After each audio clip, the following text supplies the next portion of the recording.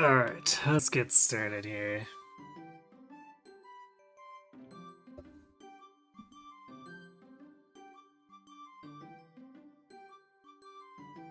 I'm starting to suspect that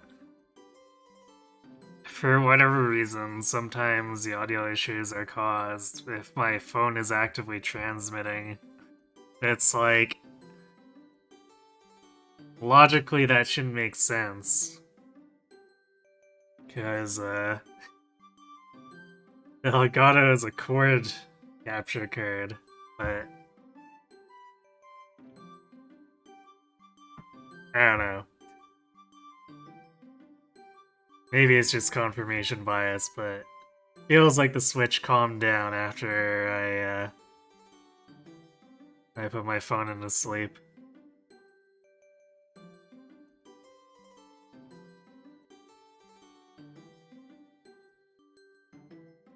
Homework wasn't as bad this week. Can take 5 hours this time.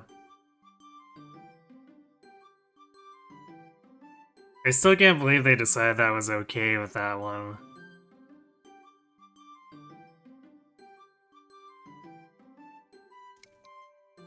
Like, I've had math classes do that to me, like, with the whole... Here's 5 questions, except there's actually 6 or 7 parts to each question, but...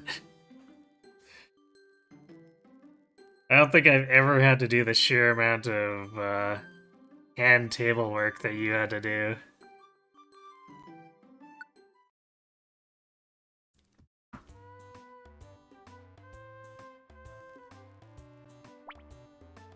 Okay, I think we should be prepped here.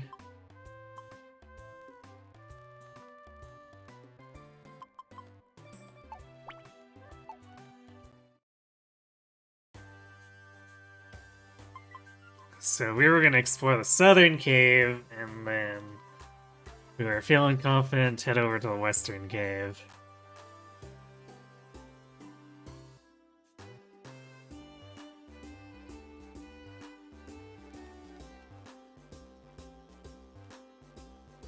You know what irritates me about this menu? Is they still have this with the buried relic. And just like knowing what's actually waiting there now. It's like why is this being like why is this here prompting like it's a main quest type deal?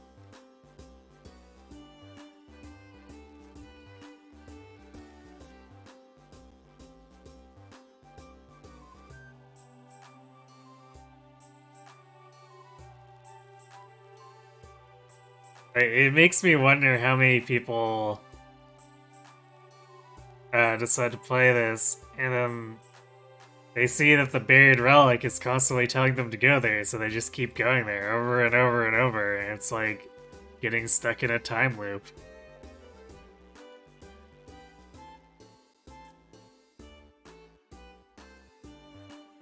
Whereas Parasy apparently got almost every question wrong, you don't know why. That sucks.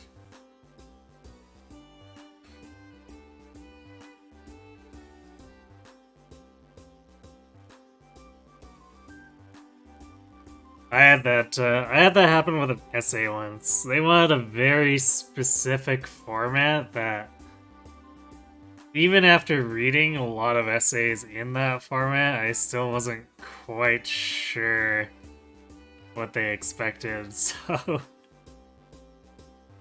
that was one of those assignments that turned into a disaster.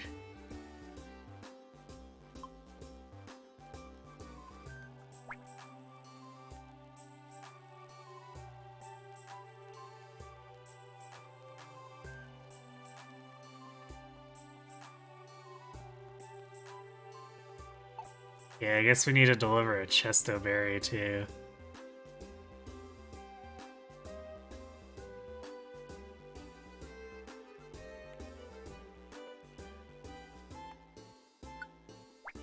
Let's see, who do we want to bring for this?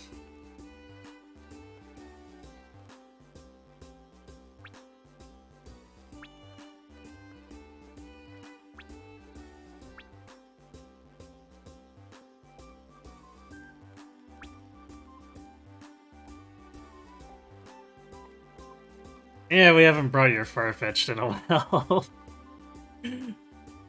Let's bring you along, Nate.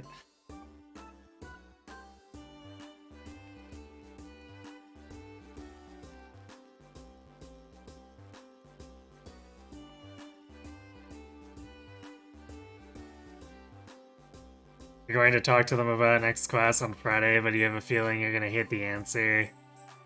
Yeah, given the track record from what you've talked about in Discord, I have a feeling it's probably gonna be a bit of a struggle, unfortunately.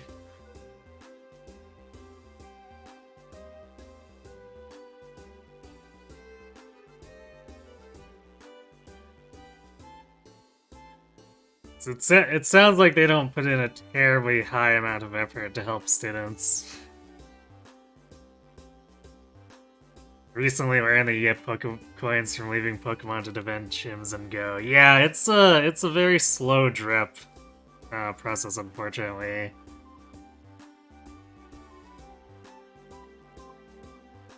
It's a struggle when you're the yellow team. Yeah, unfortunately, Instinct gets kind of left by the wayside because people don't pick it as much.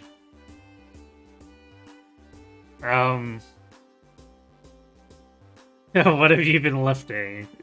I don't know. I guess entire ponds full of reeds.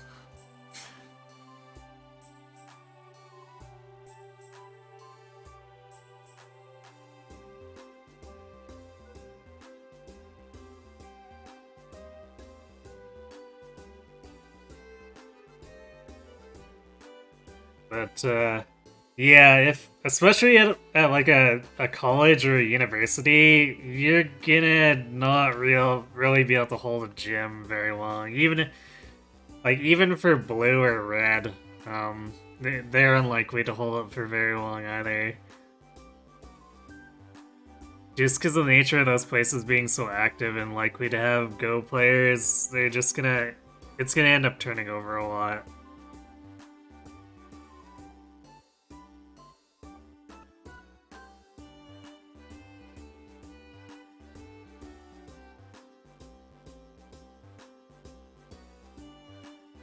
$12 coins isn't too bad for you defending with an Absol. Like, if I'm being honest here, the Absol's not a very good gym defender. I guess there's not too many particularly good gym defenders anymore, really.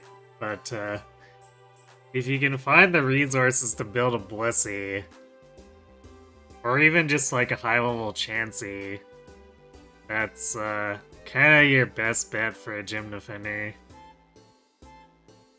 Because even when people have the best gym clears for that, it's still really annoying to have to punch through Chansey or Blissey health.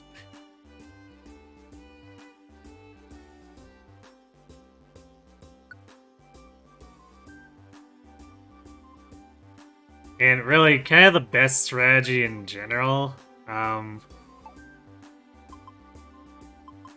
if you're hoping to get coins, is you take the gym when it's kind of towards the end of the day, when there's unlikely to be more people around, and just hope it sits overnight and accumulates a bunch of time.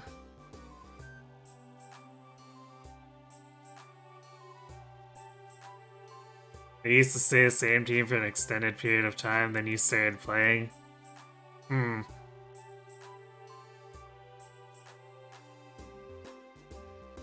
I guess in that case, there might be some kind of... Like, usually there's a little bit of an unspoken agreement, too, between teams. So it might be that certain people are holding certain gyms for coin income. And you might just be getting kicked out immediately.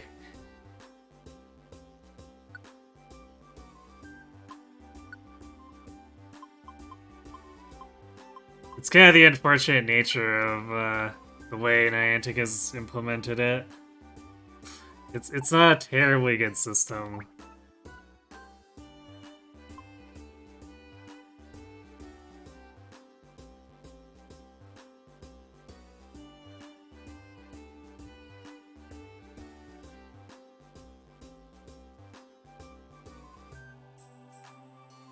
And I guess I also suspect that some of it may be that things are just kind of winding up to a little more, since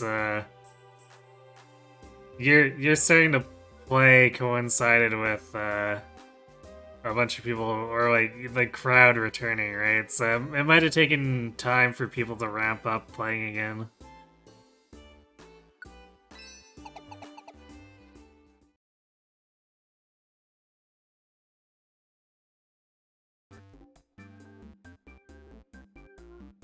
You know, as blue holds northeast while red holds southwest part of school. Hmm. Yeah, that definitely sounds like there's a few students that are kind of in agreement on things. So you are probably gonna have a lot of trouble actually horning in on the coin income there as yellow, unless you do it sneakily.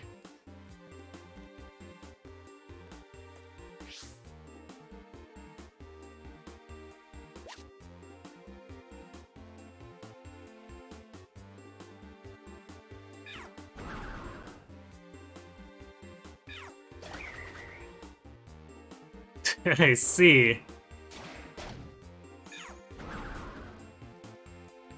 Nuzleaf is probably gonna get really distracted very easily. Because sure, he's got a room-wide AoE, but it's one of those ones that takes 2 turns to charge, so I guess I better keep an eye on him to keep him from suiciding. How long are we gonna have to babysit him? Until 419. Fantastic.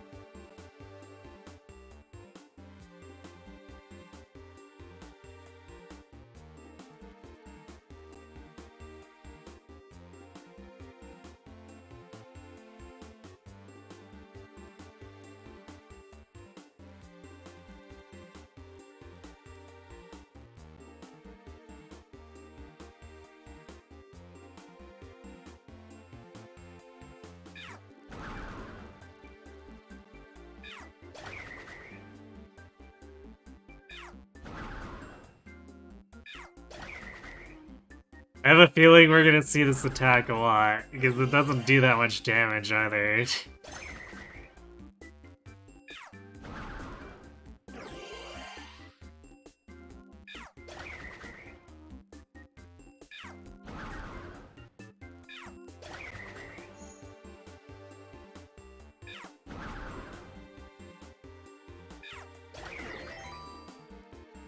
Damn it.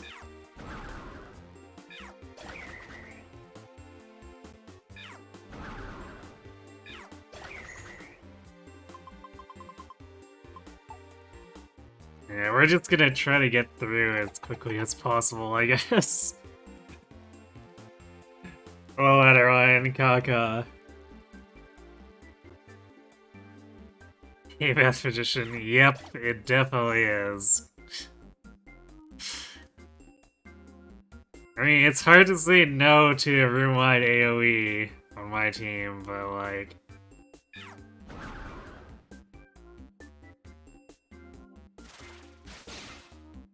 I really wish it would do more than 30 damage.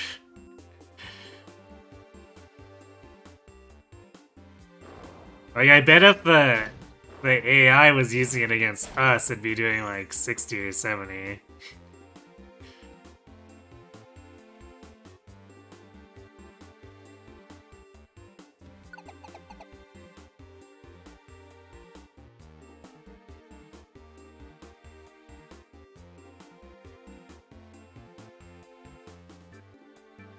If you really wanted coins, you'd stop by the church close to your house on your way home from school and take that over. Yeah, I mean, that's probably your better bet. So if you ever find trying to do the gyms at school too frustrating, I would recommend just forgetting about the school ones and just using the church.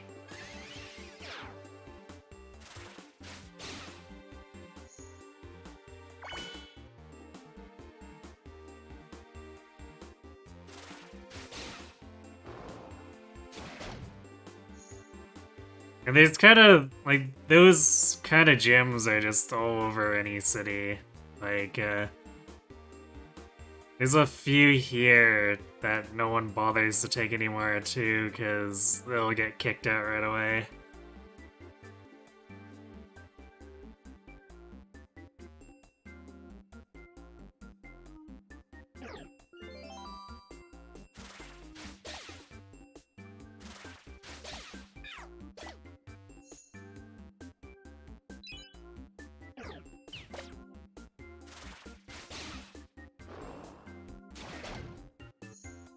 You like messing with the status quo?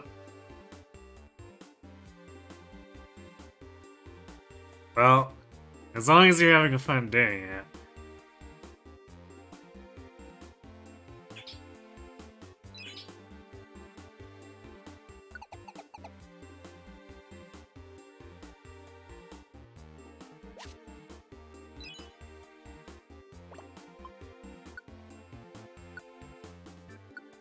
Because the system is otherwise kind of designed in a poor way that can easily make it frustrating if you do care about the coins at all.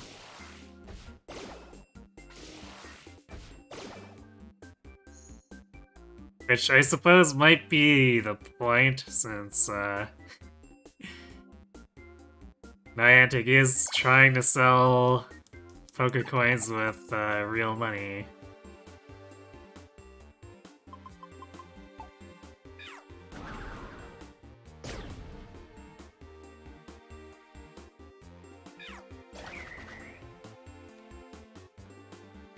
Why does Diglett get to have Magnitude? I mean, I guess Geodude did too in a previous dungeon, but...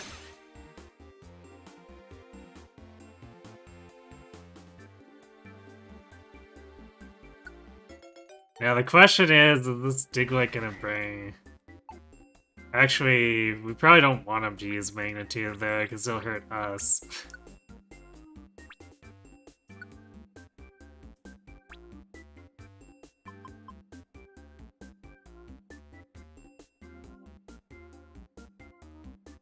Yeah, he has it. Well, I guess we'll see, but... I guess if he becomes a nuisance, we'll just kick him out.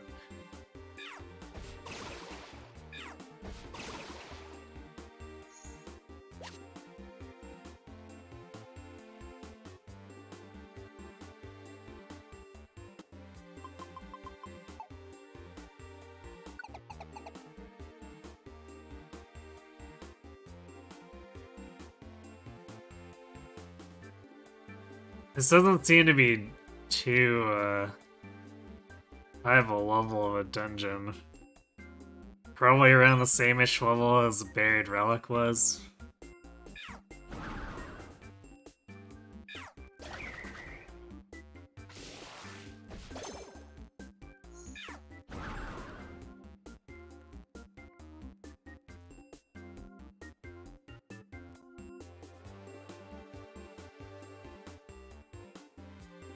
The only enemy we have a supply issue with are incubators.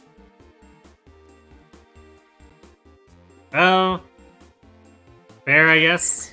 One thing, I guess, if you get more people on your friends list that you may want to consider is the remote raid passes.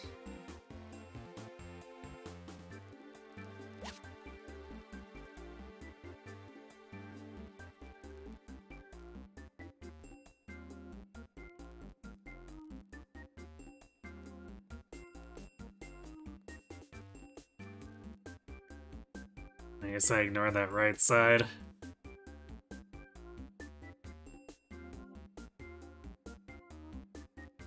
Is Niantic has a really annoying habit of making...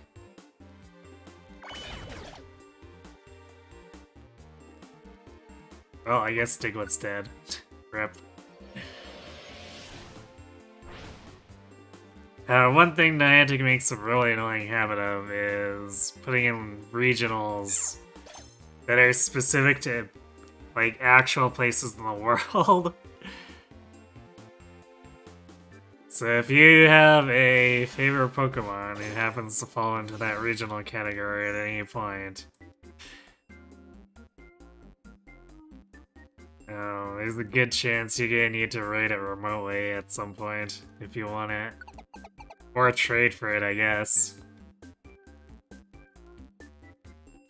But trading has a distance limit. So that comes with its own problems. Where's your Farfetch? In Asia?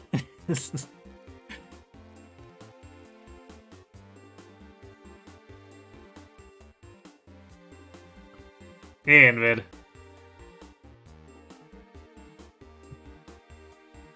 Almost all of your coins get a remote raid passes. Yeah. I mean, given your habits, I'm not surprised.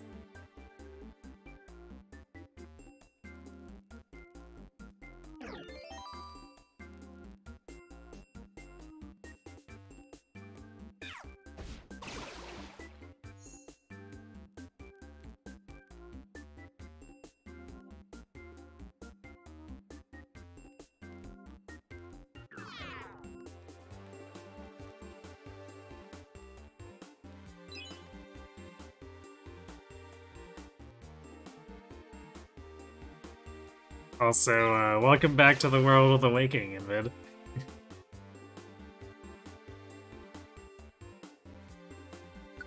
I guess we'll grab a C-Dot. Wait, what level is he? 42. Okay, so it's actually slightly higher than Buried Relic. But only slightly.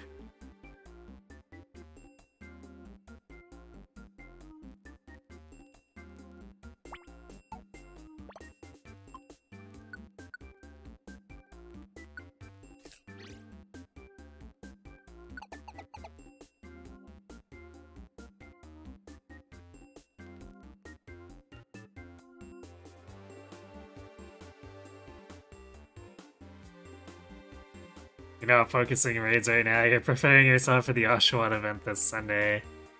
Fair enough.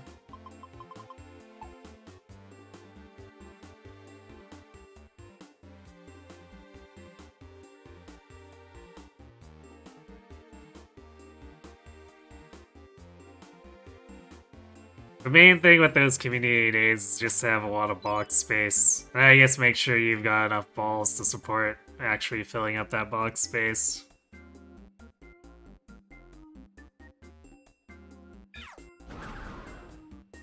Because usually, the best way to describe the spawns on those days is excessive.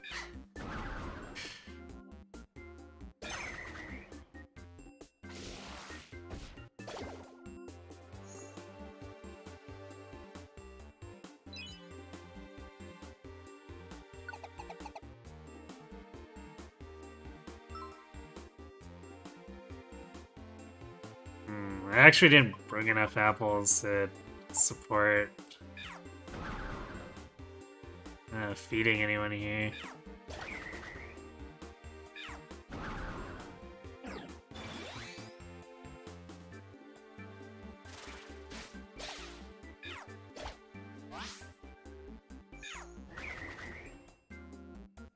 So we're probably just gonna have to leave them to their fate.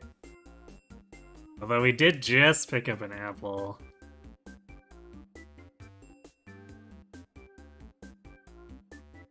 So I suppose this particular mon might be in luck, assuming we actually find them.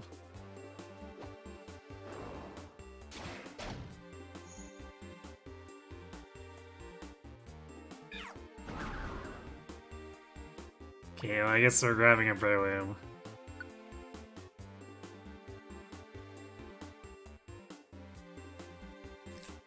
It is taste of Niantic to make an event for your favorite Pokemon a few weeks after you started playing this game again.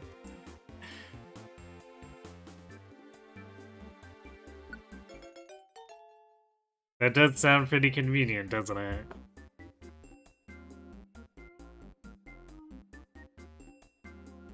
Actually, you know, come to think of it, it's kind of funny because the first day I played the game was during Charmander Community Day. Man.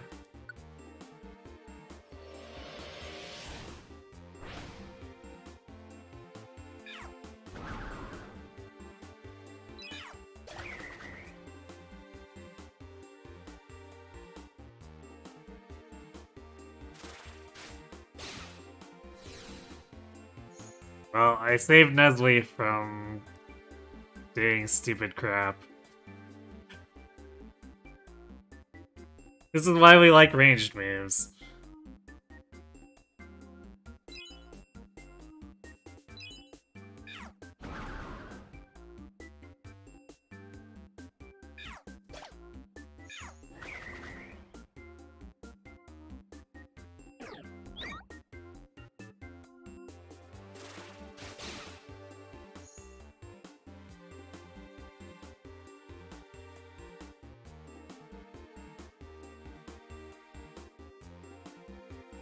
Yeah, I guess we'll take this just in case. If nothing else, we can sell it.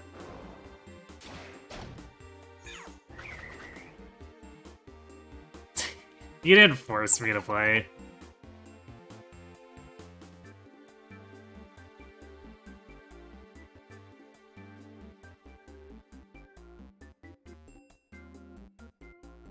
You wanted to catch Charmander, and I said, cool, I like Charmander, so I'll try it too.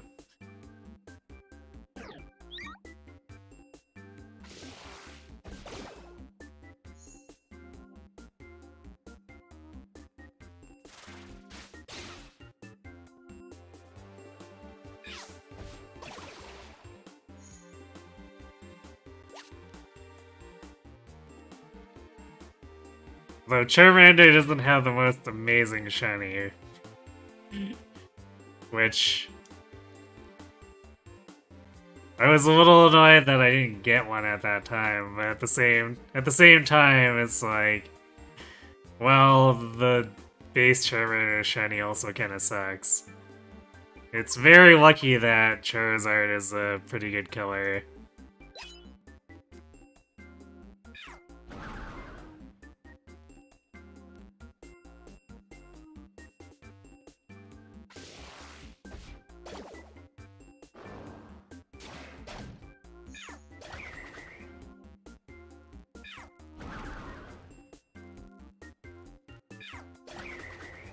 We didn't push super hard, but at the same time, like... Did we really need to? There were quite a few spawns where we were.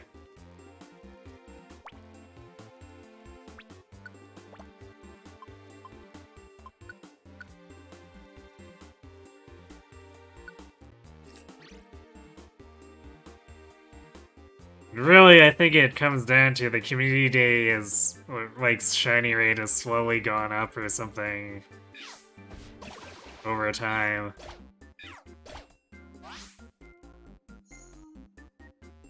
So I can't remember the community day after that, it was like, I think I got 6 shiny Larvitars, and I was like, wow, that's a lot.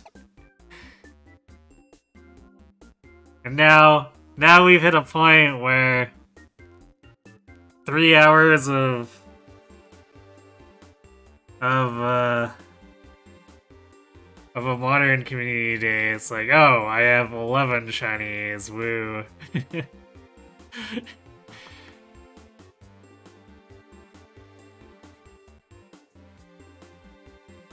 Or I suppose I guess it's probably less that it's a higher shiny rate and more that they've doubled the spawns, which effectively raises the shiny rate. Just because you're gonna be catching so many in volume.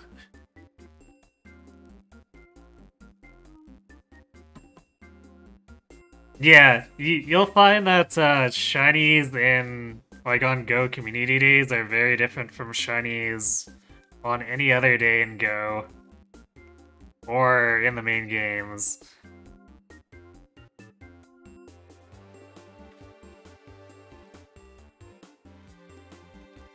Like if you play for, yeah, that's why I specified 3 hours of the event, not just said now, because 3 hours of the event gets me around 11 shinies, but if I play the entire event, I can expect closer to 20.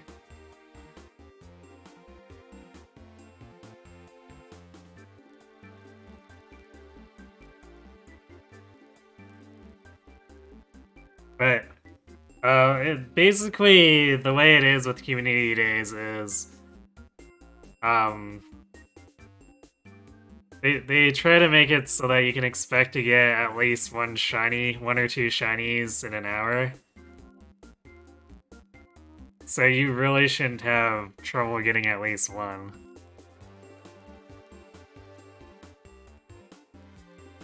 You'll be stuck in a car ride for a lot of the day. Well, if you're, like, as if you got your phone on and you're not the one driving, assuming you're being driven around the city, I don't think you should have issues finding spawns.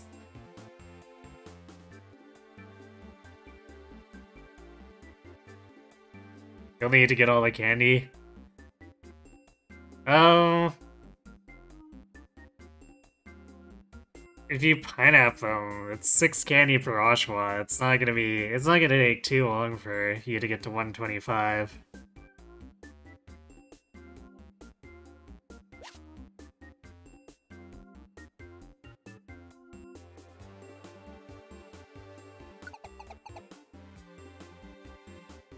Like I said, community days are actually legitimately pretty generous.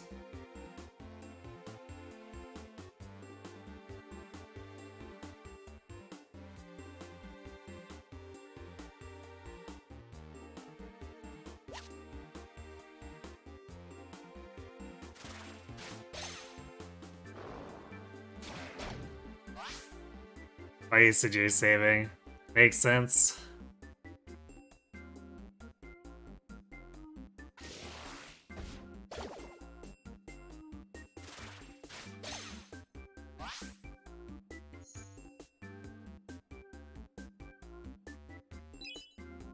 Can we afford to? What do we have? Well, we got enough apples, we might be okay.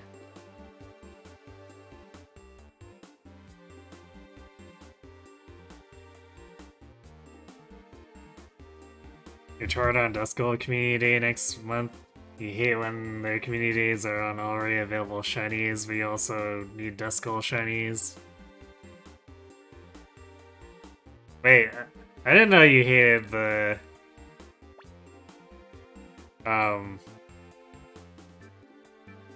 when they do it for available shinies.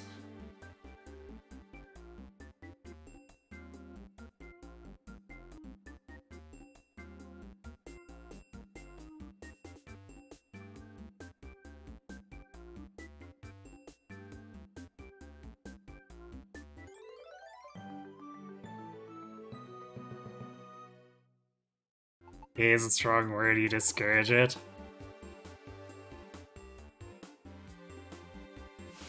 Oh wait, this was a rescue. Right. Them using the same color for recruitable and rescuable doesn't help very much.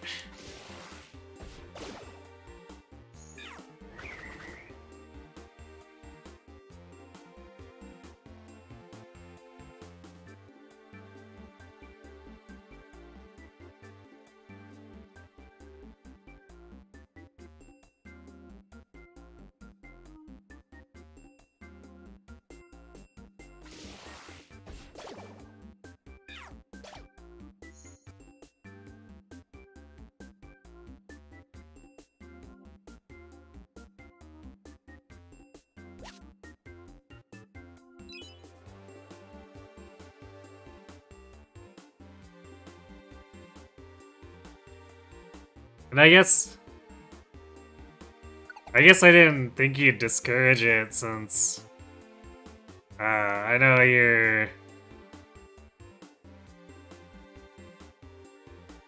um you're actively trying to complete like a shiny dex, so I figured you'd take any reruns, especially if it's any of the previous events weren't particularly kind in timing or quantity.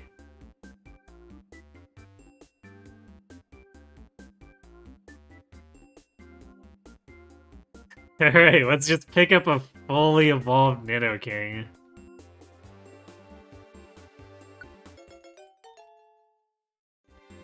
I mean, it's not like this guy is any bigger than Kyogre, right?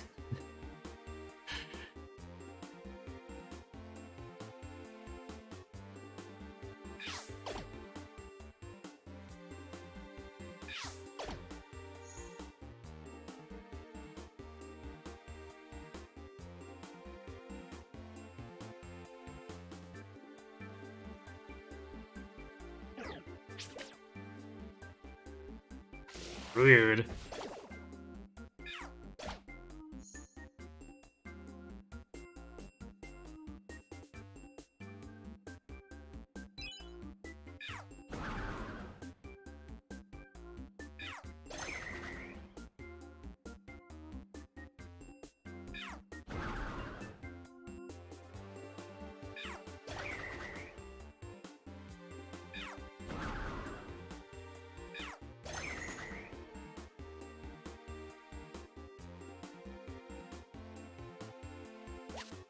Yes, Invid is quite, or I'll vouch for Invid being quite consistent on gifts.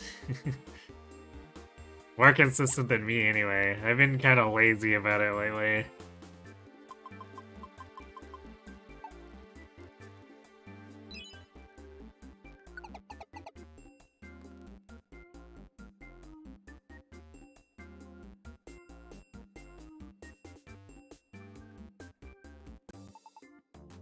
Looks like a tiny shop. You sure this is a shop, Keklan?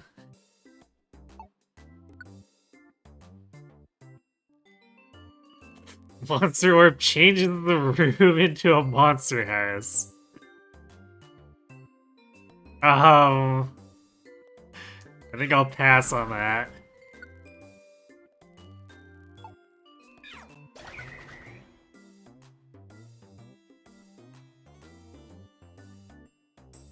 All Protect Orb was actually pretty useful the one time I found one.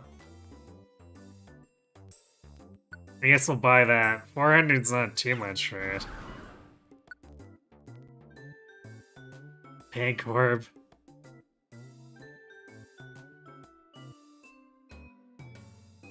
Man, this would be so much better if this was like a Kangaskhan statue orb, or I guess Kangaskhan orb, they'd probably call it.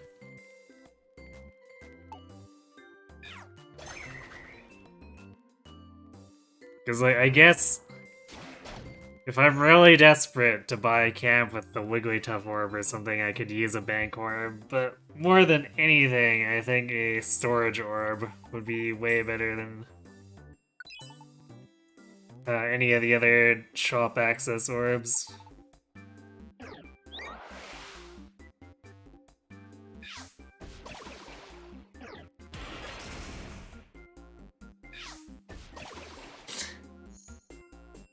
Jeez, settle down with the hyper beams. You don't need to level the whole stage.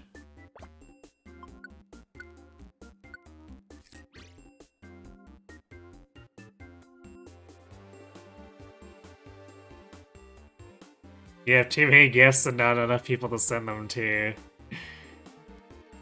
I guess consider yourself a little lucky in that regard, because usually the problem's the opposite.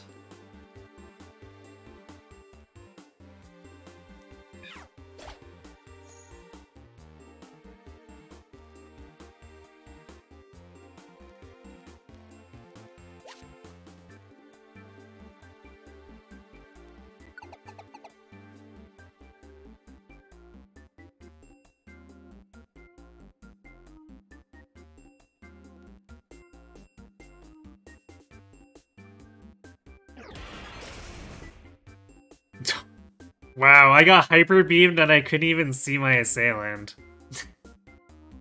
That's fantastic.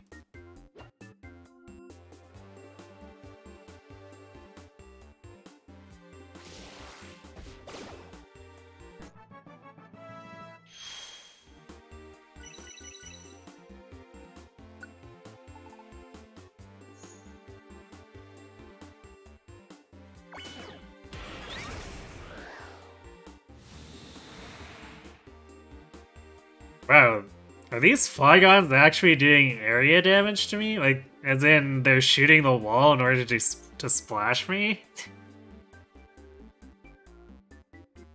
That's unexpected.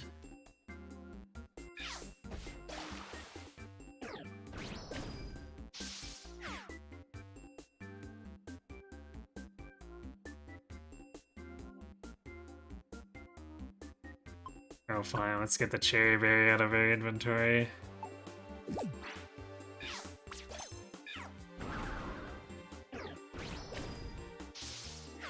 Damn it.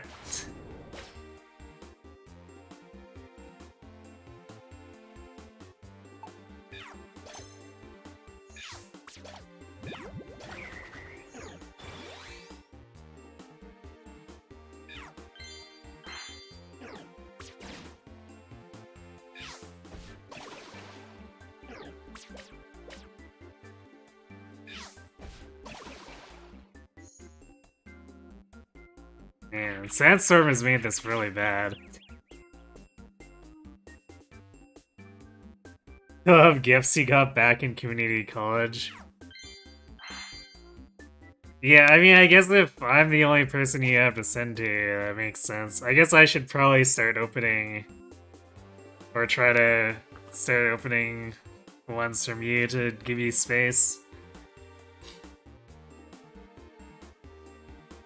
Is that your trainer level, the experience you get from sending gifts could actually make a difference?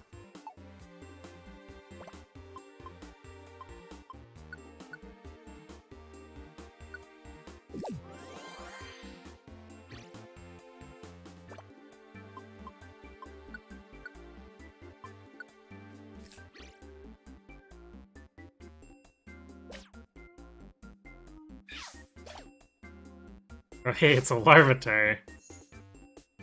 Not one that wants to join us, though.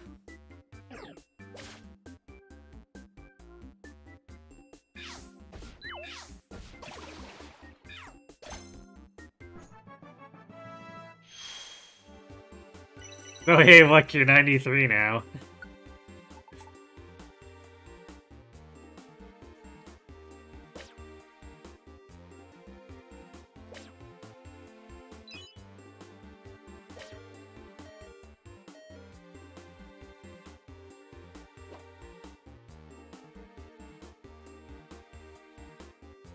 Let's see if we can get away with regenerating.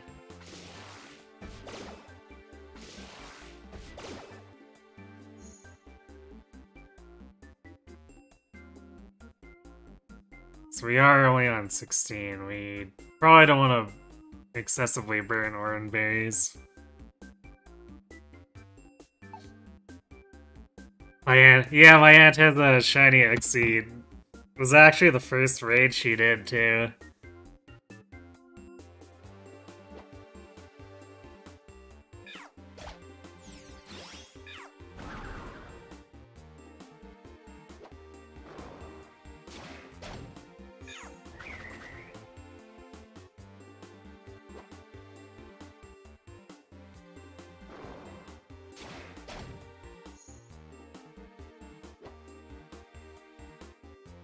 Okay, that should be enough to take a hit. And then we can Oran Berry if Cat gets a little too bruised after that. You're supremely jealous. Well, I'm sure you got plenty enough that would make her jealous too.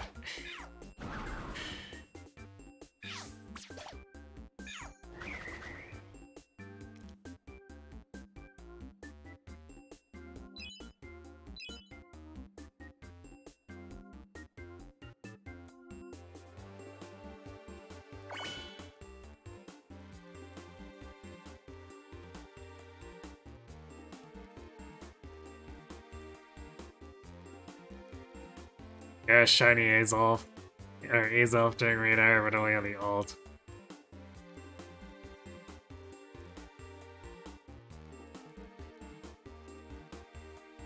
Well, at least it'll cost a pretty penny in Stardust, but at least you still get it, right?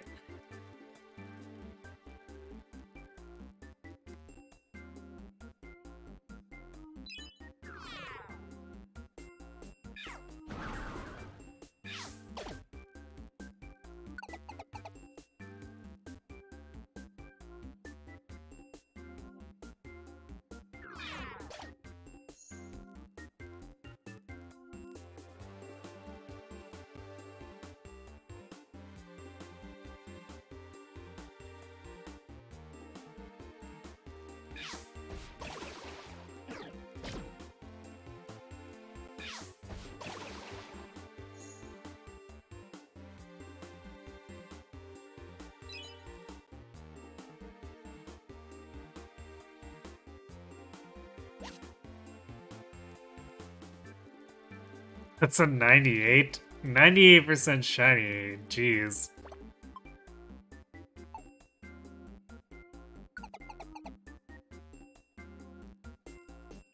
One heck of a roll. Alright. We can finally get Nuzleaf to stop spamming the two-turn AoE move. On the other hand, losing the damage outfit's gonna be a little but fortunately the damage output's only around 30 each time, so that's like, if we average it, it's only 15 damage per turn attacking with those things, so I guess we'll live.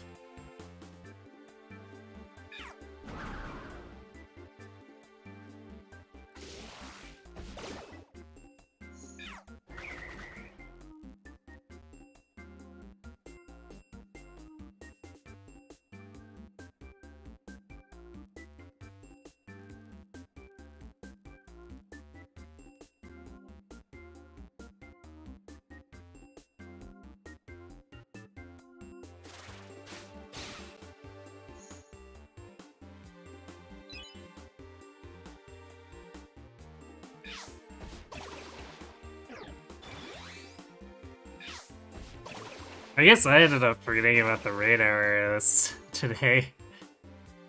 Granted, I'm not terribly concerned with the Lake Sprite shinies, which, yeah, I guess maybe that's a little bit odd, considering how many. Oops, right. Crobat's actually here. I should actually find him. Considering how many prominent Explorers of Sky Pokemon ended up gaining my favor.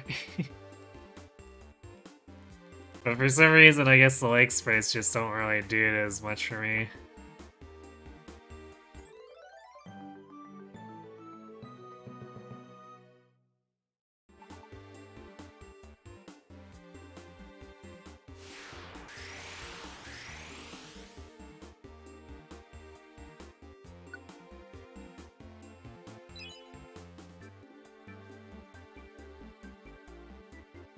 Getting 3 weeks worth of radars. Are they? I guess I haven't been paying that much attention to it. So I guess maybe at some point I'll throw some remote passes at it. If for no other reason than to keep my my stock under cap.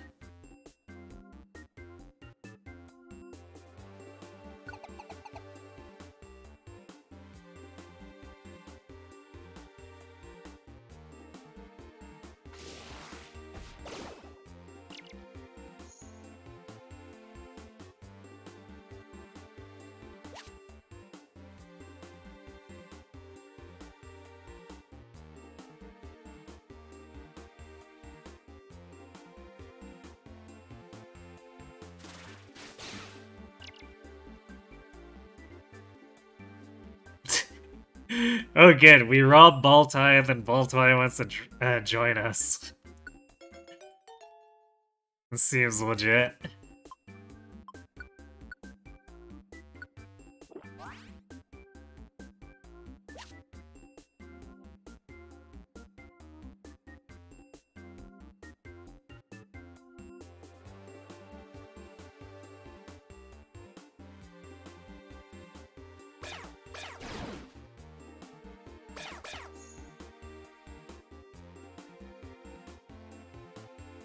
Okay, I guess I cleaned up.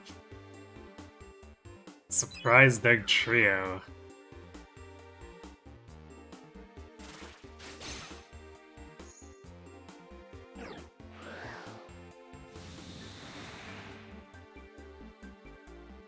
Damn it. Never actually escaped the sandstorms.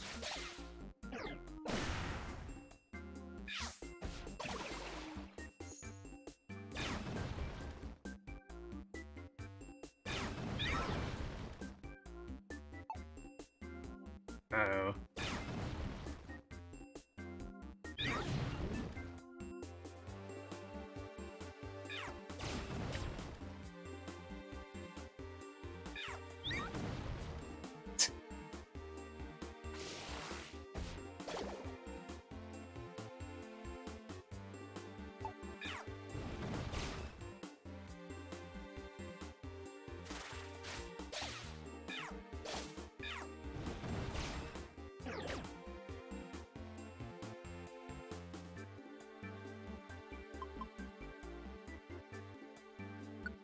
I guess we'll leave the ball toy. Oh, this is a... that might actually be a problem. This is an awakened super boss now.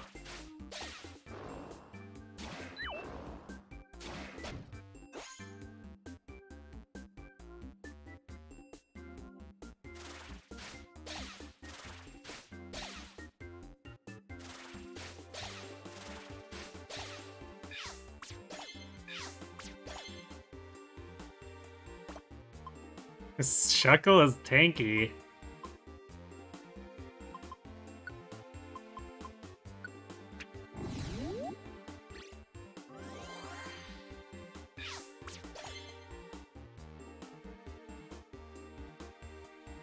Okay, so it looks like it is the Saspex will get rid of Awakening. I guess that is good to know. So I can use that against the enemy then.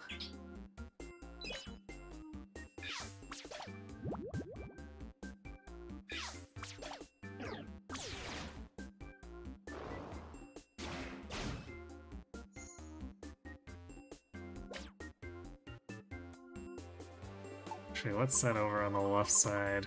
Oh, money. Surprise, surprise!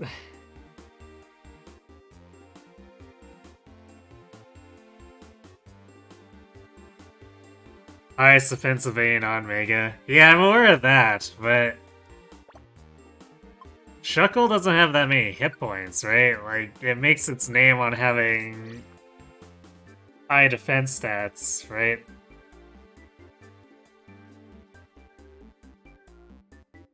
Is it weird excited for Fashion Week? Yeah, actually, like a couple of the costumed alternatives. I mean, not really. Like, costumes were, in theory, designed to be appealing, so... if you find them appealing, then they've done their job.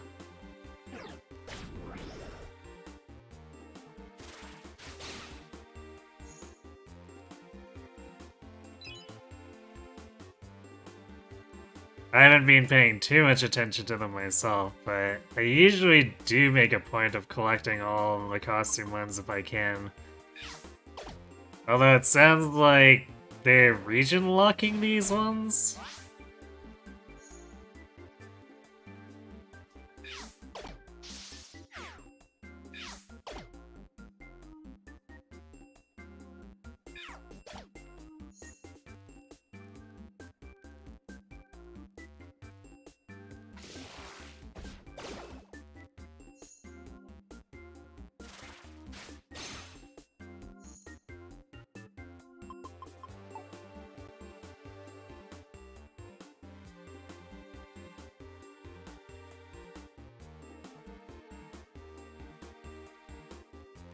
Butterfree with a bow.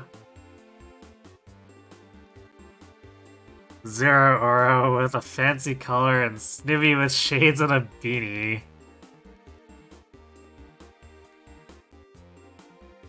Oh, I didn't realize there was stuff outside of the Furfrou.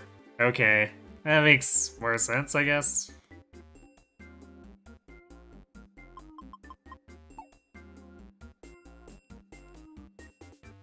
Oh, Blitzel. I see. Blitzel with a collar.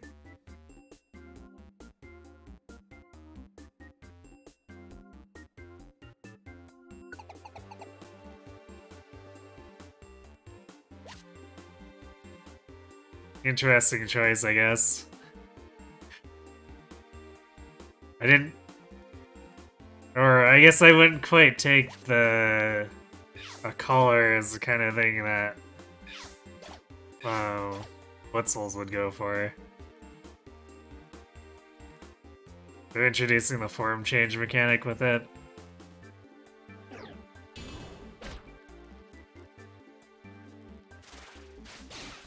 Oh, so I guess form changing the Furfrou, depending on where you are. That sounds like a huge pain.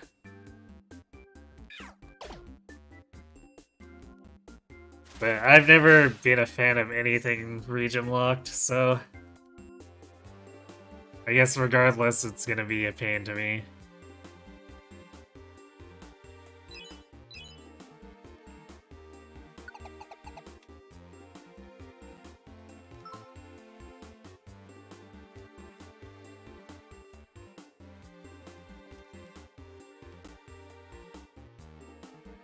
I don't know why that Mankey's waiting here for a Chesterberry. It's convenient that there's one here, I guess. Even though we brought her around. I would question why the Mankey is waiting here for Chesterberry, but as our previous encounters with Chesto or with Mankeys have proven, they're just insane. So it is best not to ask them any questions and just pretend you never saw them and move on.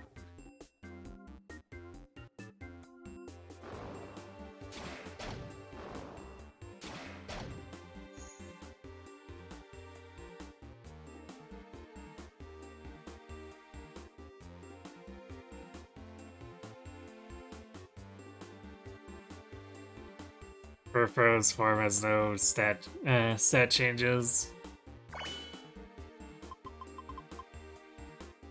I guess that's fair, but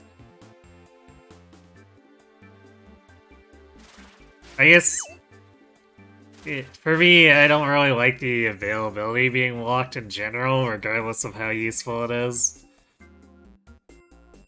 Because, like, technically the like sprites are pretty garbage in Go. But I still find it irritating that they're region locked.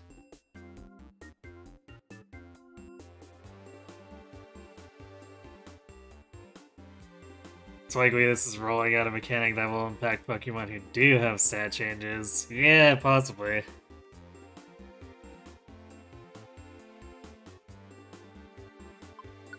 Alright. I know I did say pretend you never saw the Mankey and Go, but we should probably actually do the job so we get paid.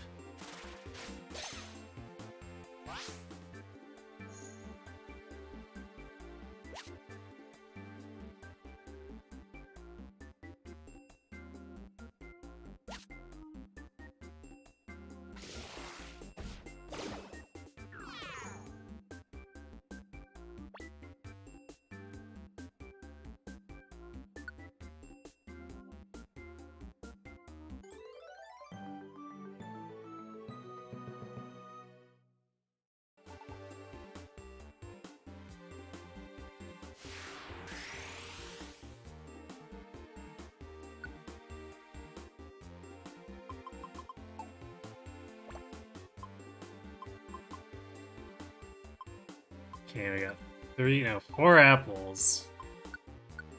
I think that should be enough.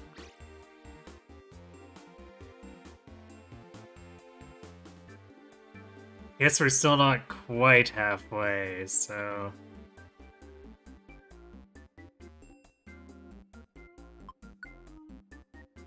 You just have to be careful not to be too brazen on with supplies. Yeah, unfortunately for that, Ominate. Jeez.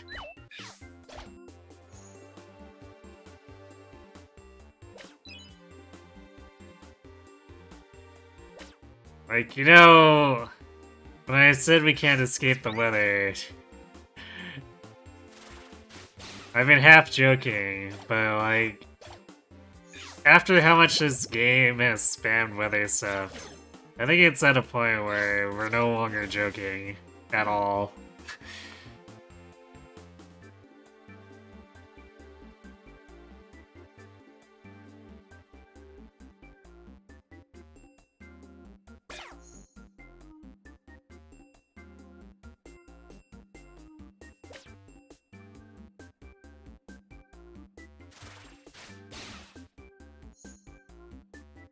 Yeah, some of the older regionals occasionally get events, which makes them available where they normally wouldn't be.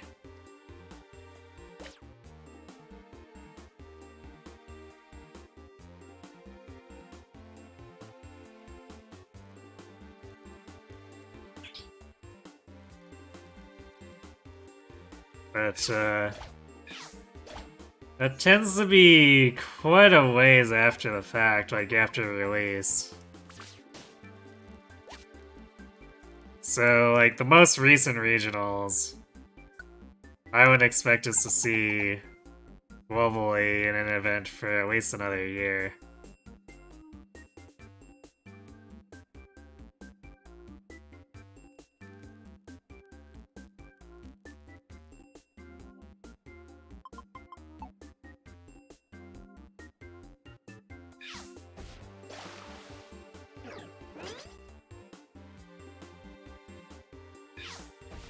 Yeah, a little bit of a scenery change. That's been kind of a pattern with a lot of these post-game dungeons. Around a third or halfway through, usually it shifts tile sets.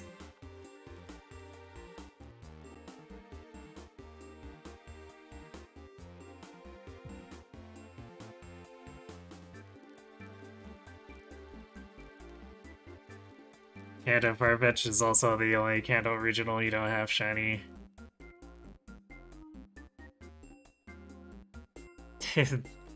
That's, seems like you've had some luck with that, then.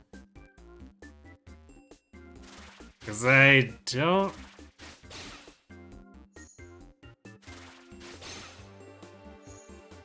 I think my only Kanto regional shiny is Tauros.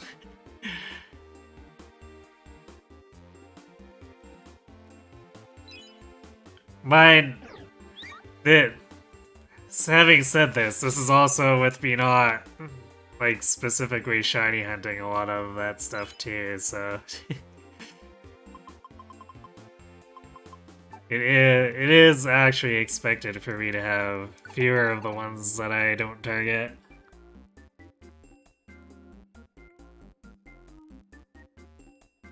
Alright, the Mr. Mime. Yeah, I guess I do have Mr. Mime as well.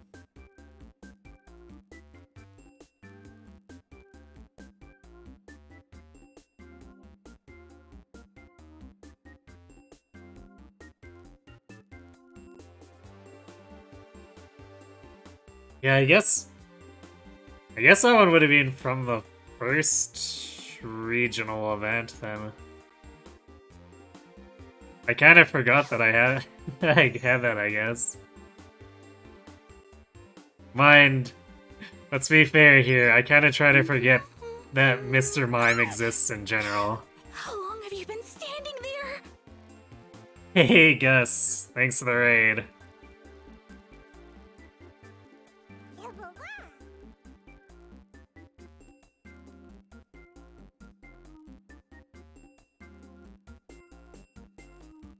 And thanks for the follow Lowman 2K7.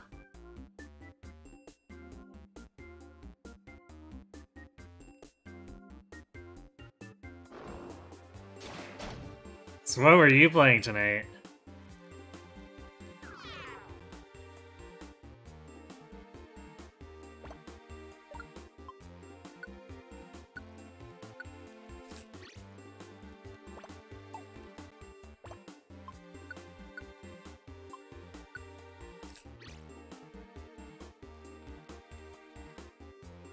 Or are you doing PSO1 speedruns?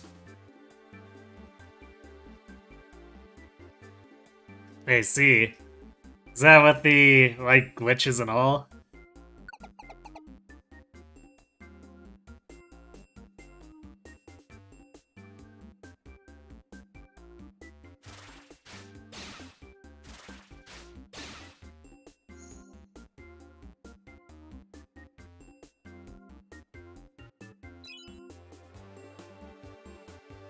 Which didn't he present? I don't remember where I saw it, but I remember seeing,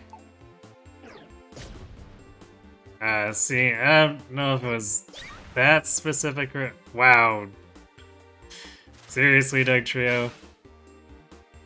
You're a jerk.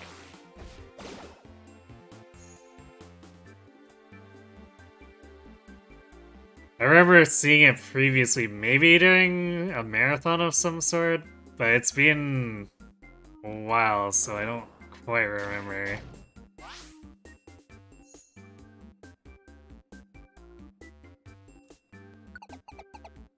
Which I guess says something, since the whole clipping through doors thing left enough of an impression on me for me to remember that.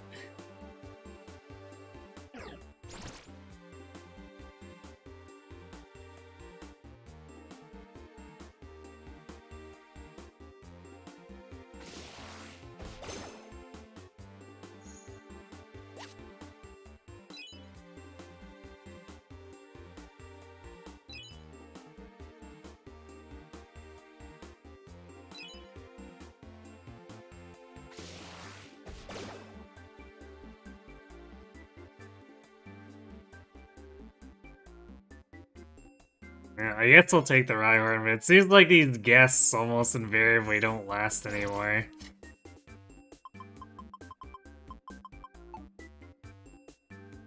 There's just too many enemies with AoEs and stuff. Also, it doesn't help that the guest AI is easily distracted and picks fights with stuff it shouldn't. You're trying to go for sub 50 minutes, no luck today though. That sucks.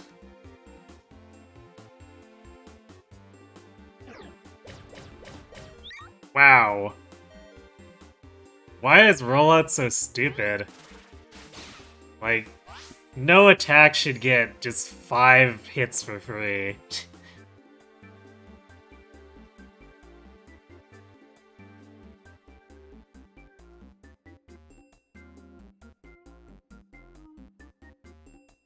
You have a funny Ruckus Seal glitch time on the leaderboard that loses about 2.5 minutes for being a Ruckus Seal?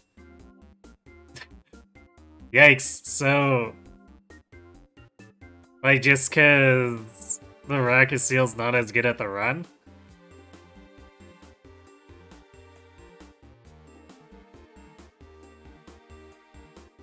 Or is it like something more incidental than that?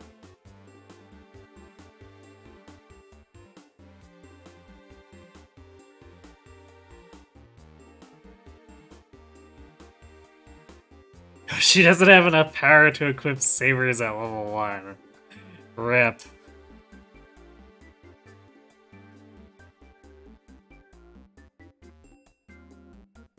To play through Glitchless until the first mag feed.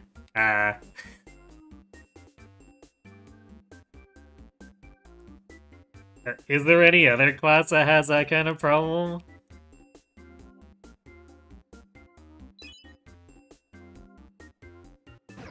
Because I have to imagine that can't be the only one. There's a lot of classes with low attack power in PSO1. You have to pipe back and start the glitch setup, I see.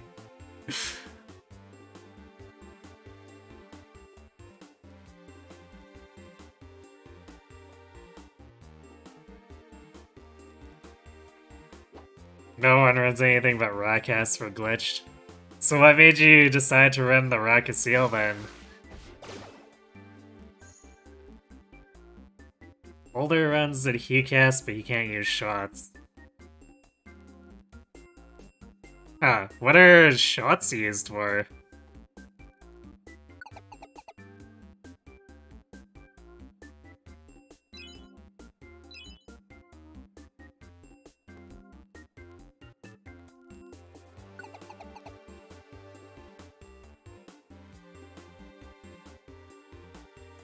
That is a Donphan. I don't like how many Earth type enemies are in here, or like ground type. Cause like, that just makes me nervous that every one of them is gonna break out Magnitude or Earthquake.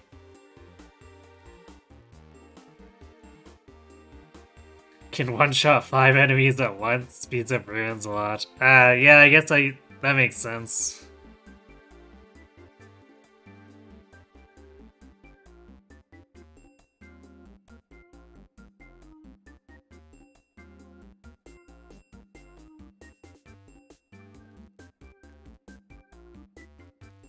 The HuCast would have to use Slicers, Swords or Parazans.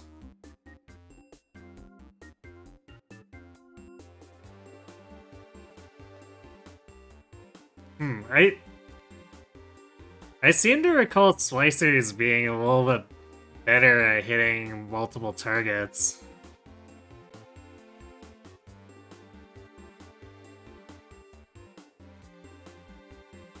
So I suppose I'm a little surprised that shots overtake, but I guess if you're doing glitched, I imagine you don't have to worry about animations or anything.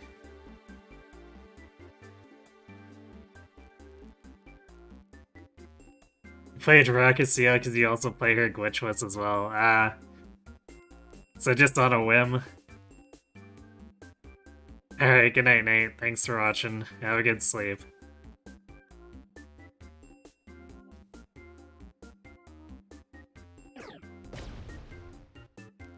Well...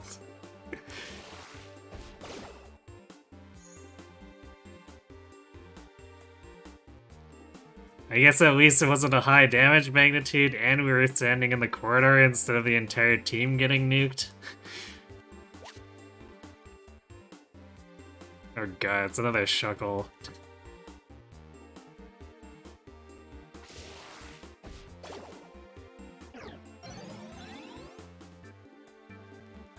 Oh great, and now we can't crowd control it either.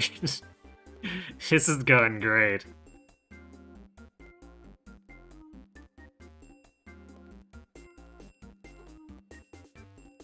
Yeah, the Rockaseel glitchless record a couple of times. That's a bit out of reach now.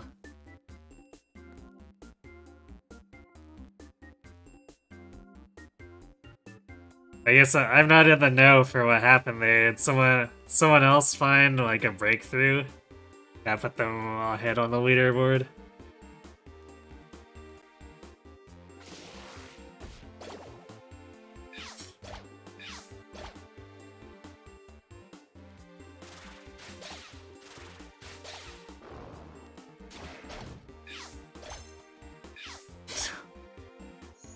Wow! For all his defenses, Shuckle got brutalized there.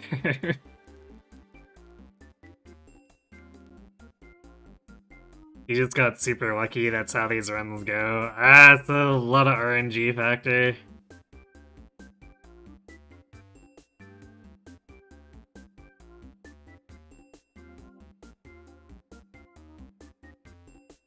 Because that's a bit unfortunate. That's not something I'm a terribly big fan of, which is... I guess why I tend to not stick with speedruns once I hit that point where it's just like, just keep doing it and hope the RNG works.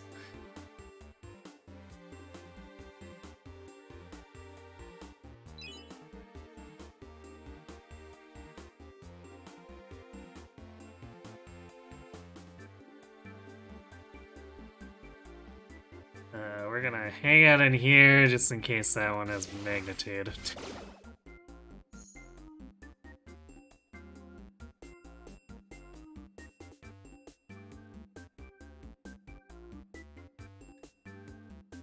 Dark Sniper is pretty good, plus he had a very good start and he's very good at the game. Ranges in particular are super reliant on gear. Yeah, because they need to make up for their low attack power with good drops, right?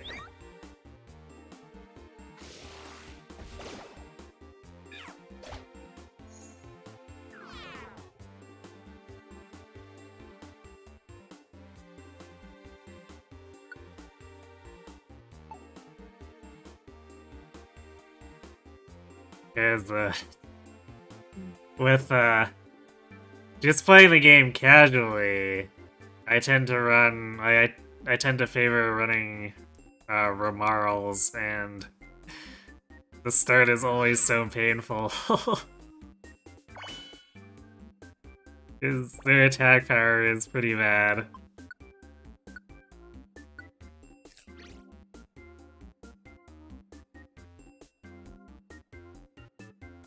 Elemental guns are way faster than normal guns, except during mines. The Thunder Rifle is a bit faster than the base auto gun. I guess that's something I've never fully taken advantage of, is elemental guns. I guess in my most recent restart, from when I did the episode 4 stuff, I think I actually used the... I want to say a lightning element lock gun at some point, and found it to be quite nice.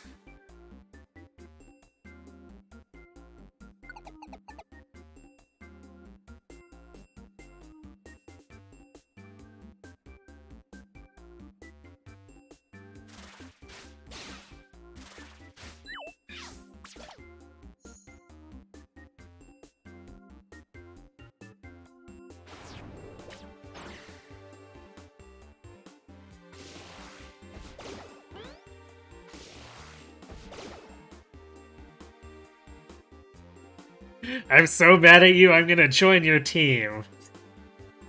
That's how this works, right?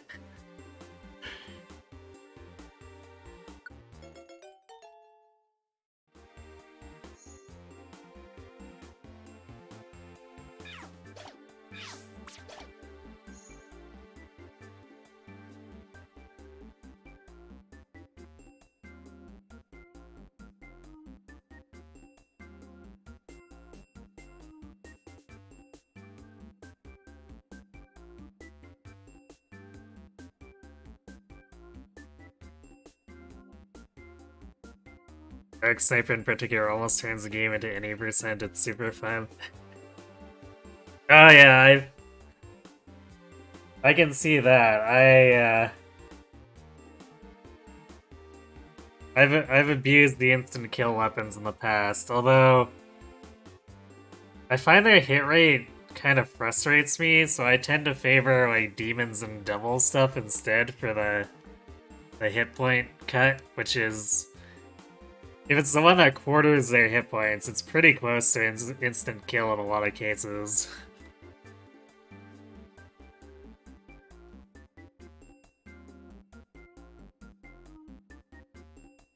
Your PV had a Dark Sniper too, but you played through caves with non-elemental gear.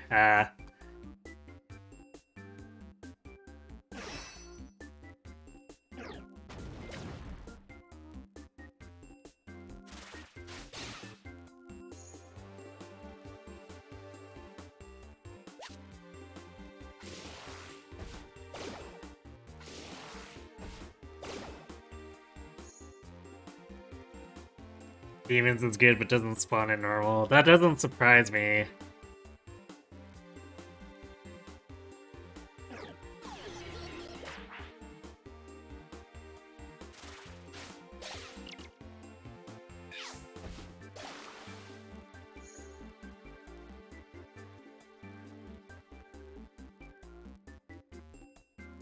You've seen charge once, so maybe it's super rare. Maybe.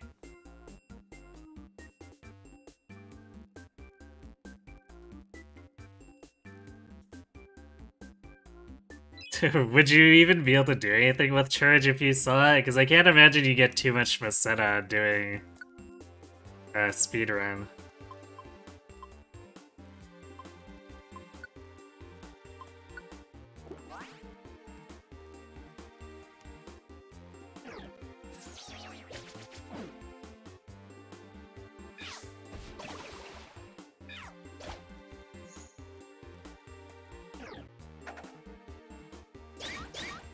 Ow!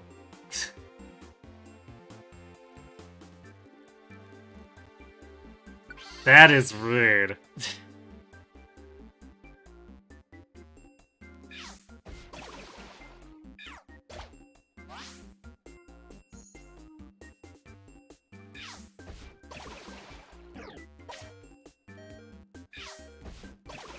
Like, it's not enough that it hits everything in a line, it has to hit it twice? Really?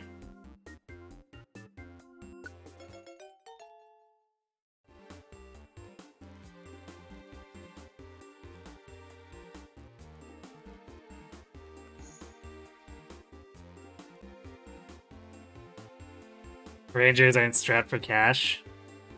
So you're playing a fleshy, you want to splurge on fluids. Makes sense.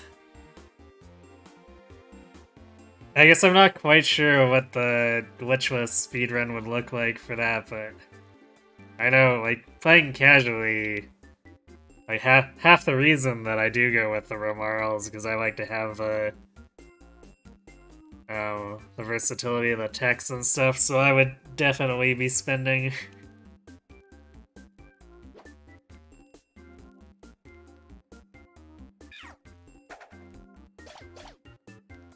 Shiny Shuckle, huh? We're getting fancy now.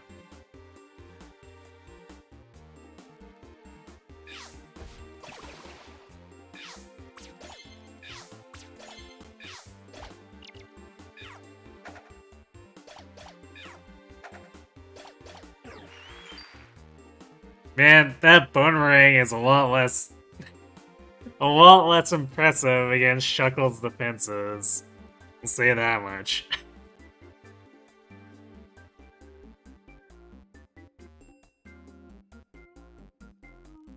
What happened? You look away for a moment and you heard that was rude. We were in the corridor and a Marowak came over and Bonemeranged us for about 80 damage to the entire team.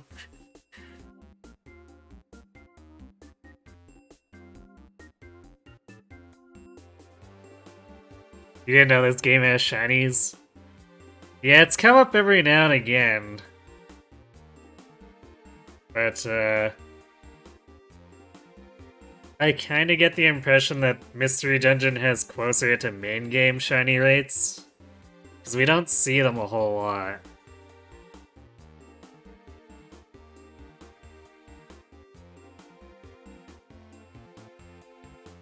Yes, Bonemerang hits everything in a line and hits twice. So we took 40 and then 40 again. Yeah, it was super gross. Because it hit the entire team since we were lined up in the corridor.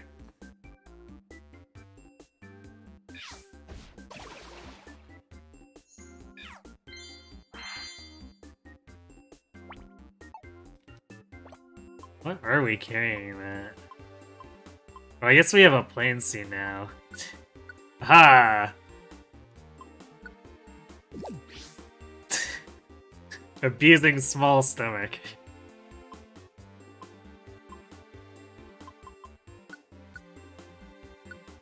Turning junk berries into full belly.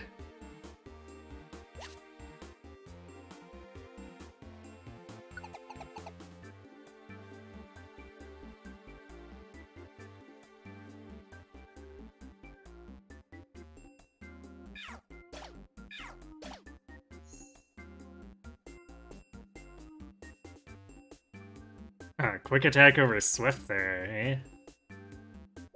That's... I guess hitting the lower defense stat, probably.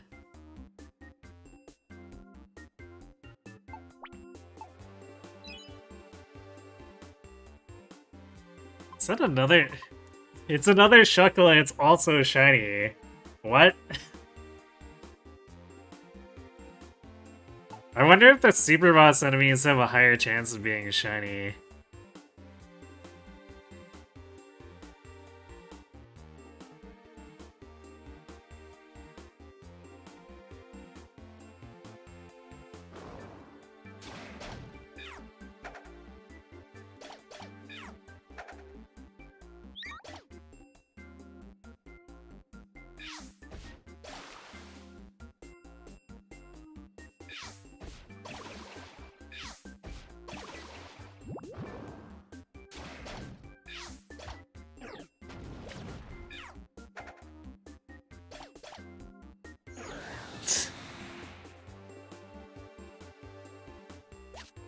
Wait, who sandstormed?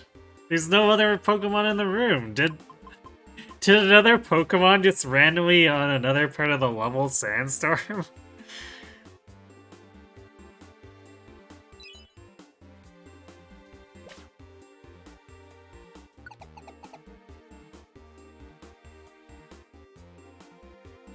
Murdered shiny rep. I mean, we have to murder it if we...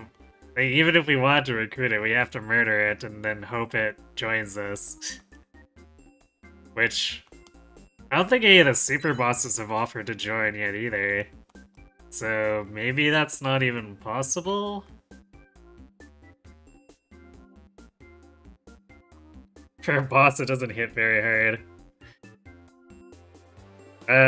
Does Shuckle have a particularly good attack stats? Because I imagine these bosses probably just multiply their stats, so if Shuckle doesn't have good attack to begin with, applying a multiplier to its attack is probably not going to help it very much.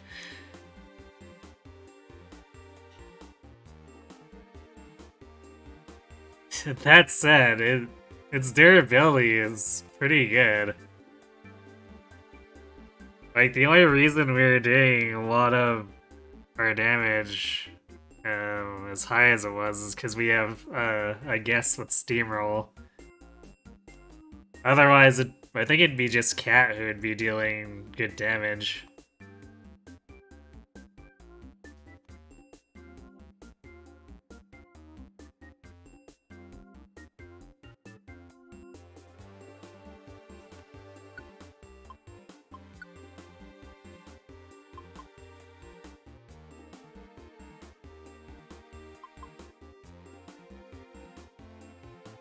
I guess I still have Sludge Bomb.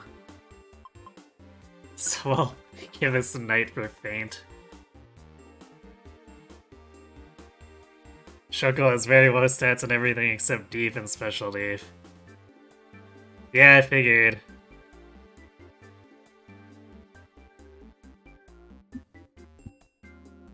It's one of those cases where, like, we probably shouldn't have taken him out as easily as we did, and the first Shuckle we encountered, we didn't. Because we weren't able to bypass resistances. These last two were just like, nope. Your resistances mean nothing to us now.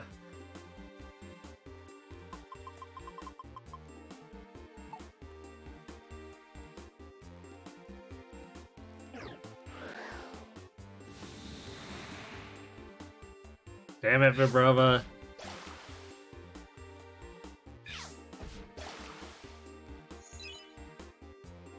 You're a cool Pokemon, but that doesn't mean you can get away with being a jerk.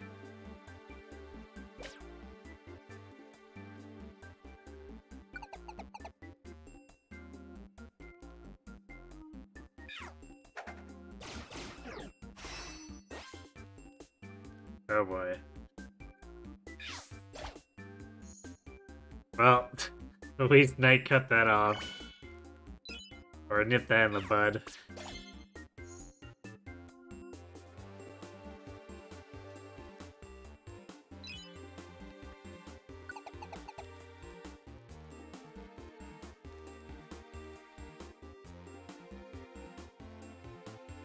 It's like, really? Those Gravelers, even though they just Gravelers, can have Rock Polish and an AoE in Magnitude or Earthquake, so it's like, that gets really scary really quickly.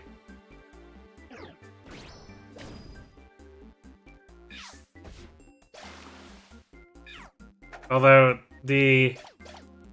what is the range on that thing? Holy crap!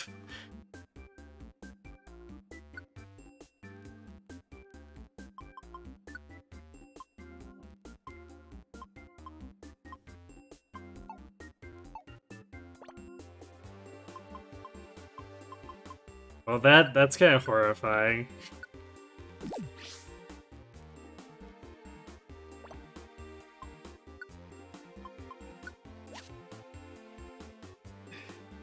Anyway, fortunately the AI in this game doesn't seem to be able to abuse, or know to abuse, speed up buffs as readily as the Explorers of Sky AI does.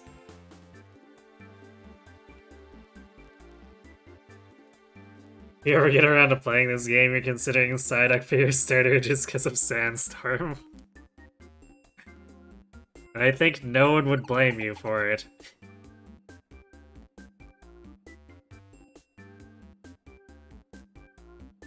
Although this game likes Sandstorm and Hail, so you'd just have to grin and bear it for Hail, I guess, right?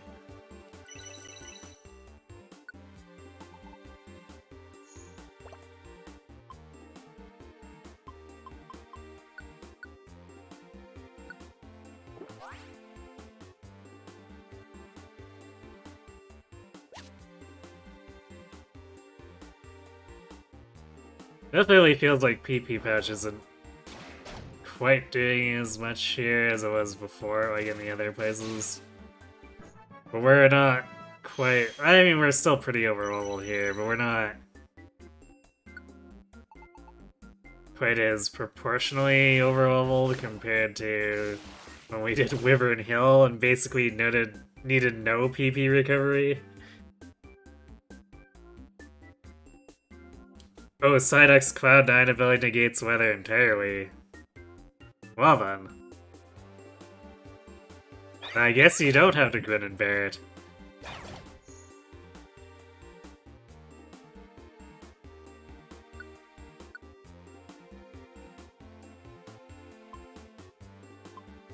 I guess we'll restore quick attack.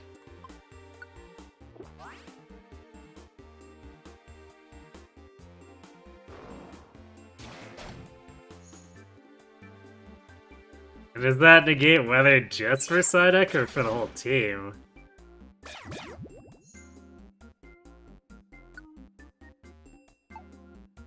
Because if it's for the whole team, it seems like Psyduck is probably the pick for this particular game.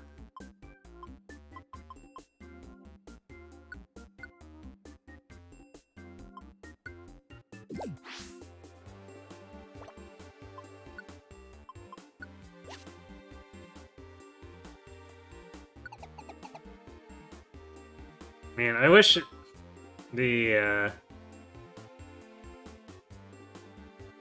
treasure chests wouldn't take up an entire inventory slot. Because these long dungeons get really stupid with them.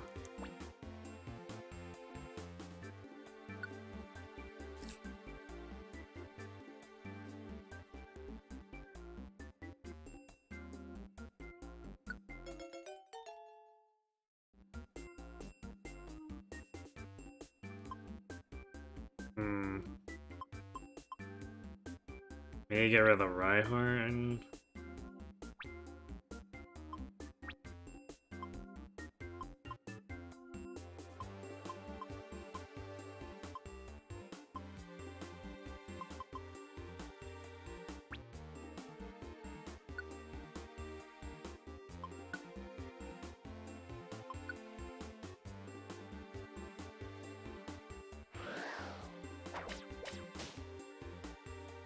Just immediately get blown into our new Ominate.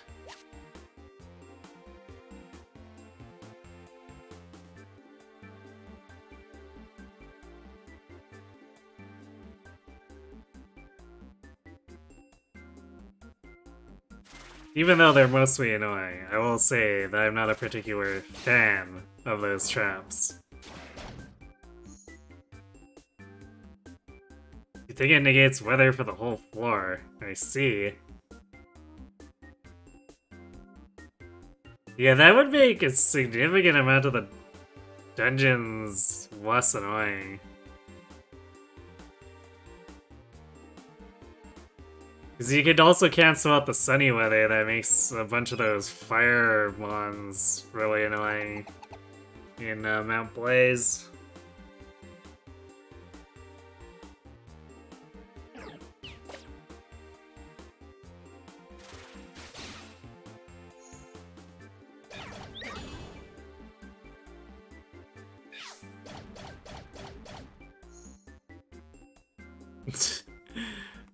Well, Roland is still incredibly stupid even when it's on my team. That feels like a move that should not get that many hits.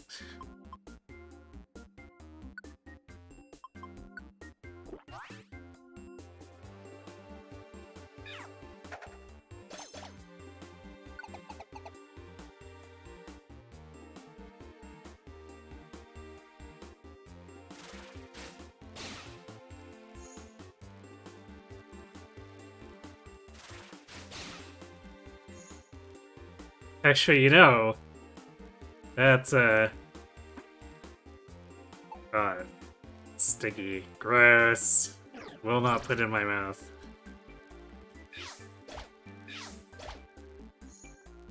Anyway, the ridiculous parameters of the bone thing, I think that'd be a pretty good argument for, running Cubone as either your starter or your partner, too.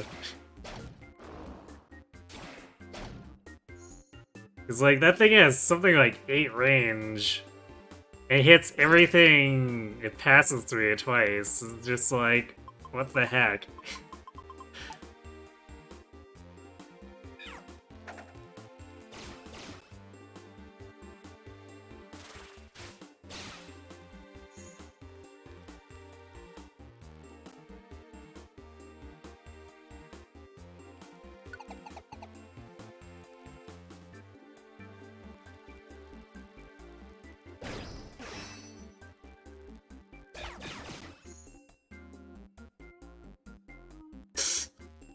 Well, Ox thought it was tough until double kick.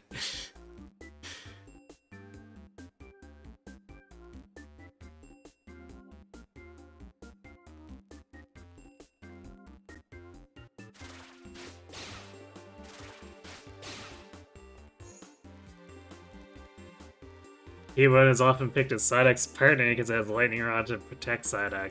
Wow, that's some crazy synergy.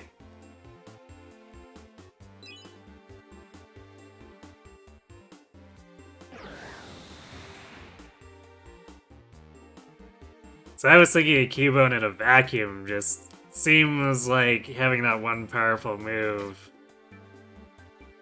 would be a great selling point for it, but...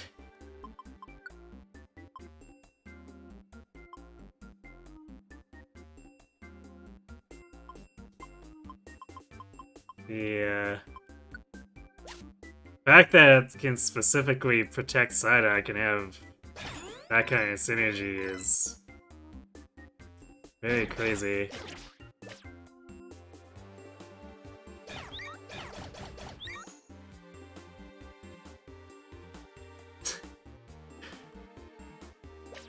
Well, I guess the Omnite having rollout at least means that if it runs out and picks a fight with stuff that it probably shouldn't, it actually has decent odds of winning because rollout is that stupid.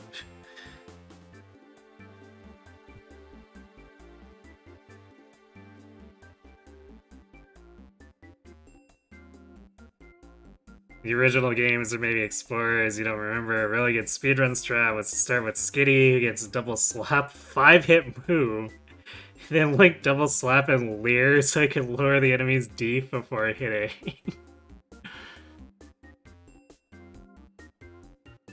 That's pretty crazy.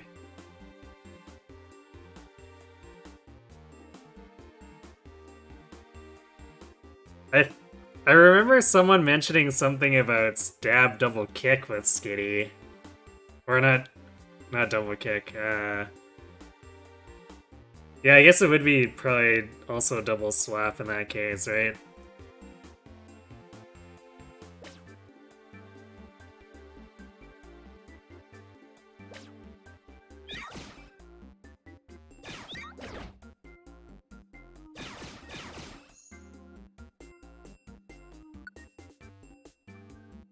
Man, I'm gonna have to actually start eating some of these apples.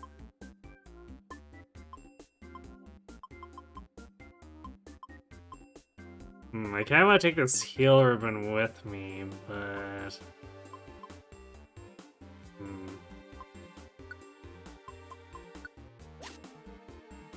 Can't do that, because I drop seed is more situational.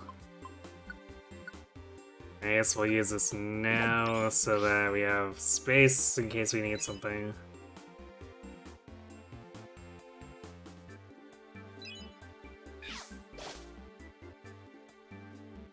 Okay, yeah, so it's probably a double slap that was being talked about. Although, I don't recall a mention of linking Leer to Leer, but that's a pretty devilish combination.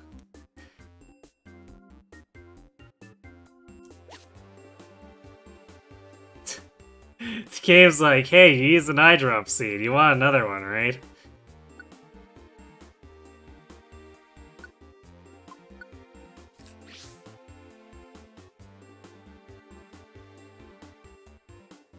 The original game, multi-hit moves were ridiculously broken, especially Bullet Seed, which is also range. I mean, Bullet Seed seems pretty stupid still.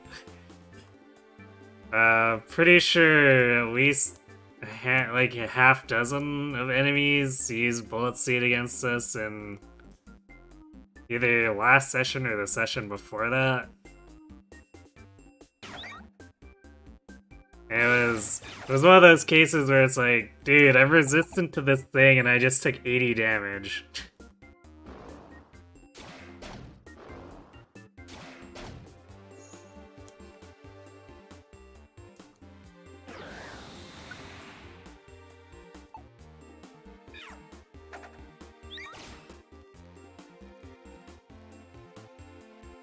The move Miss Pupitar, it's super effective. Pick one. It can't be super effective if you don't hit. Or I guess one of those must have actually been a hit on the return, I guess. A little bit of a weird way to notate it. Wait, what?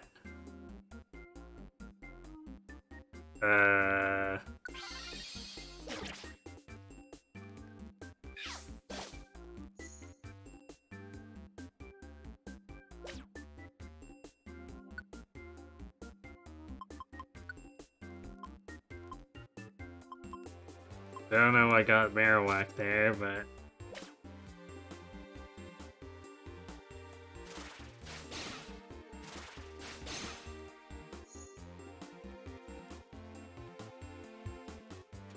Well, see, it was even more crazy, only drawback being a type that's quad resisted by most of the bosses.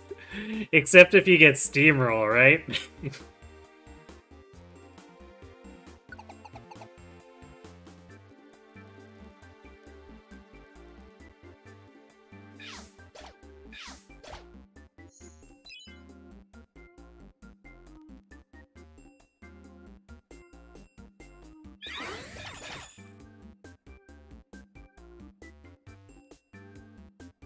Onyx used Curse?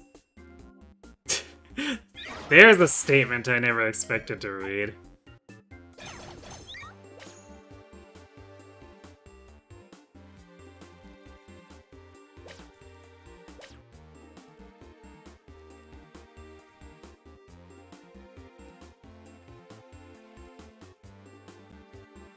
Steamroll doesn't exist back then, it's a Gen 5 move.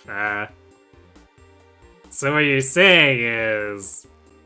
But Steamroll now, it could be almost as powerful... Boltsy could be almost as powerful as it was in the original.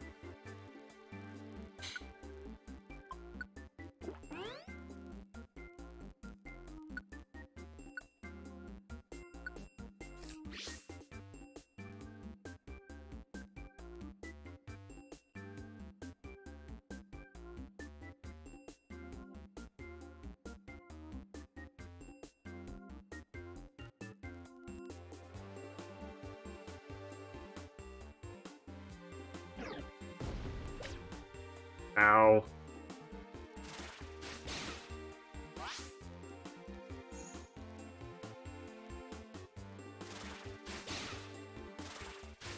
I guess we're almost to the end here, so that's probably why we're constantly fighting golems. And any one of them could have Earthquake.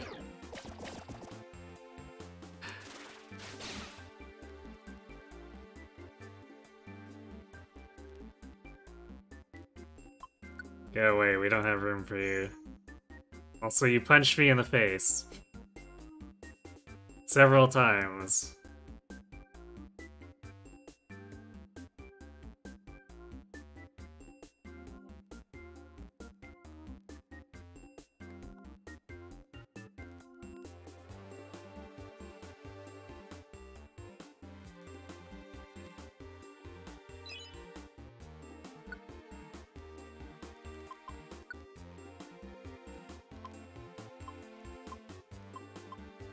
I guess this is maybe where I start dropping max ethers.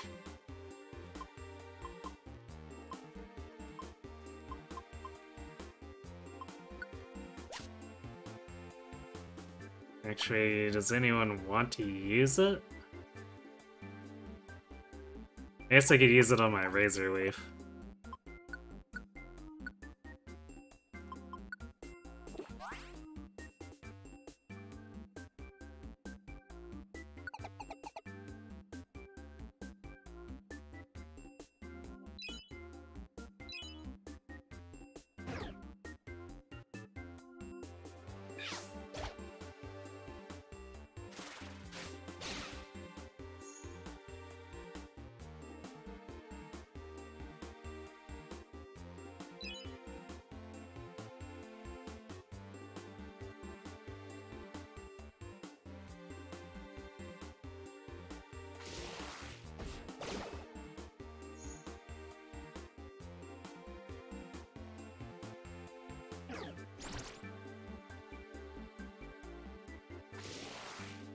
Well, unfortunately for you, Energy Ball is not electric.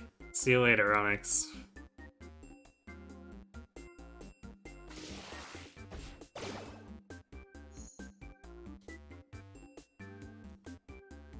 Actually, you don't come to think of it though, Energy Ball does not really sound like a grass move name.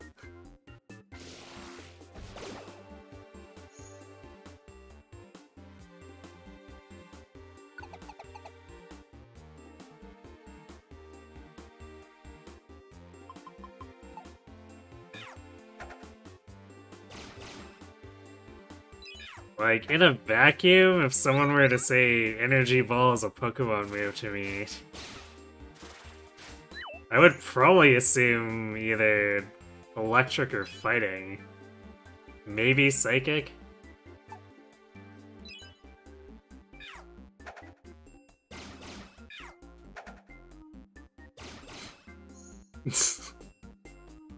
See, that right there is what the Marowak did to our team in the corridor.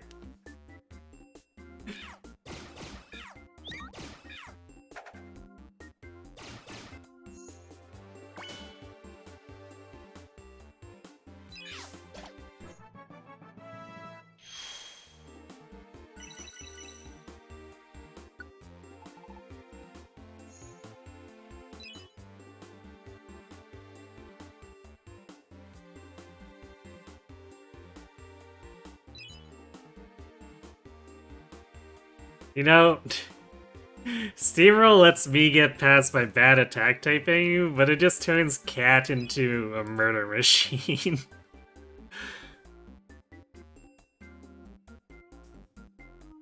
Cause like, unresistible adaptability quick attack.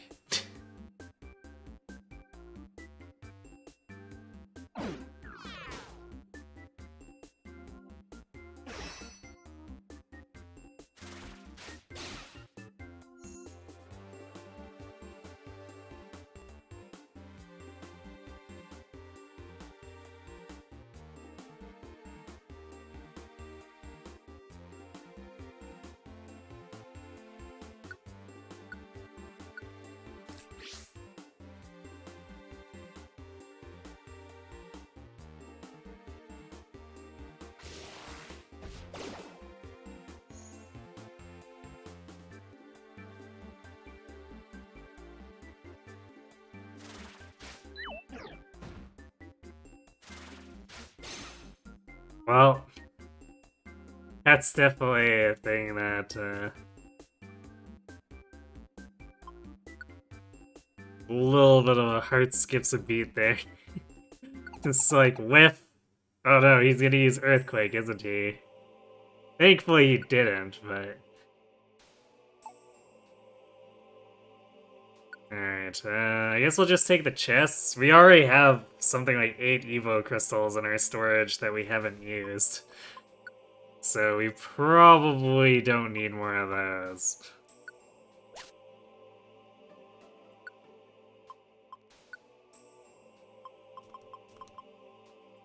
And I don't really see a good reason for us taking Focus Blast when we can easily just buy one from Kecleon, and I'm reasonably sure we have one in the storage anyway.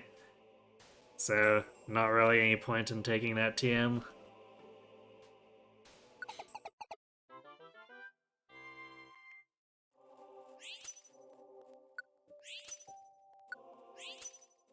Yay, Set Boosters! Too many dojo tickets, though.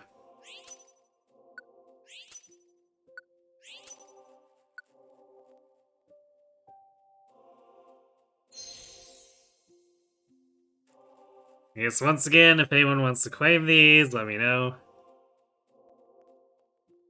Even if I miss your claim as I'm going through this, I can easily just go back to the camps and rename them.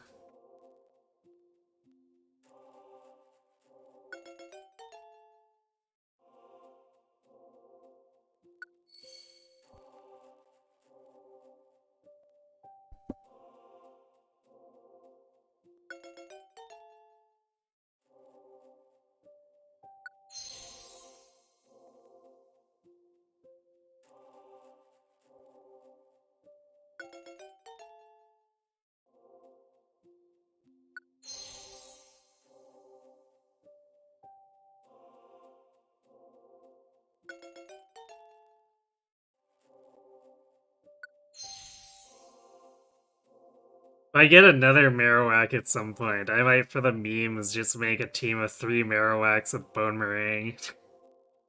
And just go roll something like Tiny Forest with them.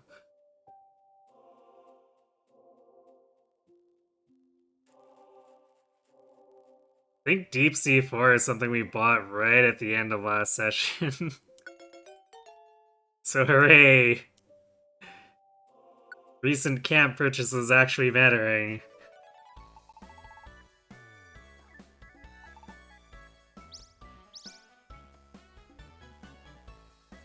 Oh yeah, this is a good this is a good payout. 3 stat boosters.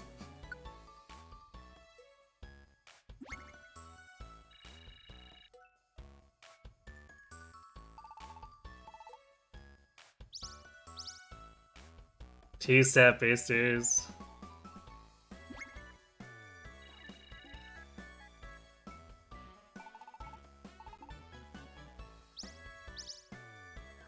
Also 2 stat boosters. Also 300 points. So later quests are pretty lucrative, even though that bar is... It's asking a lot to get out of gold here.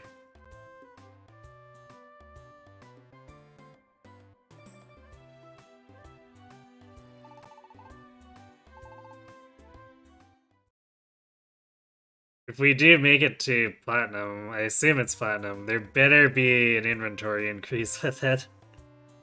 Because that'd be a lot of work not to get something as fundamental as that.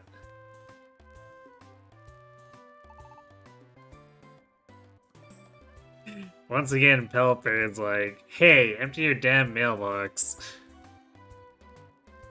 I can't deliver anything anymore.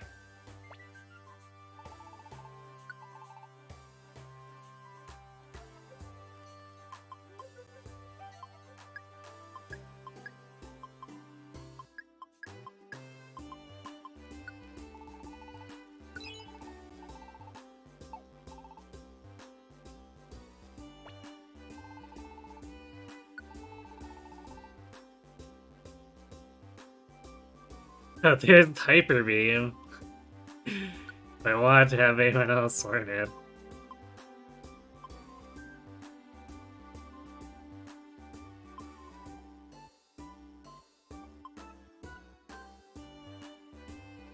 Although I think the dragons might just have it as part of their normal moveset for if we use the move move memory function.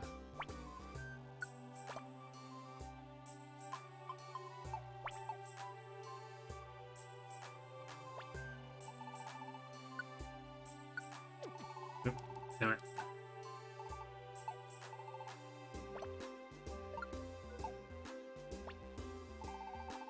I have to remember to put that back.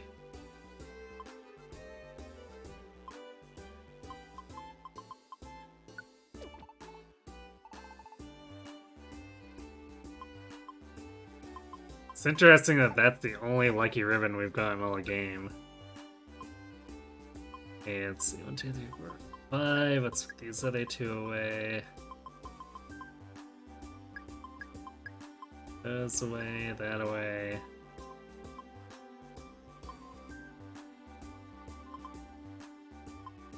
Probably only need 4 revivers in total.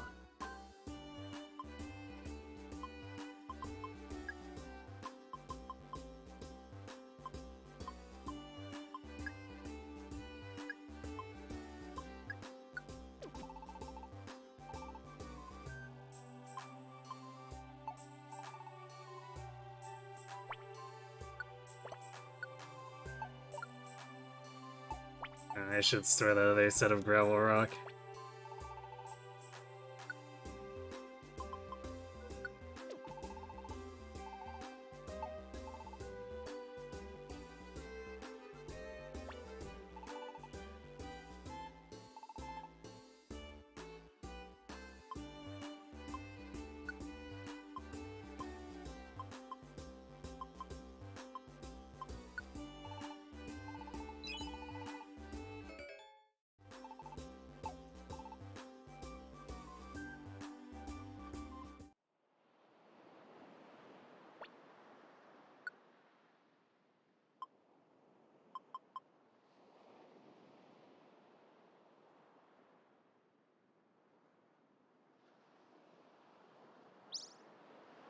Mission to rescue another Bulbasaur.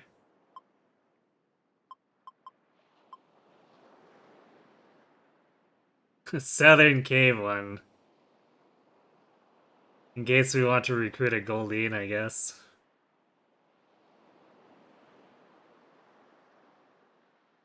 Guess we'll hang on to it in case we want to do it at some point.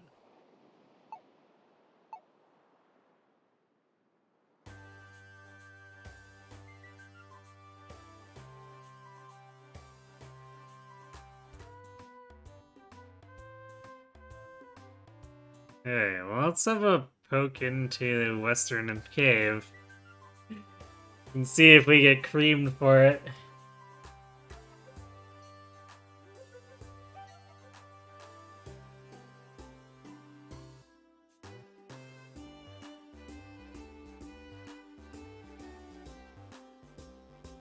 Alright, well, if the assumption is that this is Mewtwo, then we either want to take Vorminax or Miss Magician.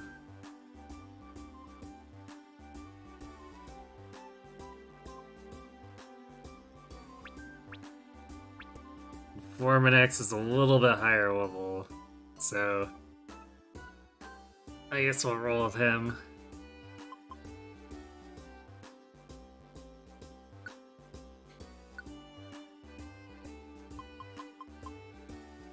Oh, I didn't put that heal ribbon away.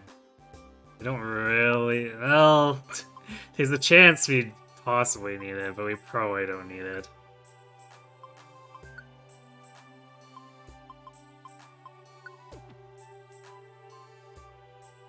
Mewtwo.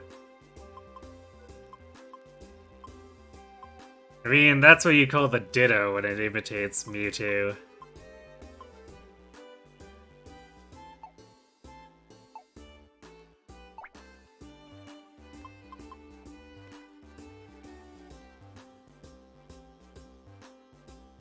Alright, well...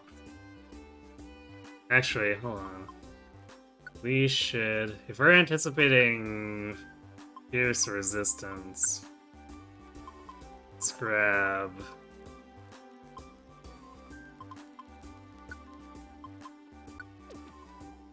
Reset of Empowerment Seed.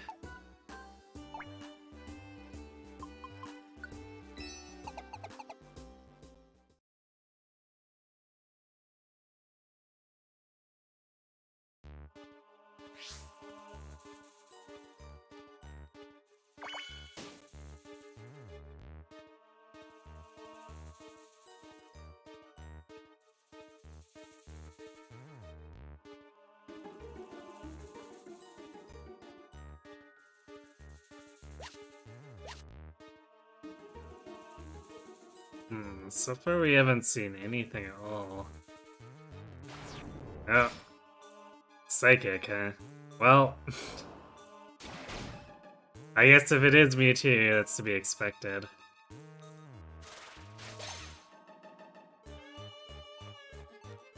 Boink wants to join us. Level 60, I see. I think I can say no just because being sandwiched up against Ambra is not... Well...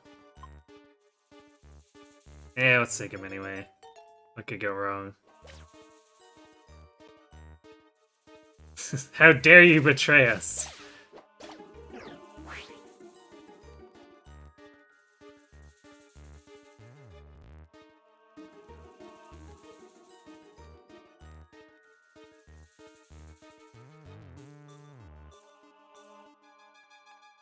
Yeah, they're not casting Shadow Ball.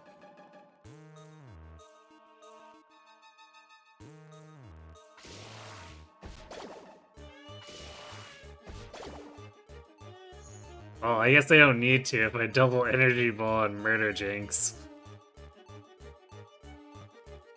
See, AI set to...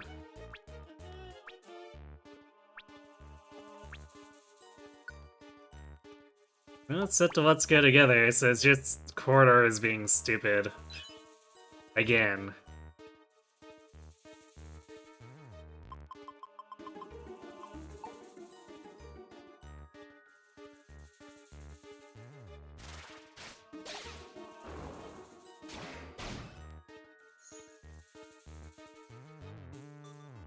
Yeah, Havre just noped out, as they are wont to, right?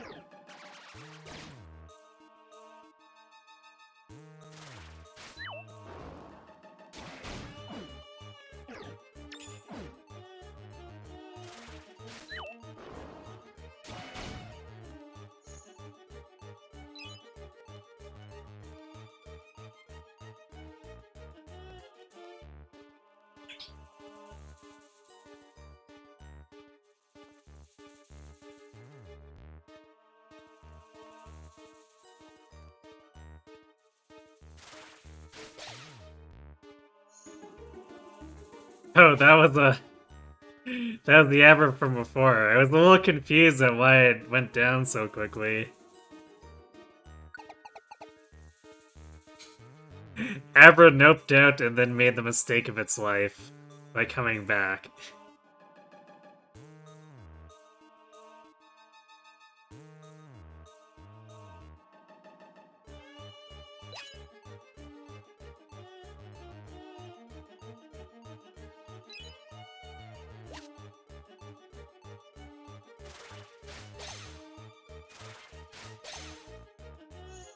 Did I remember to bring any... I've got a stun seed.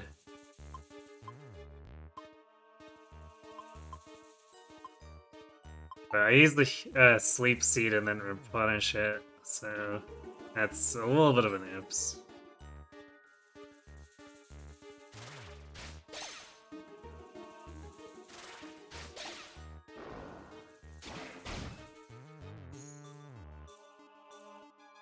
This dungeon isn't good for a Bulbasaur. No, it is not.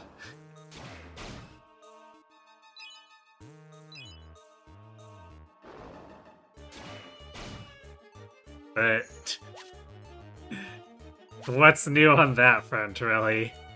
How many dungeons have we done where it's just like, oh, whoops, this isn't good for Bulbasaur?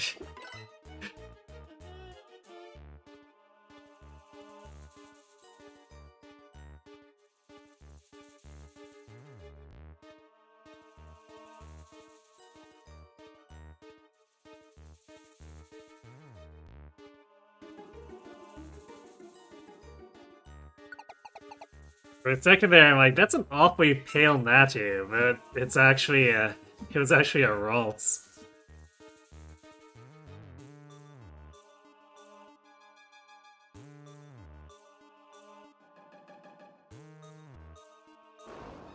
So for a second there, I was trying to figure out if it was actually shiny or not. It's like, is that a shiny Natu? Do we want to fight it to maybe try to get it to join us?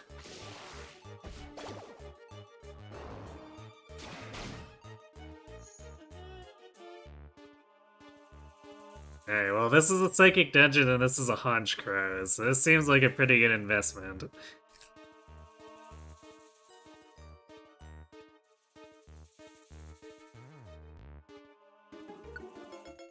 Level 64 Honchkrow at that.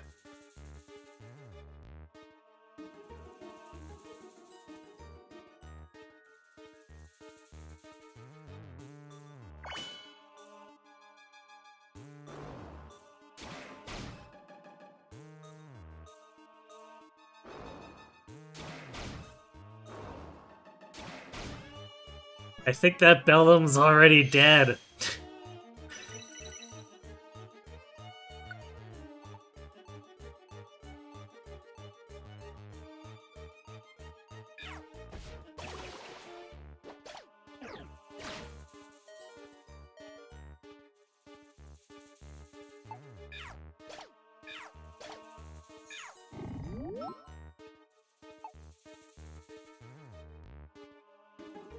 Wait.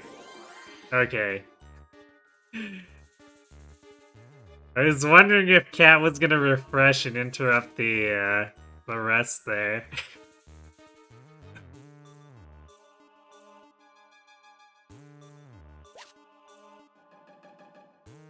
Because let's be honest, that would have been hilariously troll.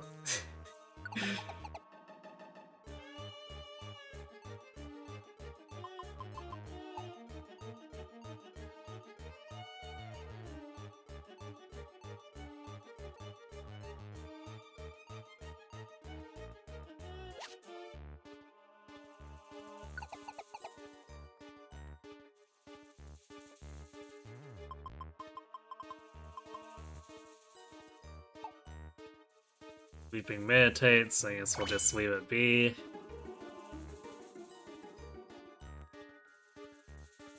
It is a very curious way to sleep though, that's for sure.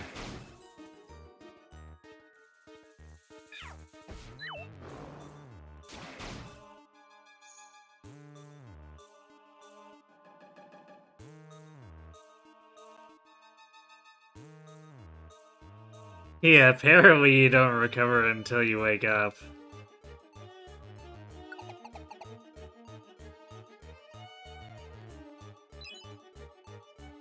Actually, that's a funny design philosophy to think about. Boy, we better make sure none of the recovery moves are that good.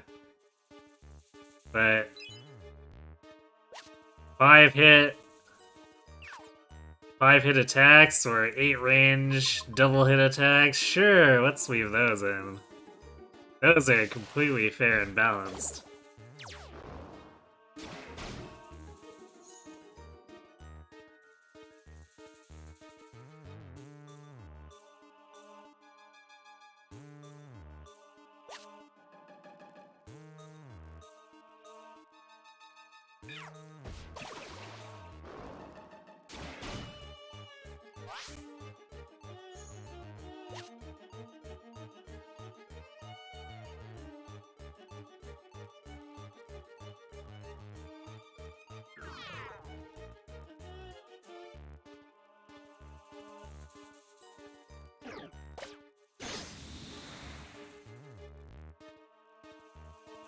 The heck was that?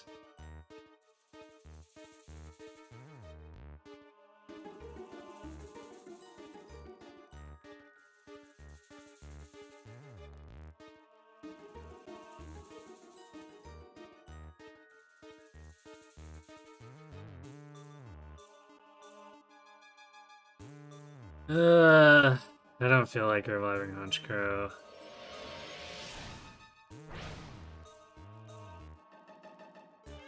But where? I guess that Jinx was down below, and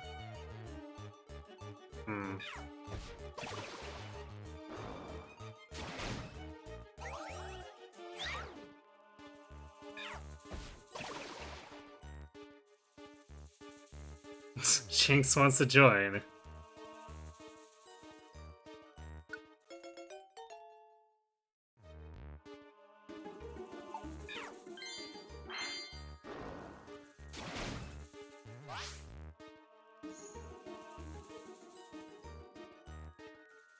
Okay, well, I guess we'll take this Jinx and get out of here.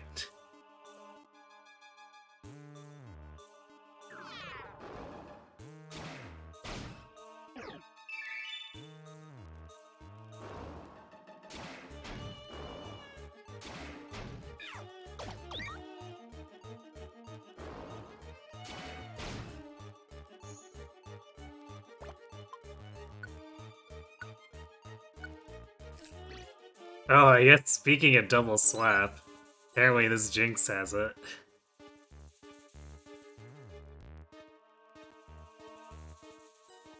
No stab, though.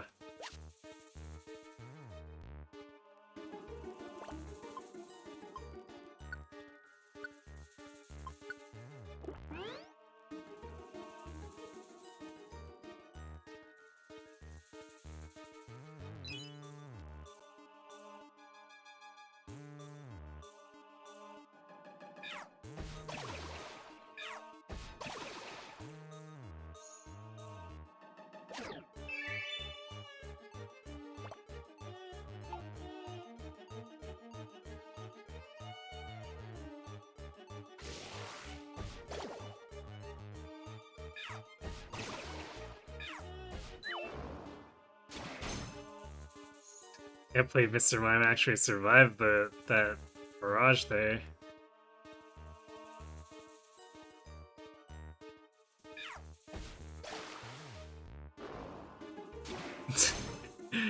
Well, Abra tried to nope out. Maybe he should have thought twice before picking a fight.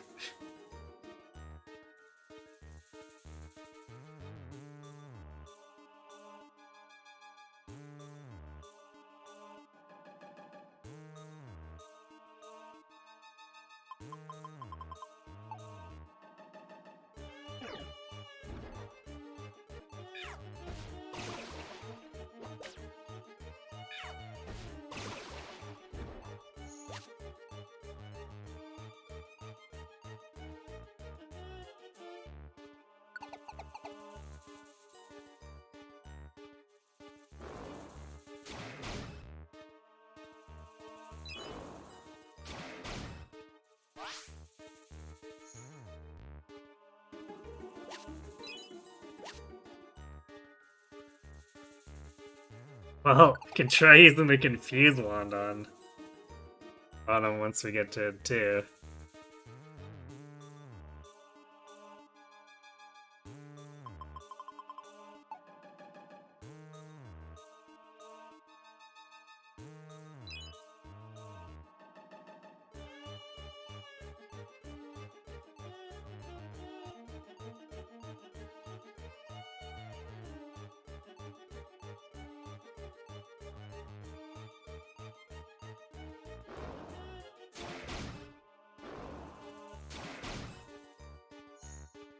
Even Hypno and his bulk can't stand up to Cat.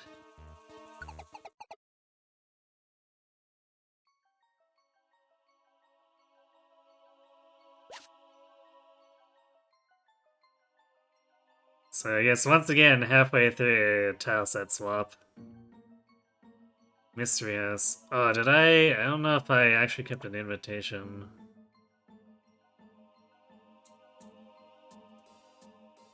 Yeah, I didn't take another invitation out of storage. So I guess we're not gonna be able to do anything with this house. Which is a shame, because we probably would have gotten something pretty powerful from a level 60 dungeon.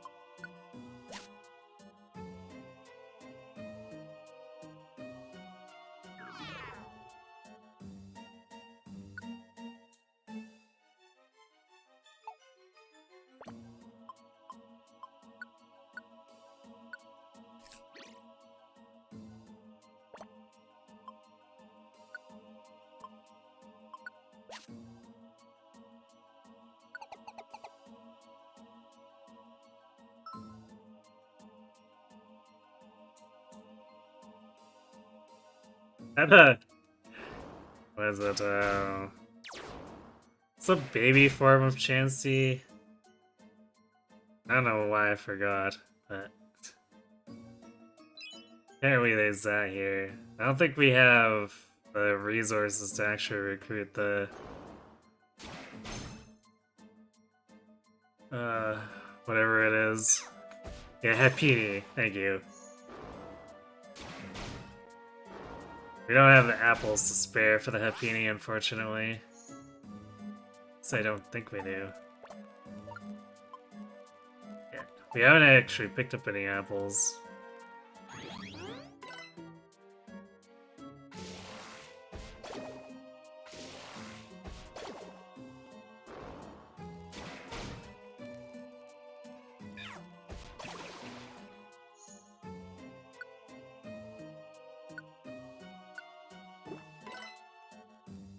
To be fair, it's still a very memorable Pokemon. Yeah! Unfortunately for it, I guess.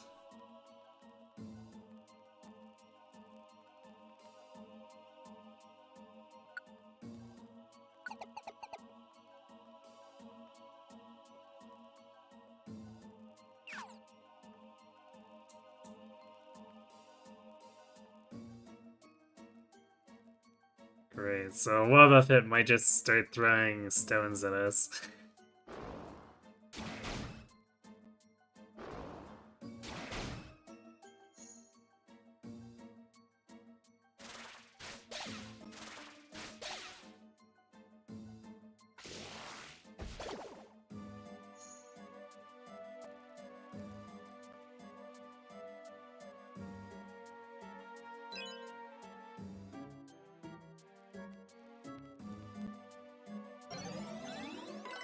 Cosmic power, I see.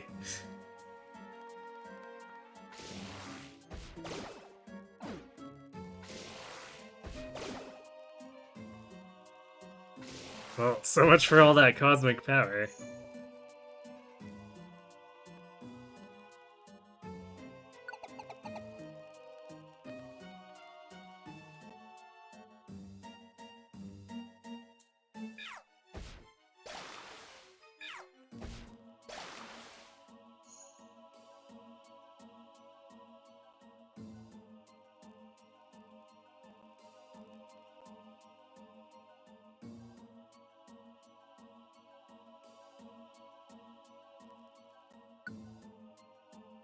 Butter seed.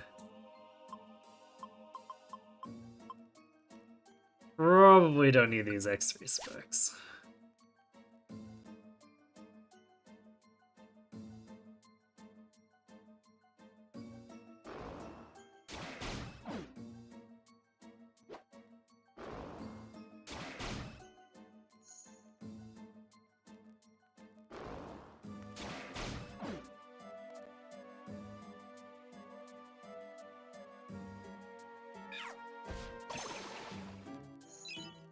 You're an 82, huh?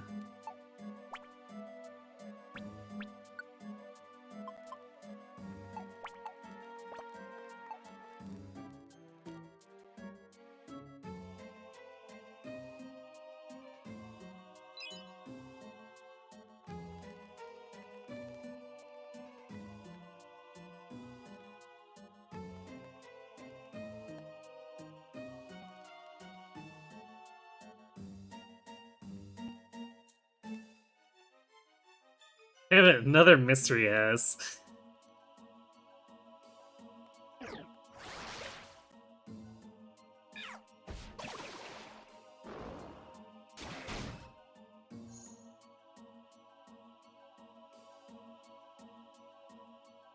Guess the game just really had to rub it in.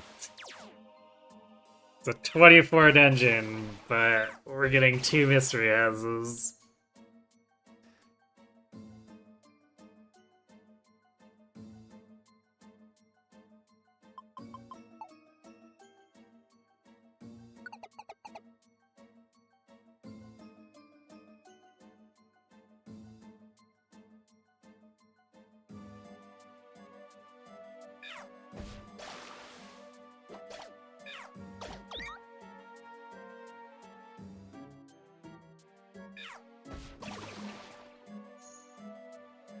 The Explorer's equivalent of mystery houses always spawned on set floors, so you wonder if these are the same.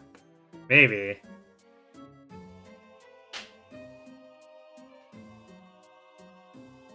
I guess we wouldn't really know without repeating the dungeons.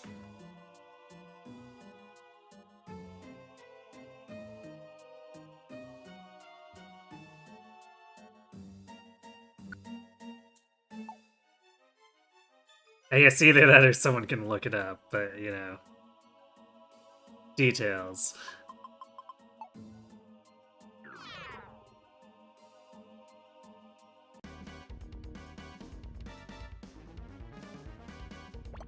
Okay.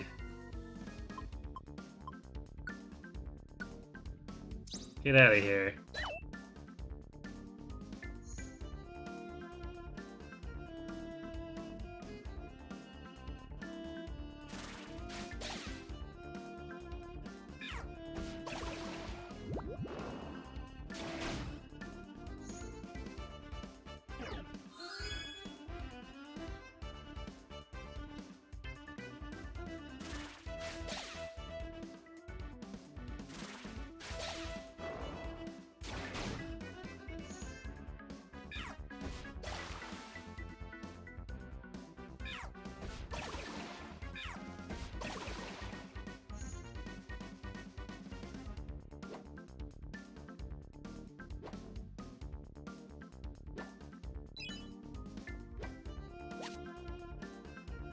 Last seed.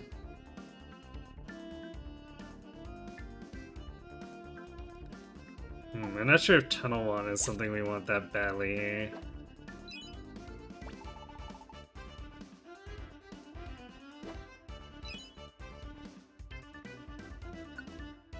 However, I will take the Empowerment Seed.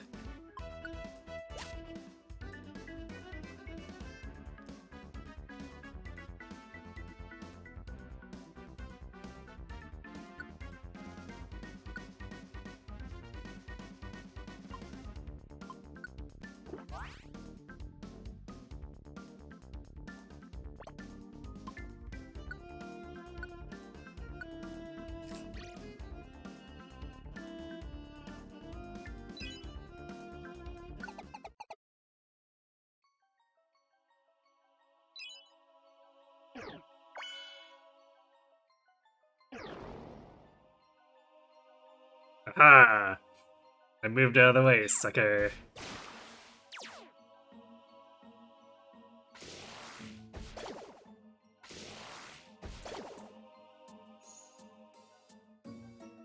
I wasn't really sure if that was gonna work, but decided to try it anyway.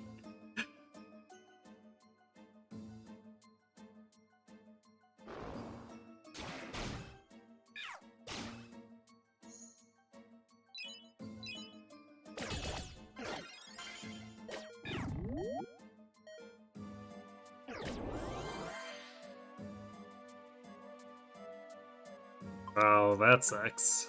See you later, Splank.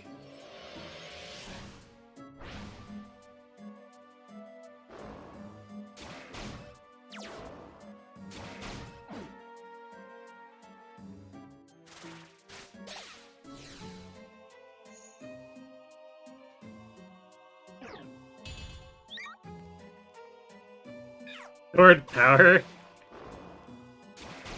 I think that begs the question, what's stored power? We weren't even in a fight up until you started it with us.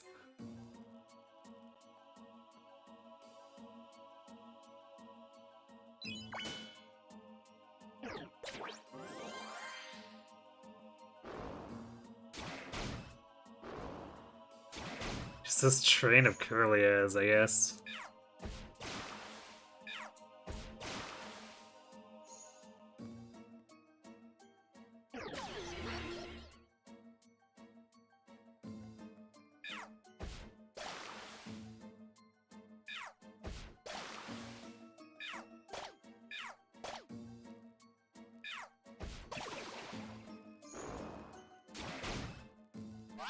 Almost feels a little like the game is just trying to cram its entire psychic roster into 19 floors with this dungeon.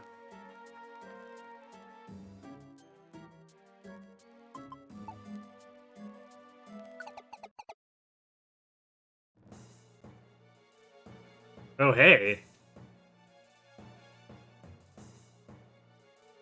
So we got a 3/4 of the way tile set shift. That's a little more unusual.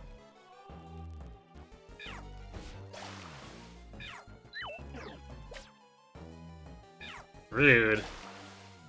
How dare you sucker punch me?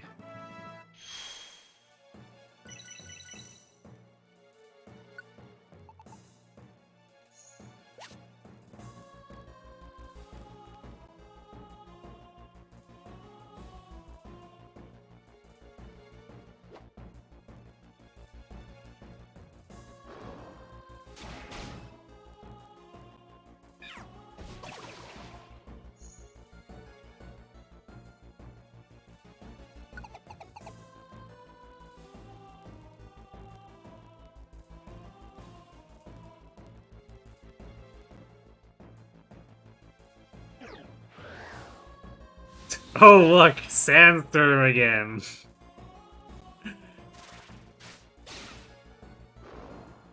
Our favorite.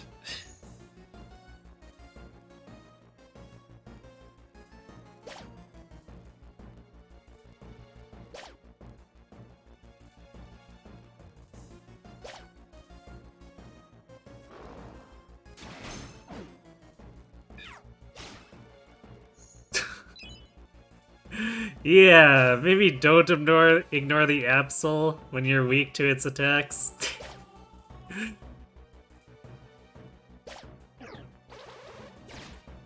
Oof.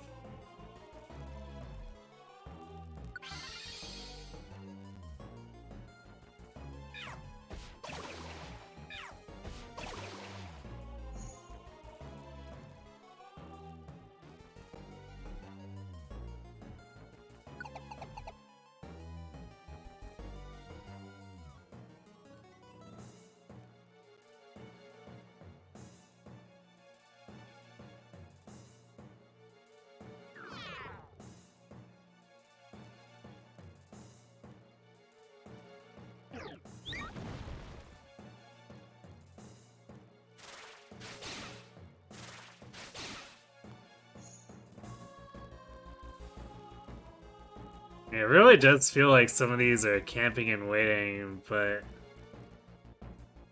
I don't think the AI usually has the enemies sit still, so...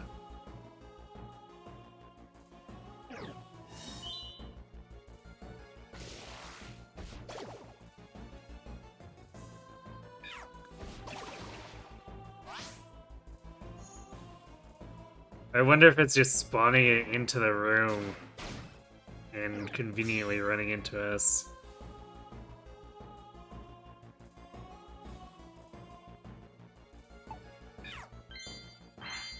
Aha! You tried to make it so we can't heal, but the floof is greater than you, Claydol.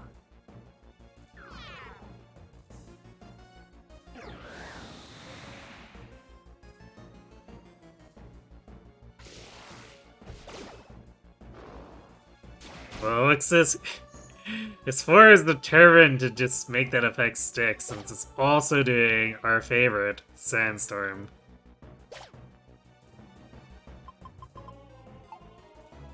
Is that a Grumpig? Yeah, it's definitely a Grumpig.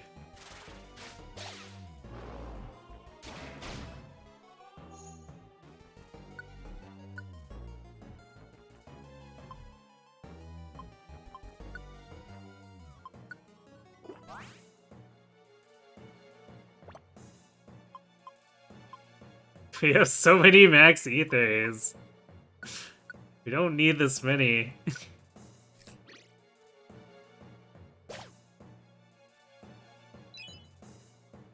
Okay, I think we're gonna go... I don't think there's enough room for there to be a room there, so we're gonna go down here. Cross?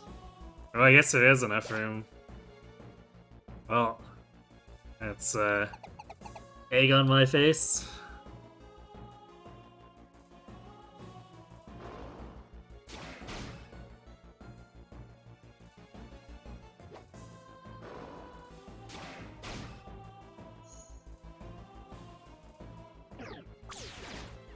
Ow. Please stop.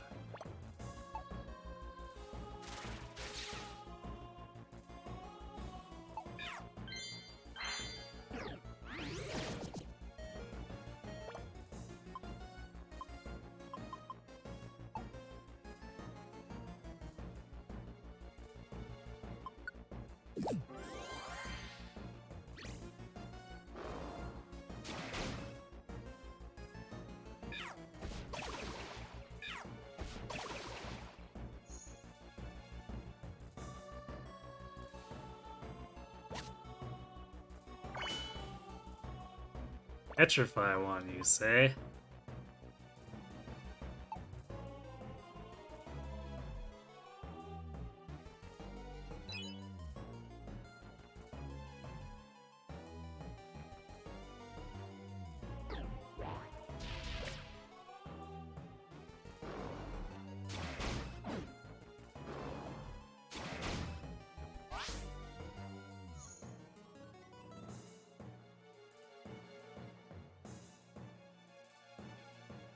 These ambushes are getting a little old.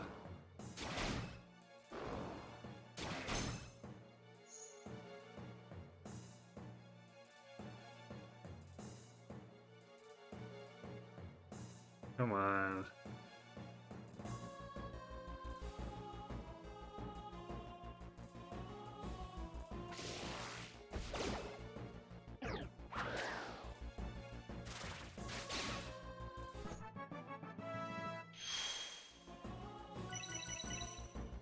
Yeah, it definitely doesn't like to be cooperative in the corridors.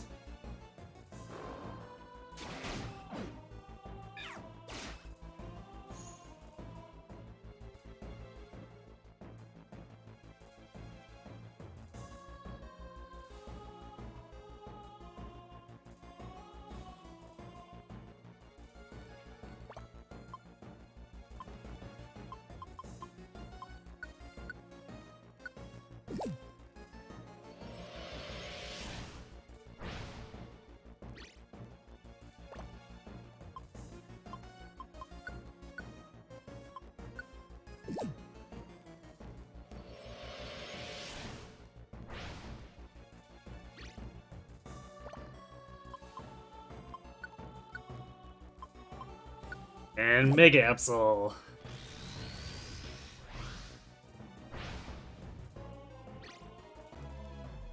He's so bishy.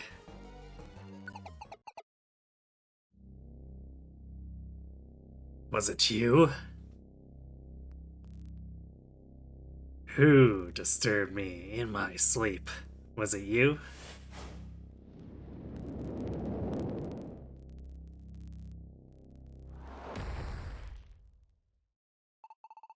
My name is Mewtwo. I came into being only to fight. I have secluded myself here in suspended animation. Would you like to know why? It's quite simple.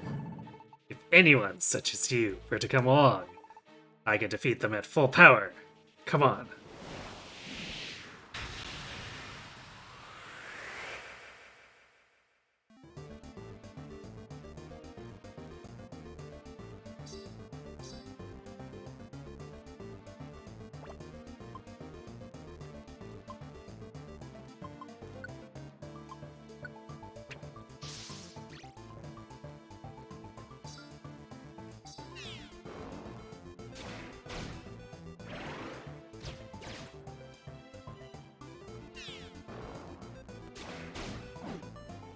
Oh, those juicy 180s. Ow. My spleen. My plant spleen.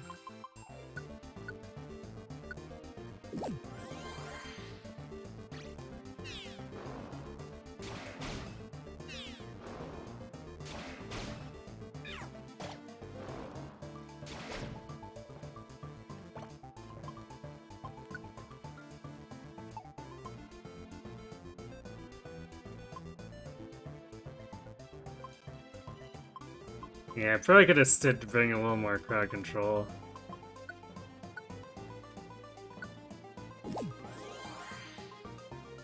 This is what my defense is boosted by an awakened status. Ooh, 331.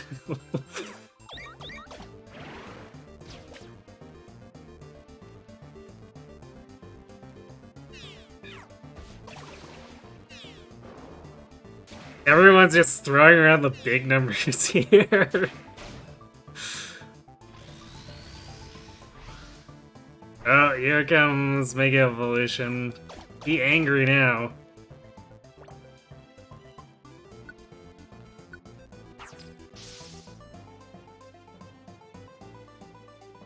Oh, that didn't break his Awaken.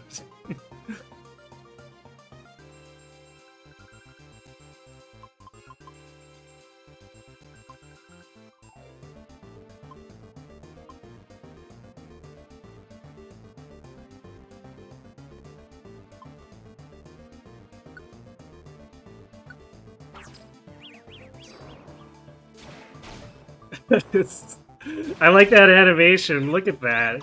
He's like, what's going on? I don't know. Ah. Sorry, Jinx. I need all the Reviver Seeds for myself.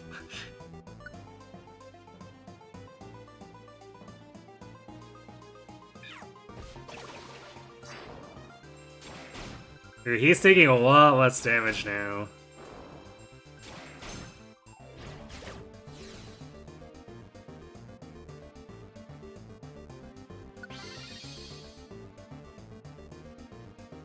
That's no good.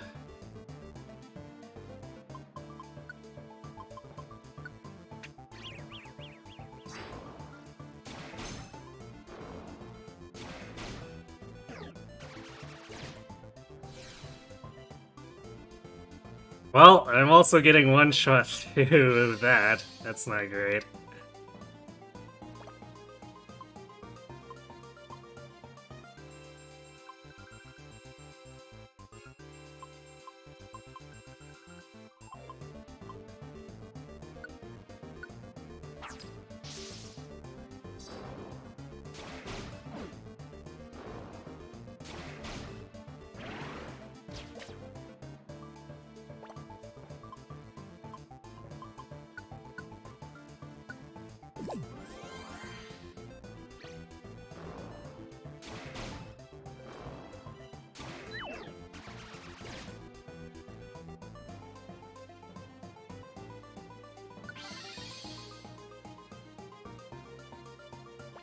Man, we're running out of Reviver Seeds.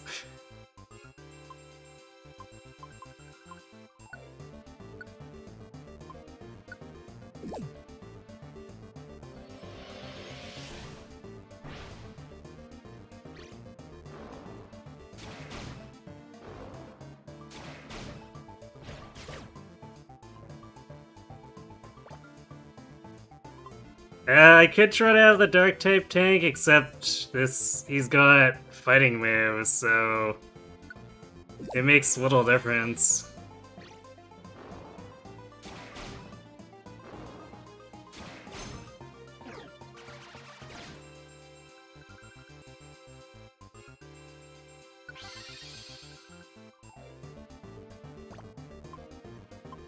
That's our last Reviver Seed. And I don't think Empowerment's gonna help here.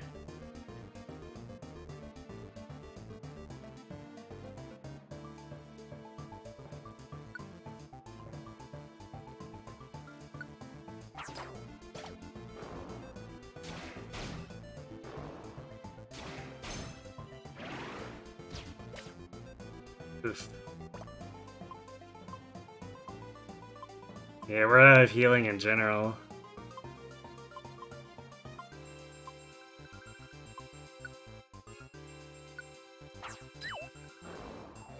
Yeah, I figured it wouldn't work.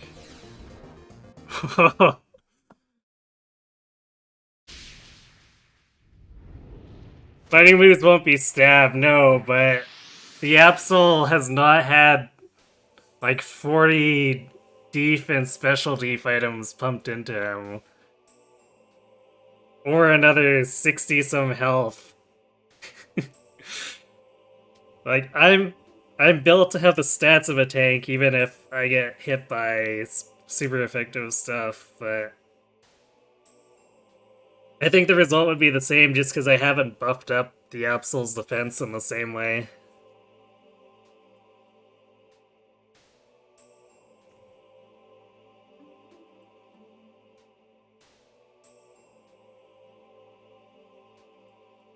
Easy, yeah, easy. Totally easy. I'm really disappointed the HP 1 didn't help, but at the same time, I'm not surprised that it failed.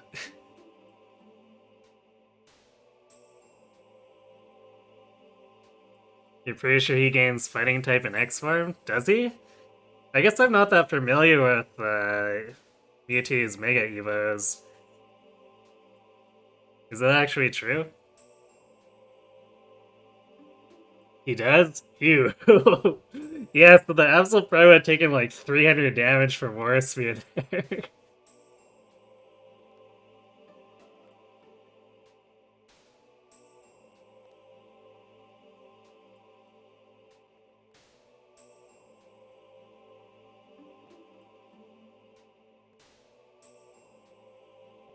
Yeah, I was completely out of healing and revivers. That was definitely very much down to the wire.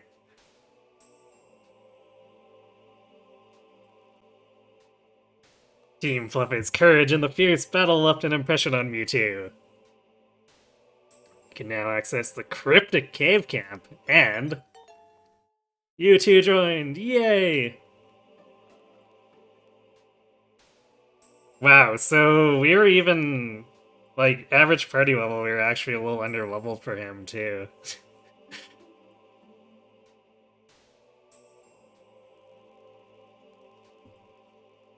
Jeez. That was a pretty brutal battle. Like, that first phase, both sides were throwing away some pretty high, or around some pretty high damage. Mewtwo, well, 70 Mewtwo is almost as strong as Farfetch'd, clearly.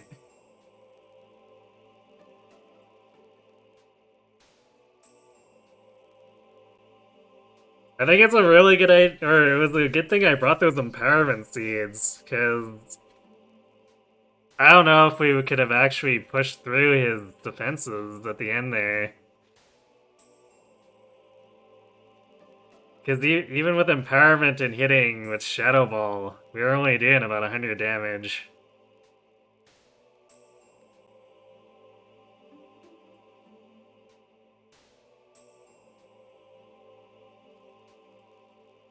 The rare quality Steamroll. As is probably appropriate for Mewtwo.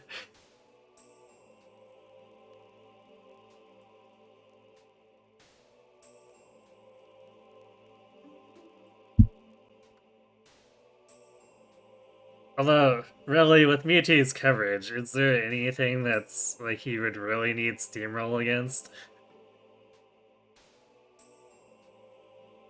Because, like, between Psychic, Aura Sphere, and Shadow Ball, what would even resist all three of them?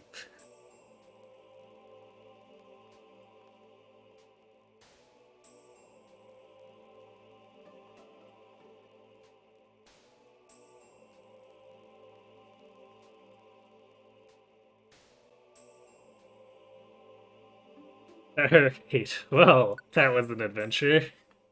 Anyone want to claim Mewtwo? I'm gonna go restock, but if someone does, I'll go hit the camp to rename them.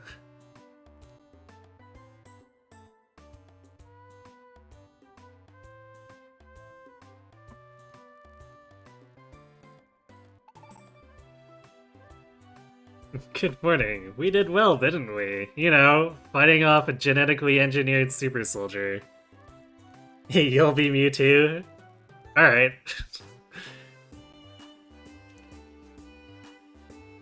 Do you want me to call him Gus or something different? I don't think you claimed anything else.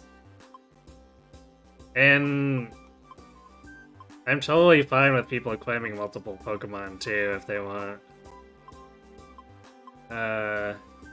So yeah, I don't think I can't really think of any of these that you would have claimed.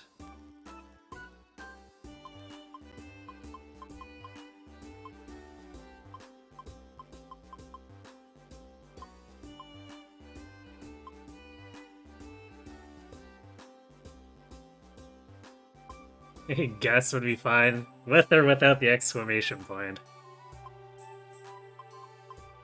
Where is... oh, there it is.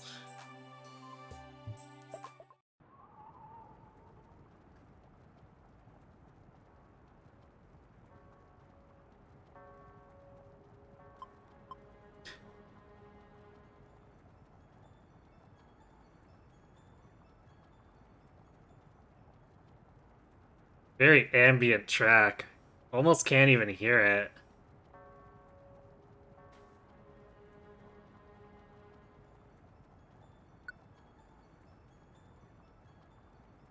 Alright, with.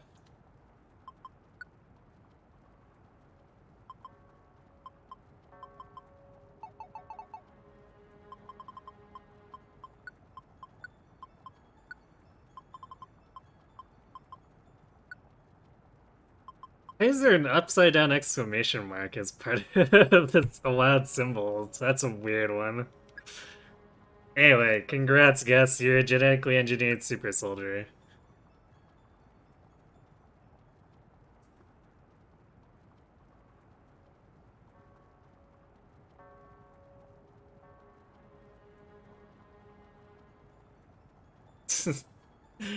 Hundred hit points. Come on, game. We know Mewtwo had like 2,000 plus when we fought him during that encounter.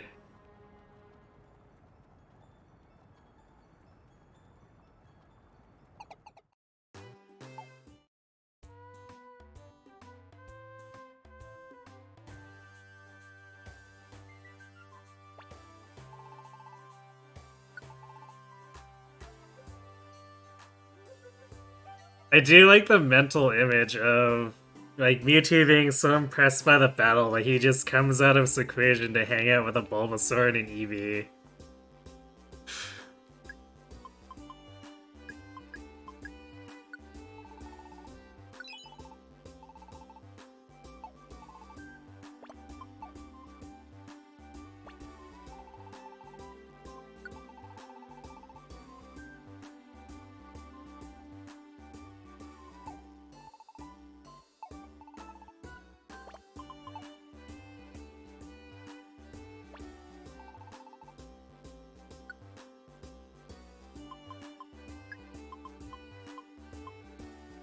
Mini Max Ethers.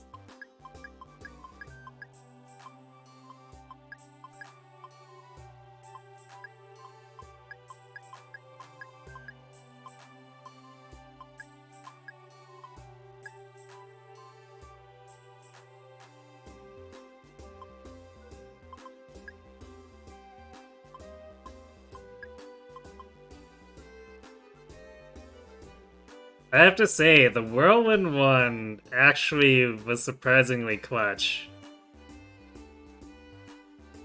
Because it forced Mewtwo to not be able to attack me with Psychic. Which bought me exactly the half turn we needed to win.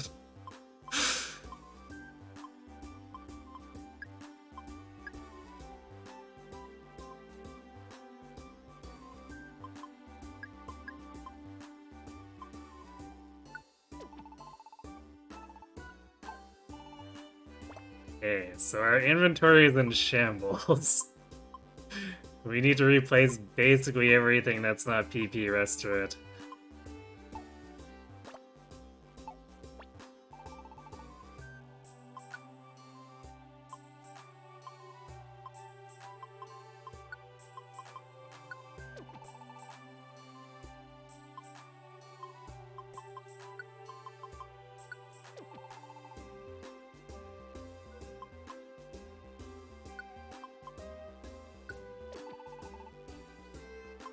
I probably should have been a little more paranoid about that battle. Like, even though I brought the Empowerment Seeds, I probably should have brought some additional Revivers and Orans.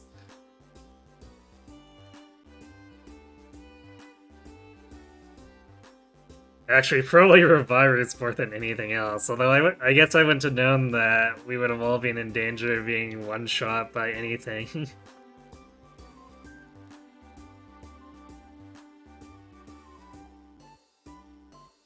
Because, like, Psychic gets me, and then Aura Sphere would have one-shot Cat or Vorminax. So... I should have thought of using the Whirlwind one earlier. Because Psychic was Mewtwo's only one-range move. And the other two moves were unable to one-shot me, so... I could have just pushed him back and prevented him from being able to one-shot me.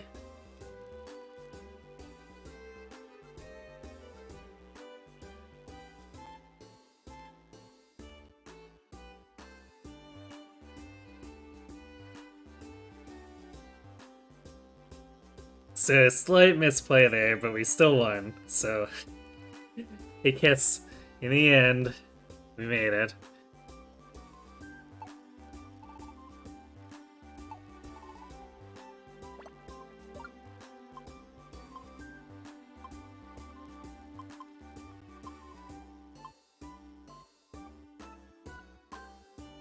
Oh yeah, I guess we also need to take out crowd control stuff if we still have any.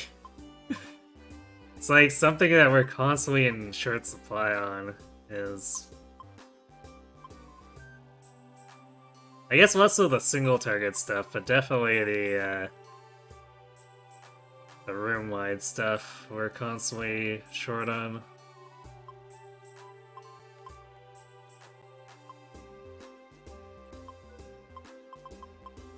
We'll grab a couple of sweep seeds.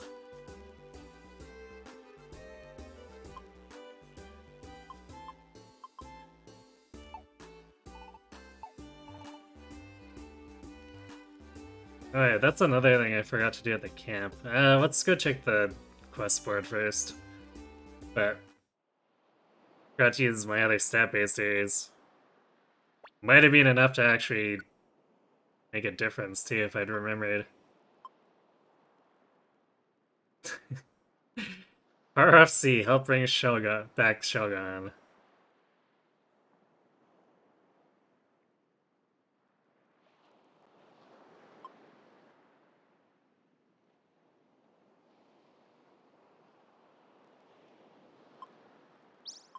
Alright, I guess I'll take the S rank ones. I guess if we took a far FC one, we might as well take the A rank.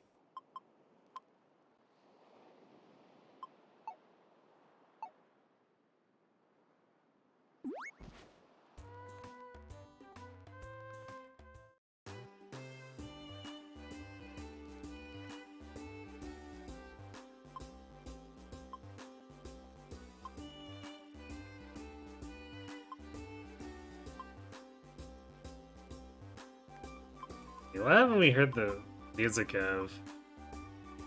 I guess the answer is gonna be like 90% of these camps. Oh.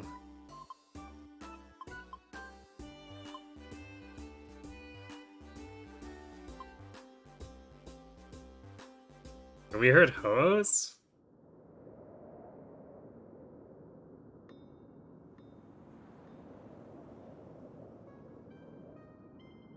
This is another super ambient one.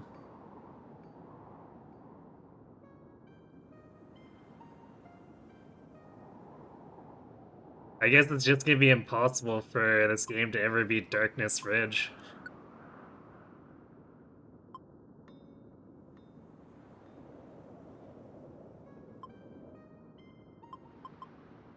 Alright, Power Drink is for moves. What would we want to enhance?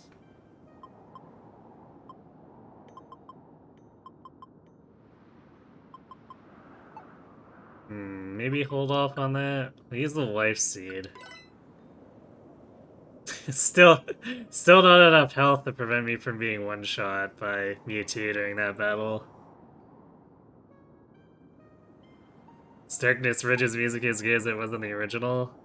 I'm not sure because I haven't heard the originals, but it's pretty good here. Here, listen.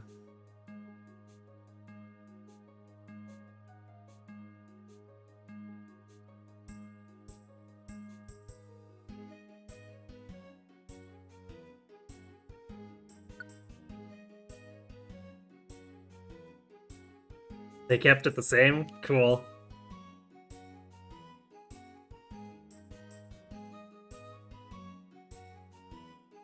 It's so good.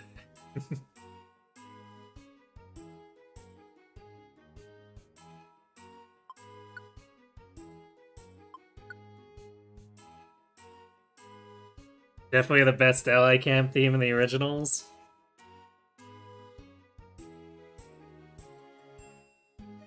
Well, in that case, I'd wager it's probably gonna end up the best in the remake here, too. Because how many camps would they have added?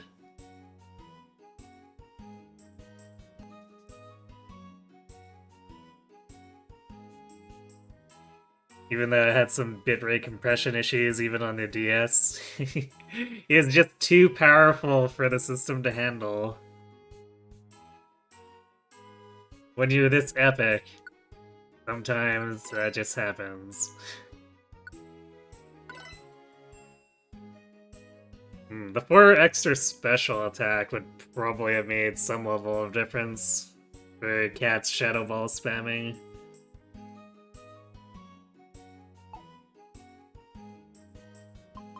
What was Formanex's? 79. So he was doing comparable damage with lower base special attack, so I guess the Mega Evolution must have raised it quite a bit.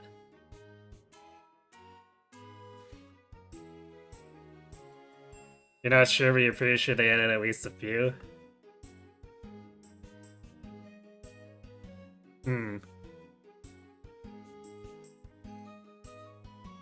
Well, if this is normally a Gen 3 game, right?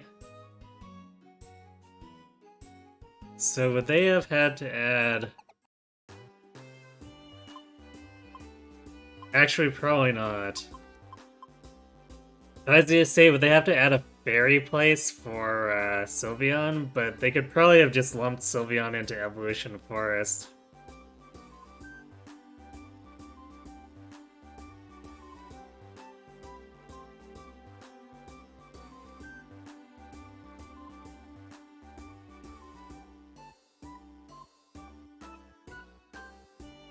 And of course, I'm not going to be able to tell since I never played the originals.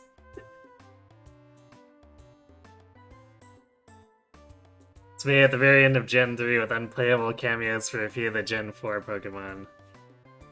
That makes sense. Lucario, Regigigas, and Munchlax?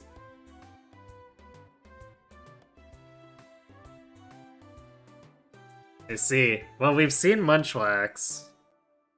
And the Reggies...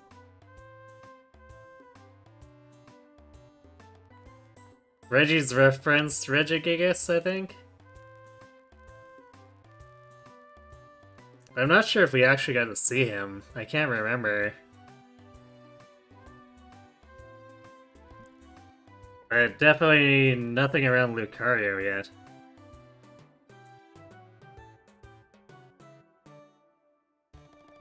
But Mewtwo was throwing around Aura Sphere, so, you know. Regigigas statue in a dungeon somewhere in the originals. Was it in the buried relic?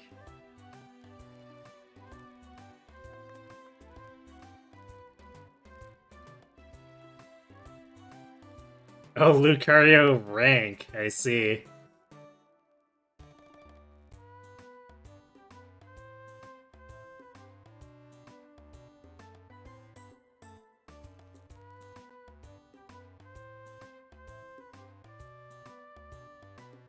We're definitely still a ways off of the next rank even, which I assume isn't even the top.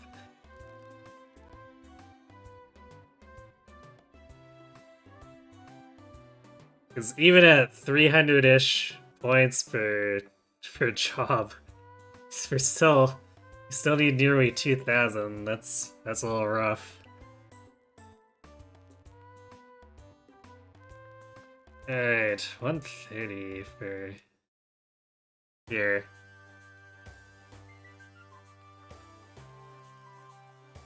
I guess you all don't get to hear me say my time too often, since I'm usually running off of Pacific time. I think I mentioned before that my clock, or like my time zone, doesn't adhere to daylight savings, so that means when everything else shifts, it doesn't during the year, so to avoid confusion, I usually just use Pacific in order to keep everything consistent.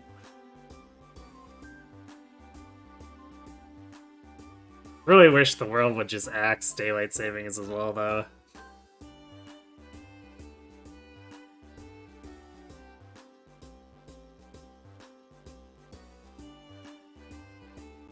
We're in an age where everything's on all the time anyway. What does the time shift do for anyone anymore?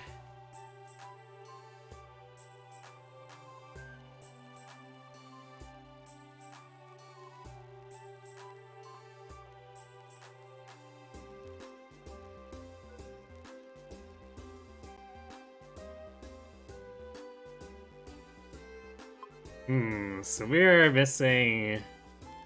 Or I guess... Obviously we're missing Mew, but... unless I feel like going on a crazy hunting adventure, I don't know if I want to spend too much more time chasing it. But there's...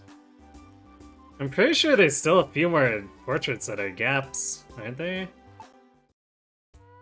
I don't know if there's any way to view it in-game here. Yeah, okay, so what we'll do, I'm gonna go back to the main menu real quick. Yeah, there's still 1, 2, 3, 4, 5, 6, 7 question marks. And one of them is between Groudon and Ho, so I guess... Or not Groudon, Kyogre and Ho. So we missed something there. Although, Mewtwo's... Actually, no, Mewtwo's in approximate order. Although Latios is off in a weird position relative to that.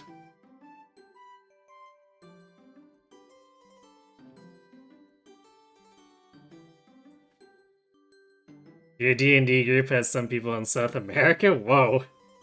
Not only does their daylight saving kick on and off at different times from yours, it goes in the opposite direction, so try coordinating around that. Huh. Yeah, that sounds like a nightmare, man.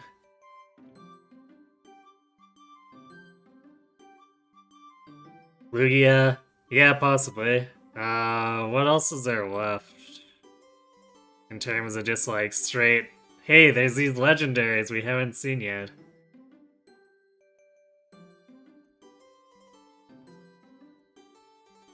I guess I technically could rematch the birds to recruit them. Same with Groudon, Rayquaza. Because we did their dungeon for the story and then just let them be. Oh yeah, the 3 beasts, right? Yeah, we fought them once and then left them be. So that covers 4 question marks? For at least 3 open? Of course, that's also assuming each beast gets its own portrait, which... Guessing from the birds, probably?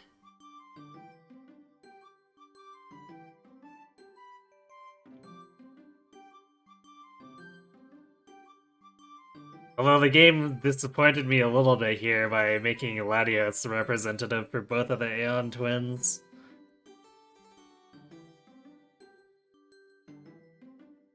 Latias totally deserves to have her own portrait here.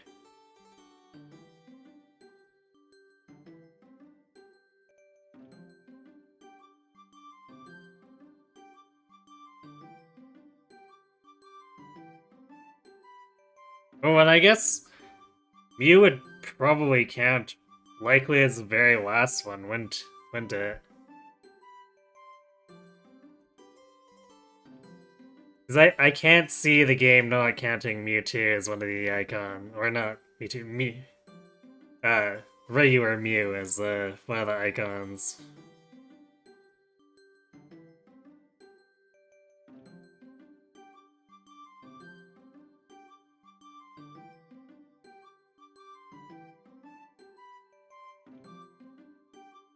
So that technically leaves figuring out where Lugia is and then whatever the other 2 question marks are, because we're probably gonna just ignore Mew.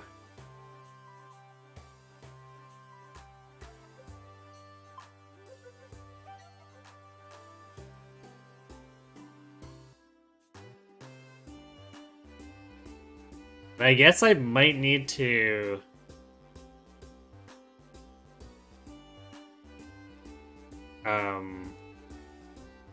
unlock the other camps to see if there's any other dungeons we haven't covered yet.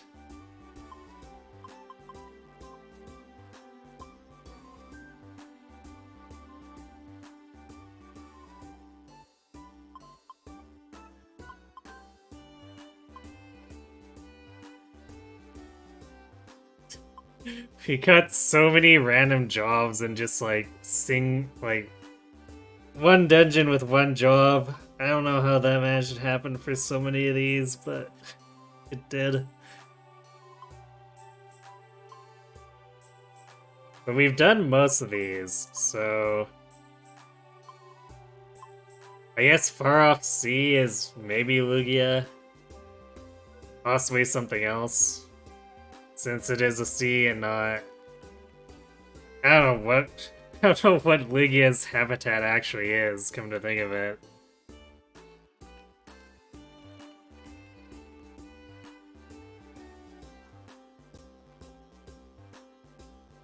But the Joyous Tower and the Purity Forest are both the level reset areas, if I remember correctly.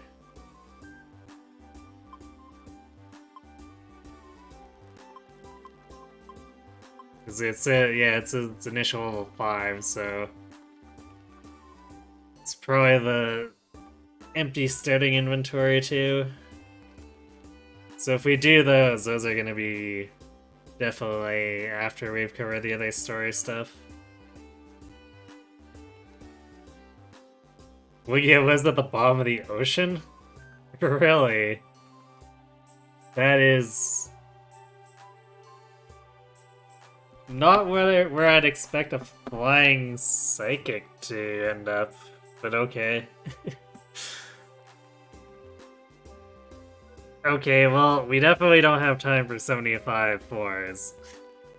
So this will probably be what we do on Sunday.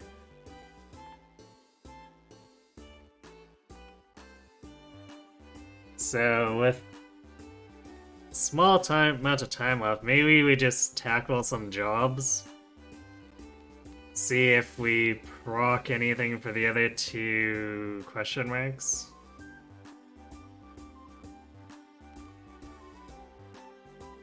And there's always the possibility that we require a higher ranking to get the events for whatever those may be. So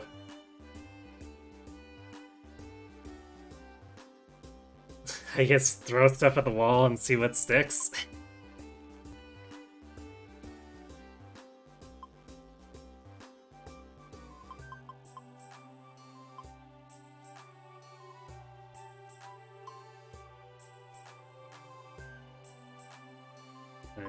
Which of these were...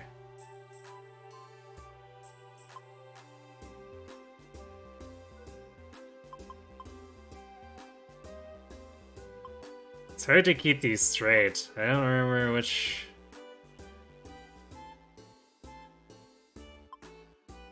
had the beasts now.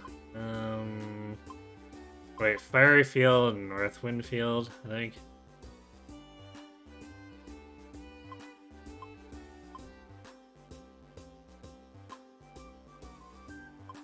Then Lightning Field. Well, maybe we'll do Lightning Field.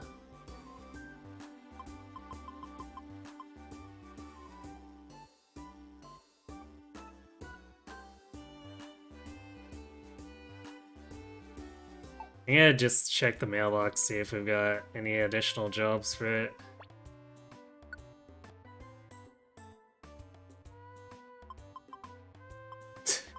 No, these are all actually... Well, I guess there's Pitfall and Desert.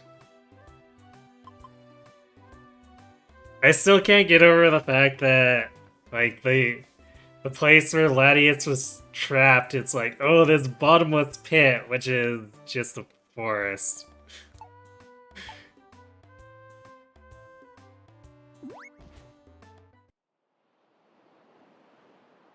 Them Pokemon, they have some real wild imaginations. Yeah, alright, I guess we're only doing 2 jobs for Lightning Field. Fine, fine.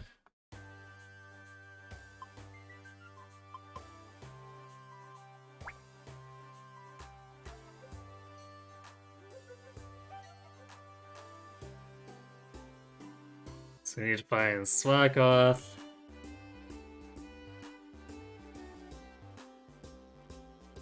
And then escort a duo to Volbeat. Oh, well, that's gonna be...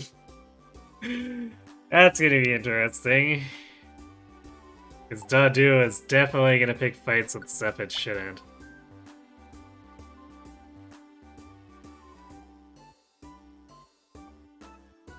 Looked it up, some of the question marks is stuff I might not end up doing.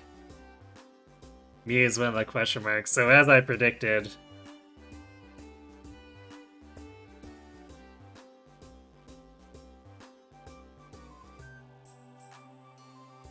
Nice that they let you do jobs and fight the boss at the same time. I think the originals didn't let you fight the boss if you're taking active jobs. I could see that, yeah. Actually, did I have...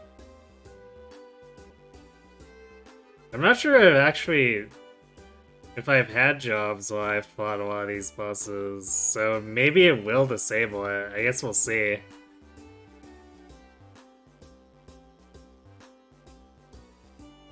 Imagine I'd be up to do the rest of these. Alright.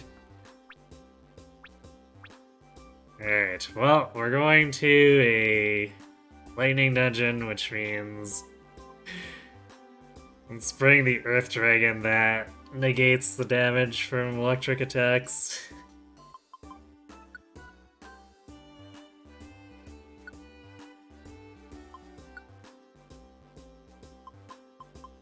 Also, I should remember to bring Invitation? Or have I used all them up? I swear I had.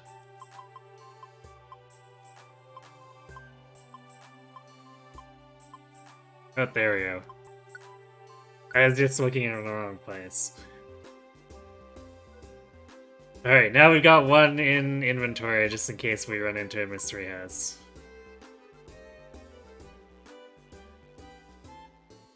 Since we're gonna have to deal with Dadoa's stupidity, let's bring a couple more Vibro Seeds.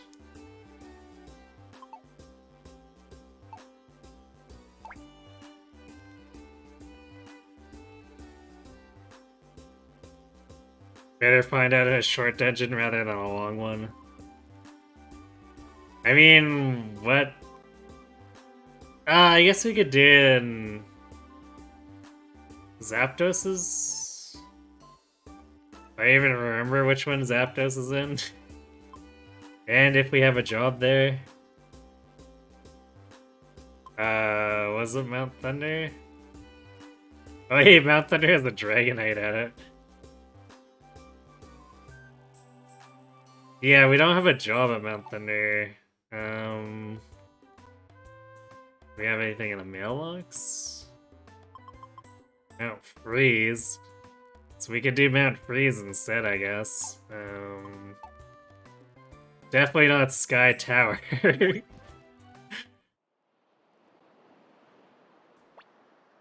So that's a long one. Mount Blaze. So either or, Freeze or Blaze.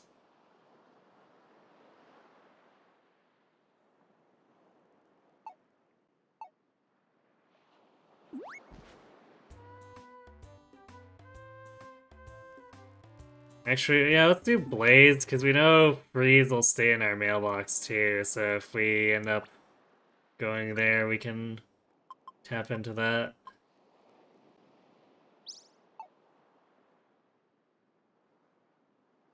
Oh, Freeze isn't Articuno, it's Frosty Grotto. Oh right, Mount Freeze is, right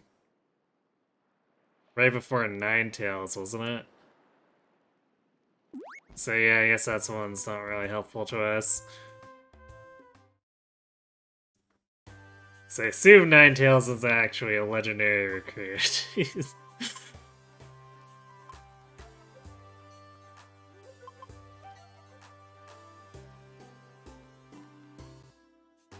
I guess we already had a Mount Blaze one. Well, I guess let's stack them up. Don't remember if anything happens if I go back to visit Ninetales. Well, maybe we'll find out at some point.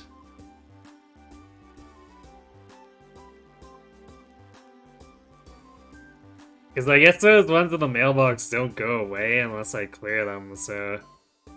Maybe I'll just pull it out and do Mount Freeze for the heck of it at some point. Okay, Popular Ribbon... And then we're taking Numble to see a Rhyhorn. Oh my. Can love bloom on the battlefield.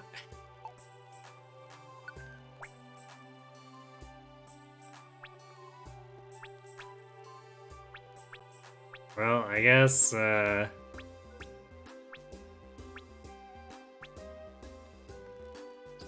gonna super overpower this anyway, but... In terms of tight matchups, it still makes makes sense to bring Invid.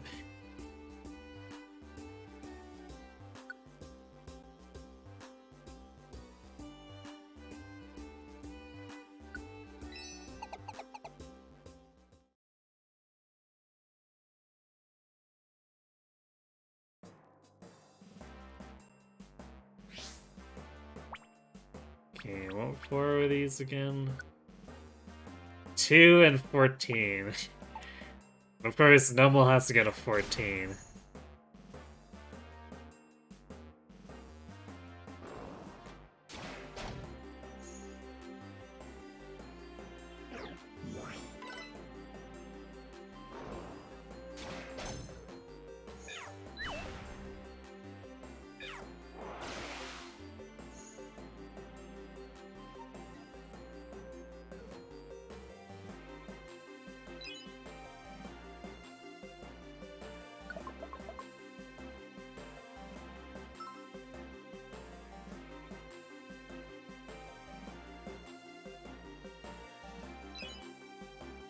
Weird, again, being able to see everything on the map again.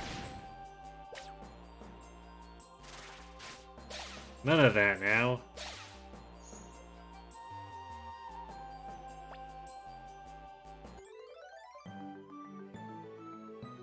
I like how we get so excited about the ribbon, too.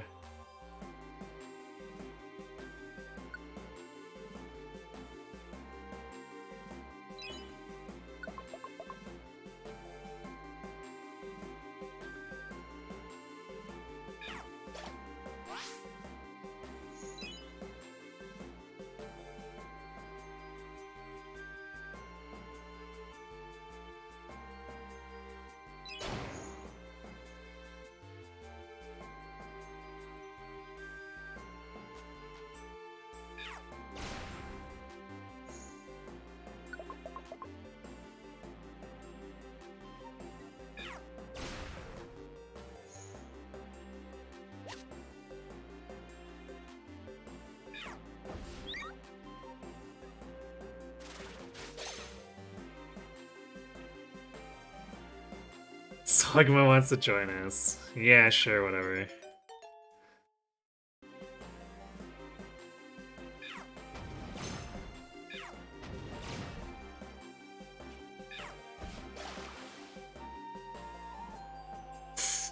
And Megby wants to join us.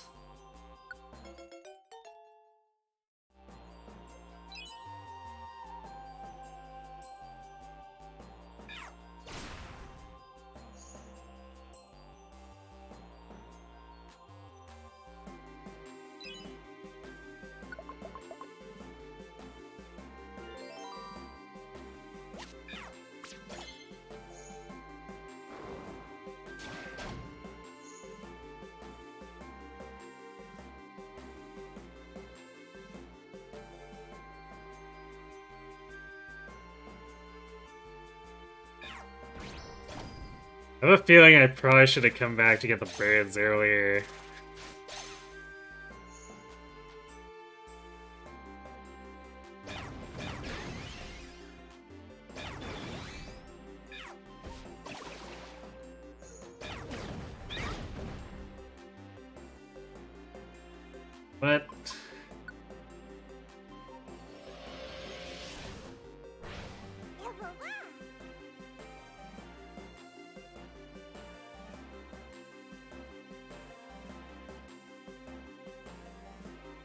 But thanks for the follow, BB Canal Warrior.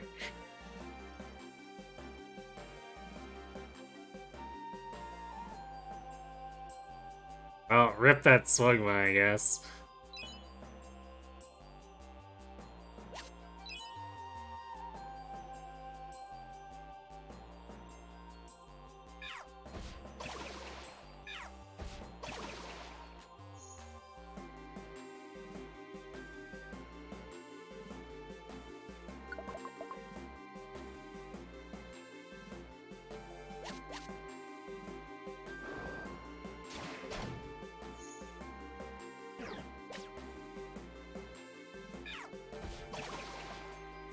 Yeah, I feel like they probably intended for us to go back, like, right after the first credit sequence.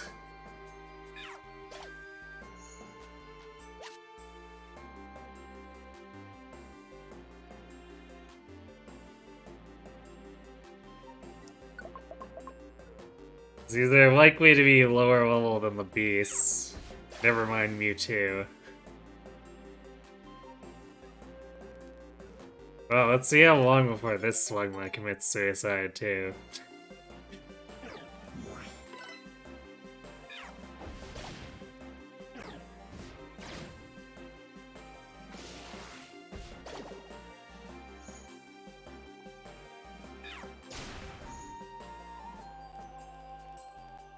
These large room patterns are more interesting this time around. I don't think we got anything like that the first time we came through Mount Blaze.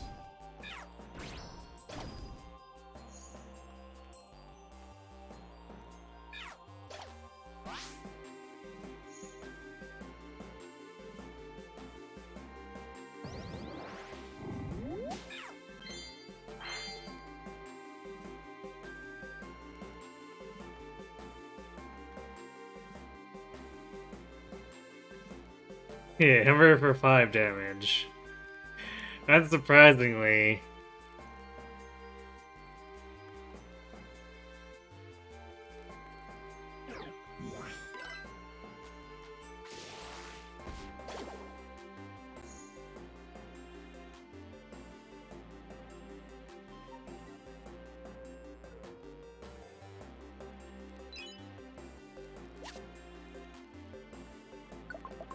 Because we're, what, like 50 levels above the enemies now? Like, I don't think they really stand a chance. Feel like I'm being a bit of a bully here.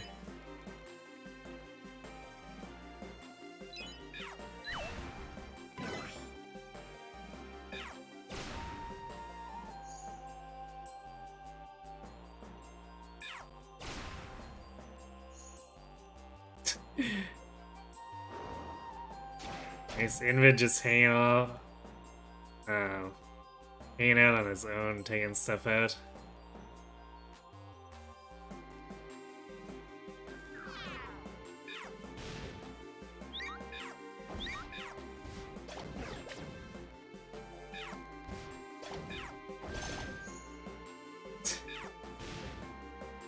Seriously? How much stuff is back there? Oh, it's because the super boss cut up. Of course, Numel's not gonna win that.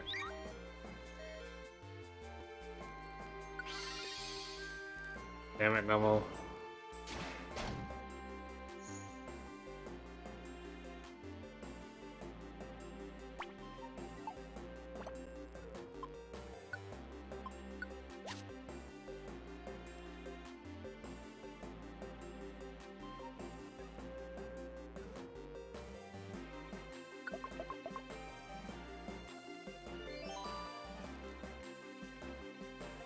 I would really want to be a bully, tell my chums to go it alone and let them roam and bully things as they wish. That seems overly mean. Damn it.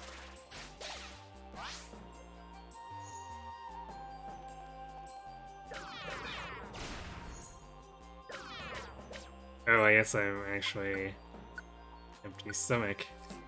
Should fix that.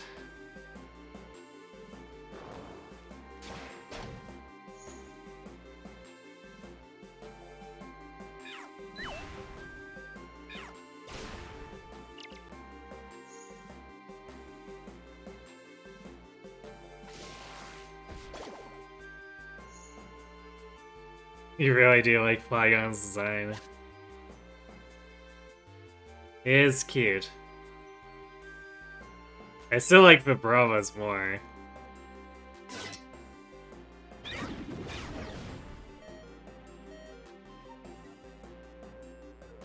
Oh my god.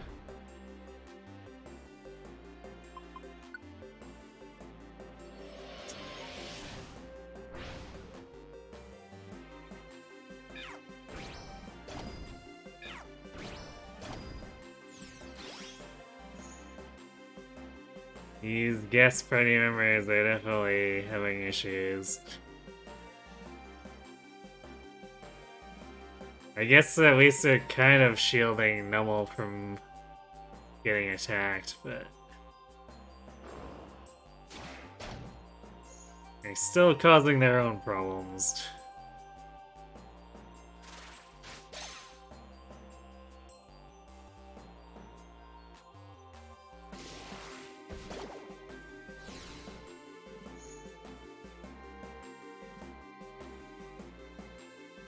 Flygon was fantastic in Gen 6, mostly due to having a decent matchup against Primal Groudon.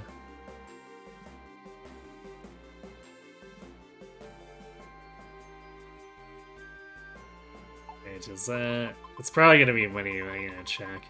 That's a link box. And might as well be money.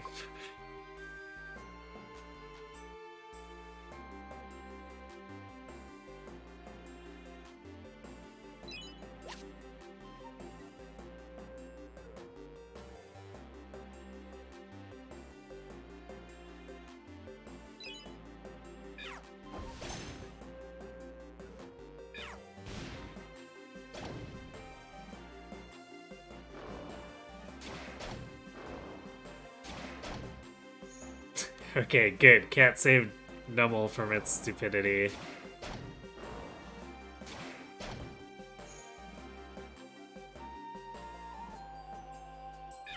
Almost didn't notice that the stairs were in the corner over here.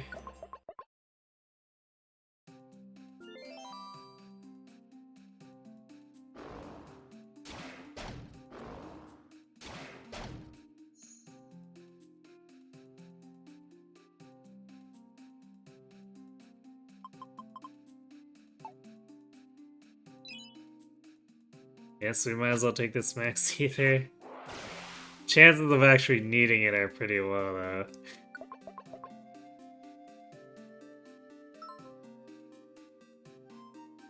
Finally, we can get rid of the Nummel now, too.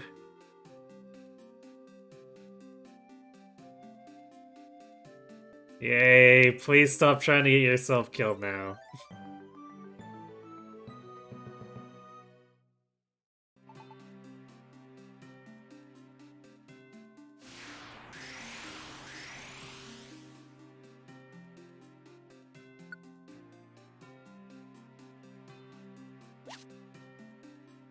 Okay, let's finish this climb and see if Moltres is hanging around.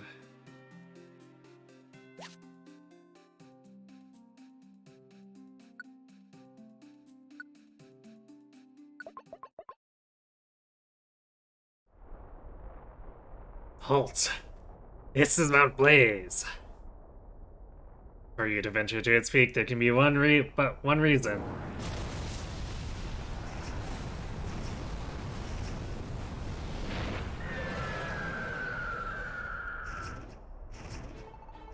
You've come to challenge me! So be it. I am the warrior of fire, Moltres. Have you what it takes to defeat me when I am holding back nothing? Show me.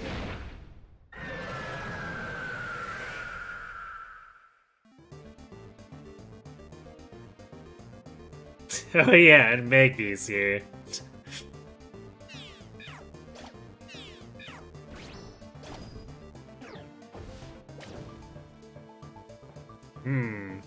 It's actually hitting pretty hard.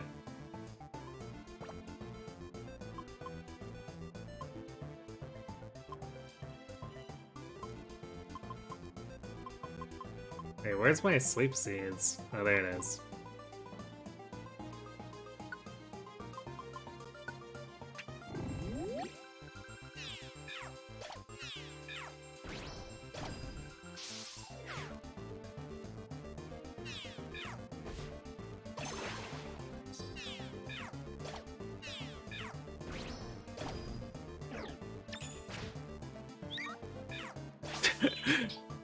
I like the ancient power that missed.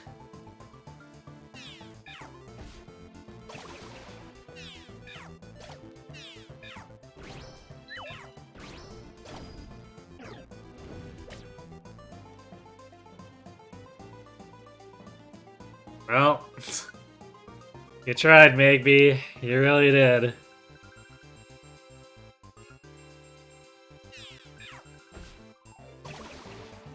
Come on, attack me. No, you wanna. I'm weak to fire.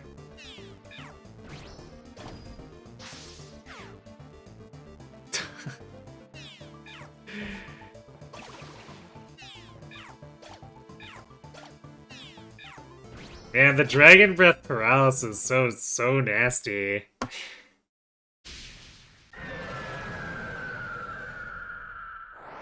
Even if it falls off extra quick, because it's a boss. Team Fluffy's courage and the fierce battle left an impression on Moltres. You can now access the legendary island camp, and Moltres joined your team. Okay, level 50 is a little higher than I expected. So these refights are definitely going to be something we'll need to take seriously for, like, the birds are probably still not going to be super tough because we out-leveled them. But, like, if we do a Rayquaza refight, I'm probably going to need to make sure I'm prepared for that.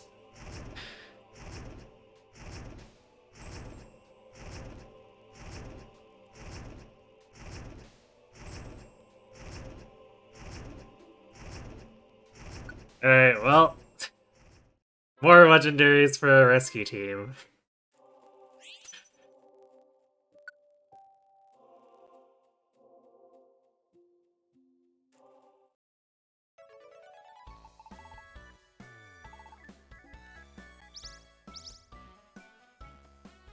Yay, perfect apples. Like, legitimately, we need more good apples.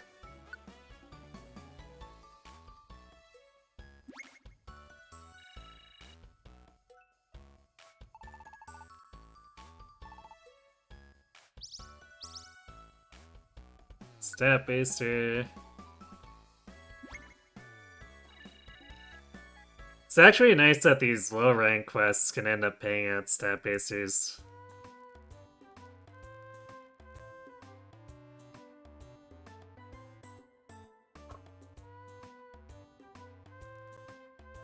I mean, I guess we kind of already knew that from this, doing the quest before, but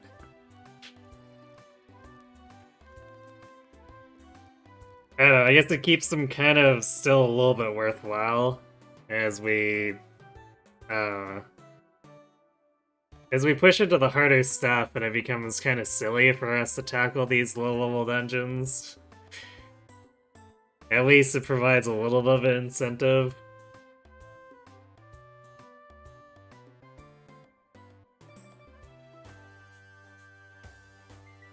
Granted, I guess doing these short ones too lets us refresh the Kecleon shop. Which... not the best inventory, really.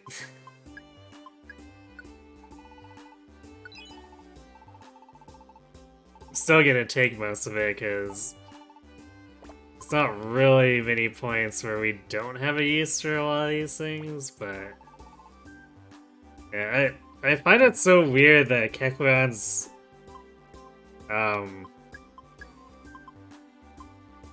its stock is so limited a lot of the time.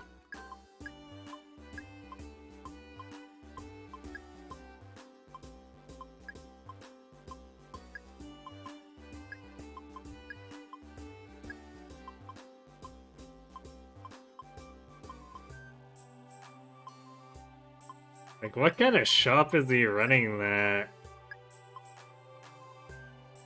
Like, what one customer can buy out all 8 items? Is it 8? Yeah, I think it's 8 that he has.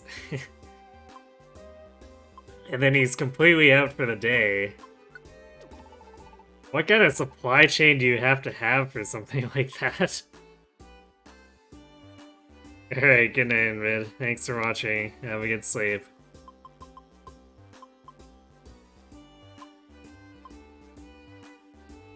Okay, so we need to take out an apple.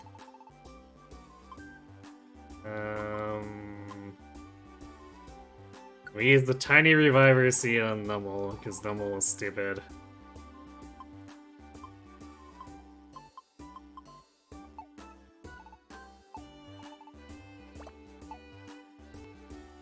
Probably gets all his stock himself by exploring. So what he said he sells us, you just see Kecleon running out to tiny woods or something.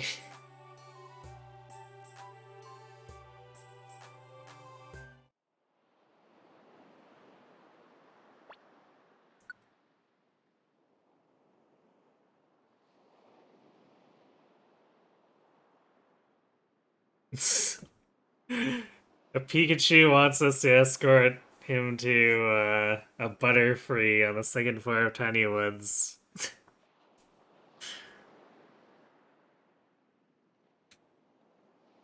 This is a hilariously absurd quest.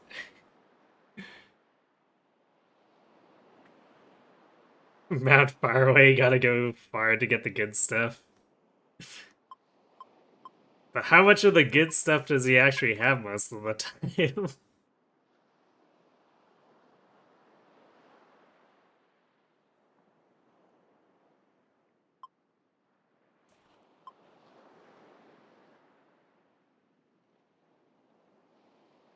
Wow, a quest in Purity Forest. 3 stars. Seems a little terrifying.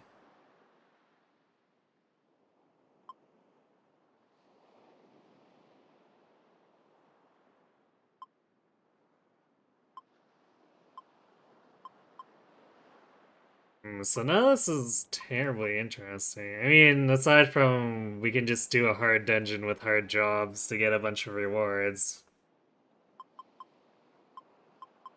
But obviously, we're trying to stack them up with the legendary birdery fights.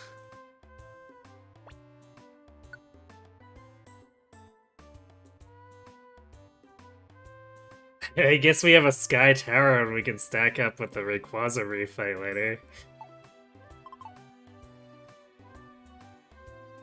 Oh yeah, I should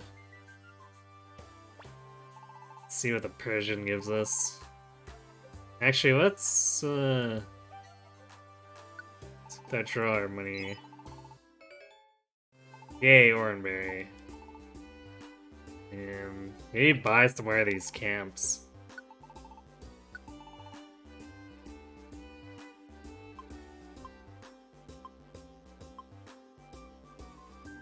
I'm gonna ignore the unknown ones for now, because it's just kind of like, eh.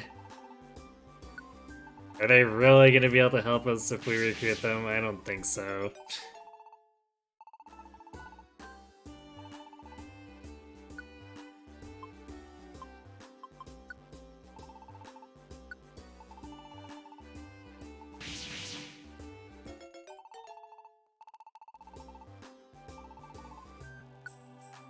Okay, well, so far it hasn't unlocked anything else. I guess it's probably a good chance that doing Age Chamber unlocks wherever we recruit the Indians from.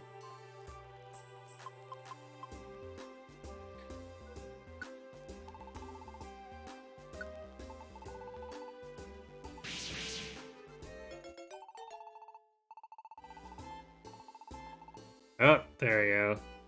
Found a new dungeon. The Grand Sea.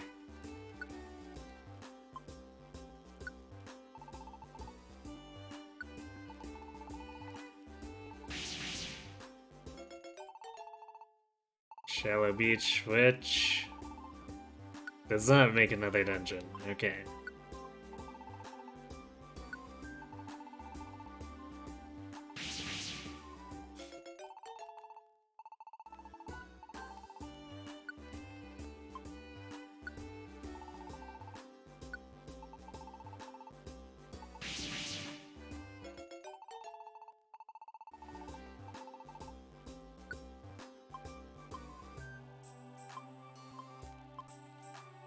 Okay, we've covered almost all of this.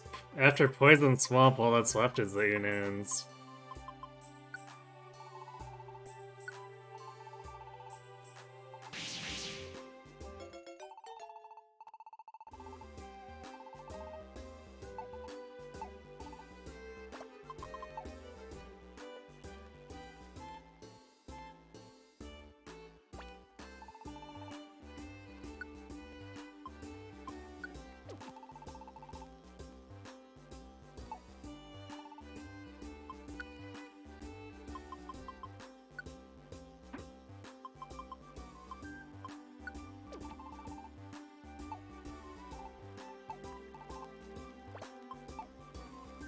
See what we can get for our gold ribbons here.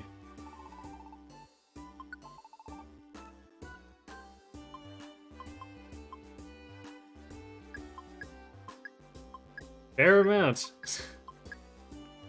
Yeah, that basically funds the Unknowns. I guess we'll buy their camps now too.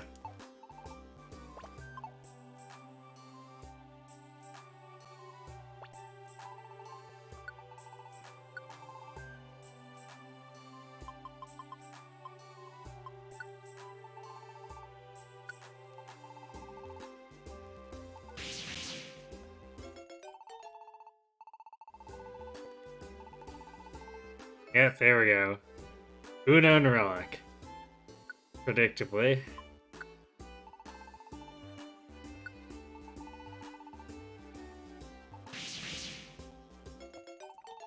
So actually, I bet one of those question marks is gonna be... Oh, cool. There was a sound for all the camps.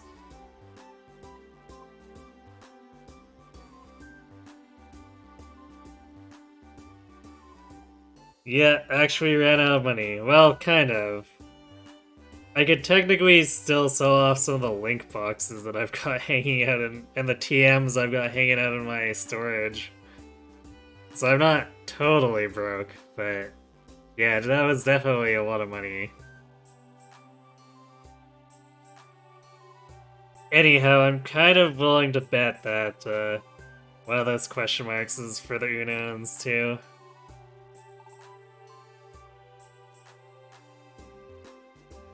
So, yeah.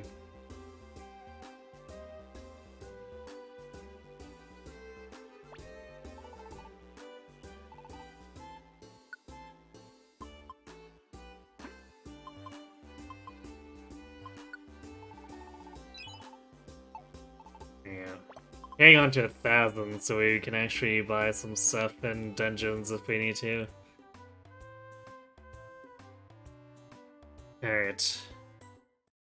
I think we're gonna be done as far as exploring goes, but I just want to take a look at the menu here for the new dungeons. So we got the Far Off Sea. So I guess we'll be able to do these jobs too while we're making our way down.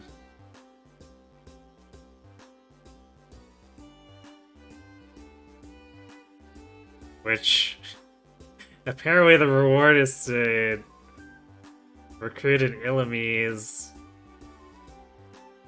and then get a dojo ticket, gold dojo ticket.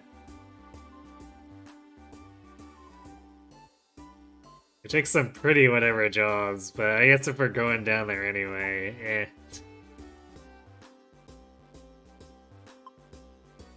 And the Unown Relic, which... it's apparently a very short dungeon. Grand Seas City.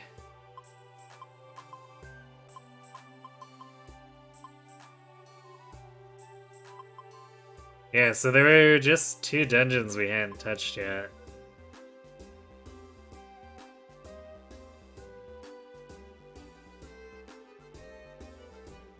But I think the plan will still be to do Far Off Sea on Sunday, and then depending on how long that takes us, we'll probably start doing other rematches and whatnot. And maybe poke our head into Unown Relic, because it's only 11 floors. That'd probably be an easy one just to kill a little bit of time with.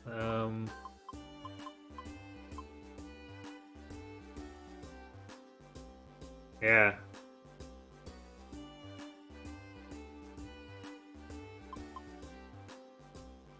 So we got Sky Tower is Rayquaza, Lightning Field is Raikou.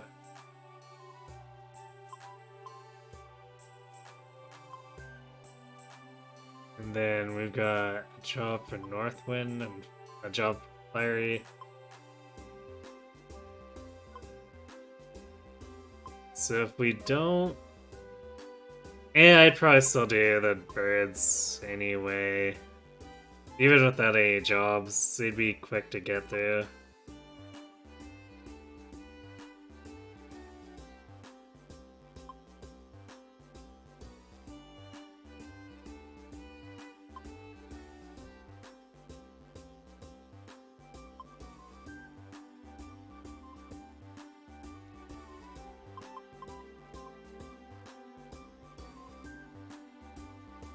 Yeah, because we got 2 for Frosty Forest. None for Mount Thunder, but... Mount Thunder is such a straightforward one, we could just blitz it without needing to care about jobs.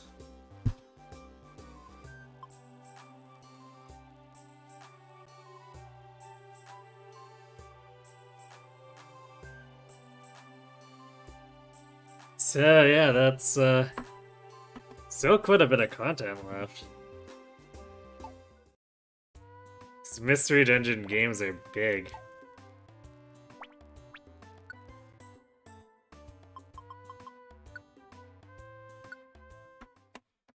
Alright, so that's gonna be it for me for tonight. We'll be back on Friday. Way things look now, I should be able to do some Relentless attempts.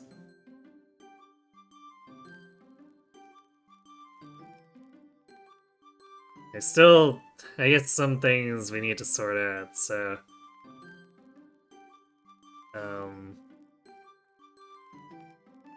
I may end up having to use a shorter timing window, but we'll see. We'll figure it out once we get there.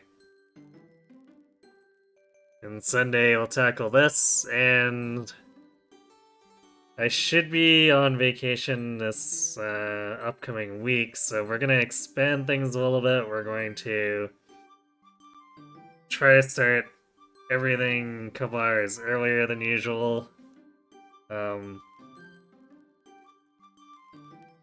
Then we'll be adding Monday and Tuesday to the stream schedule. I'm still not 100% sure what I want to do with them. The Awakening Bootcamp is still on the table. And I may just have a grab bag day for various whatevers. Stuff like Streets 4, which we haven't touched in a little bit. So yeah, that's gonna be it for me. So thanks for watching, everyone. Hope to see you Friday, and have yourselves a good night.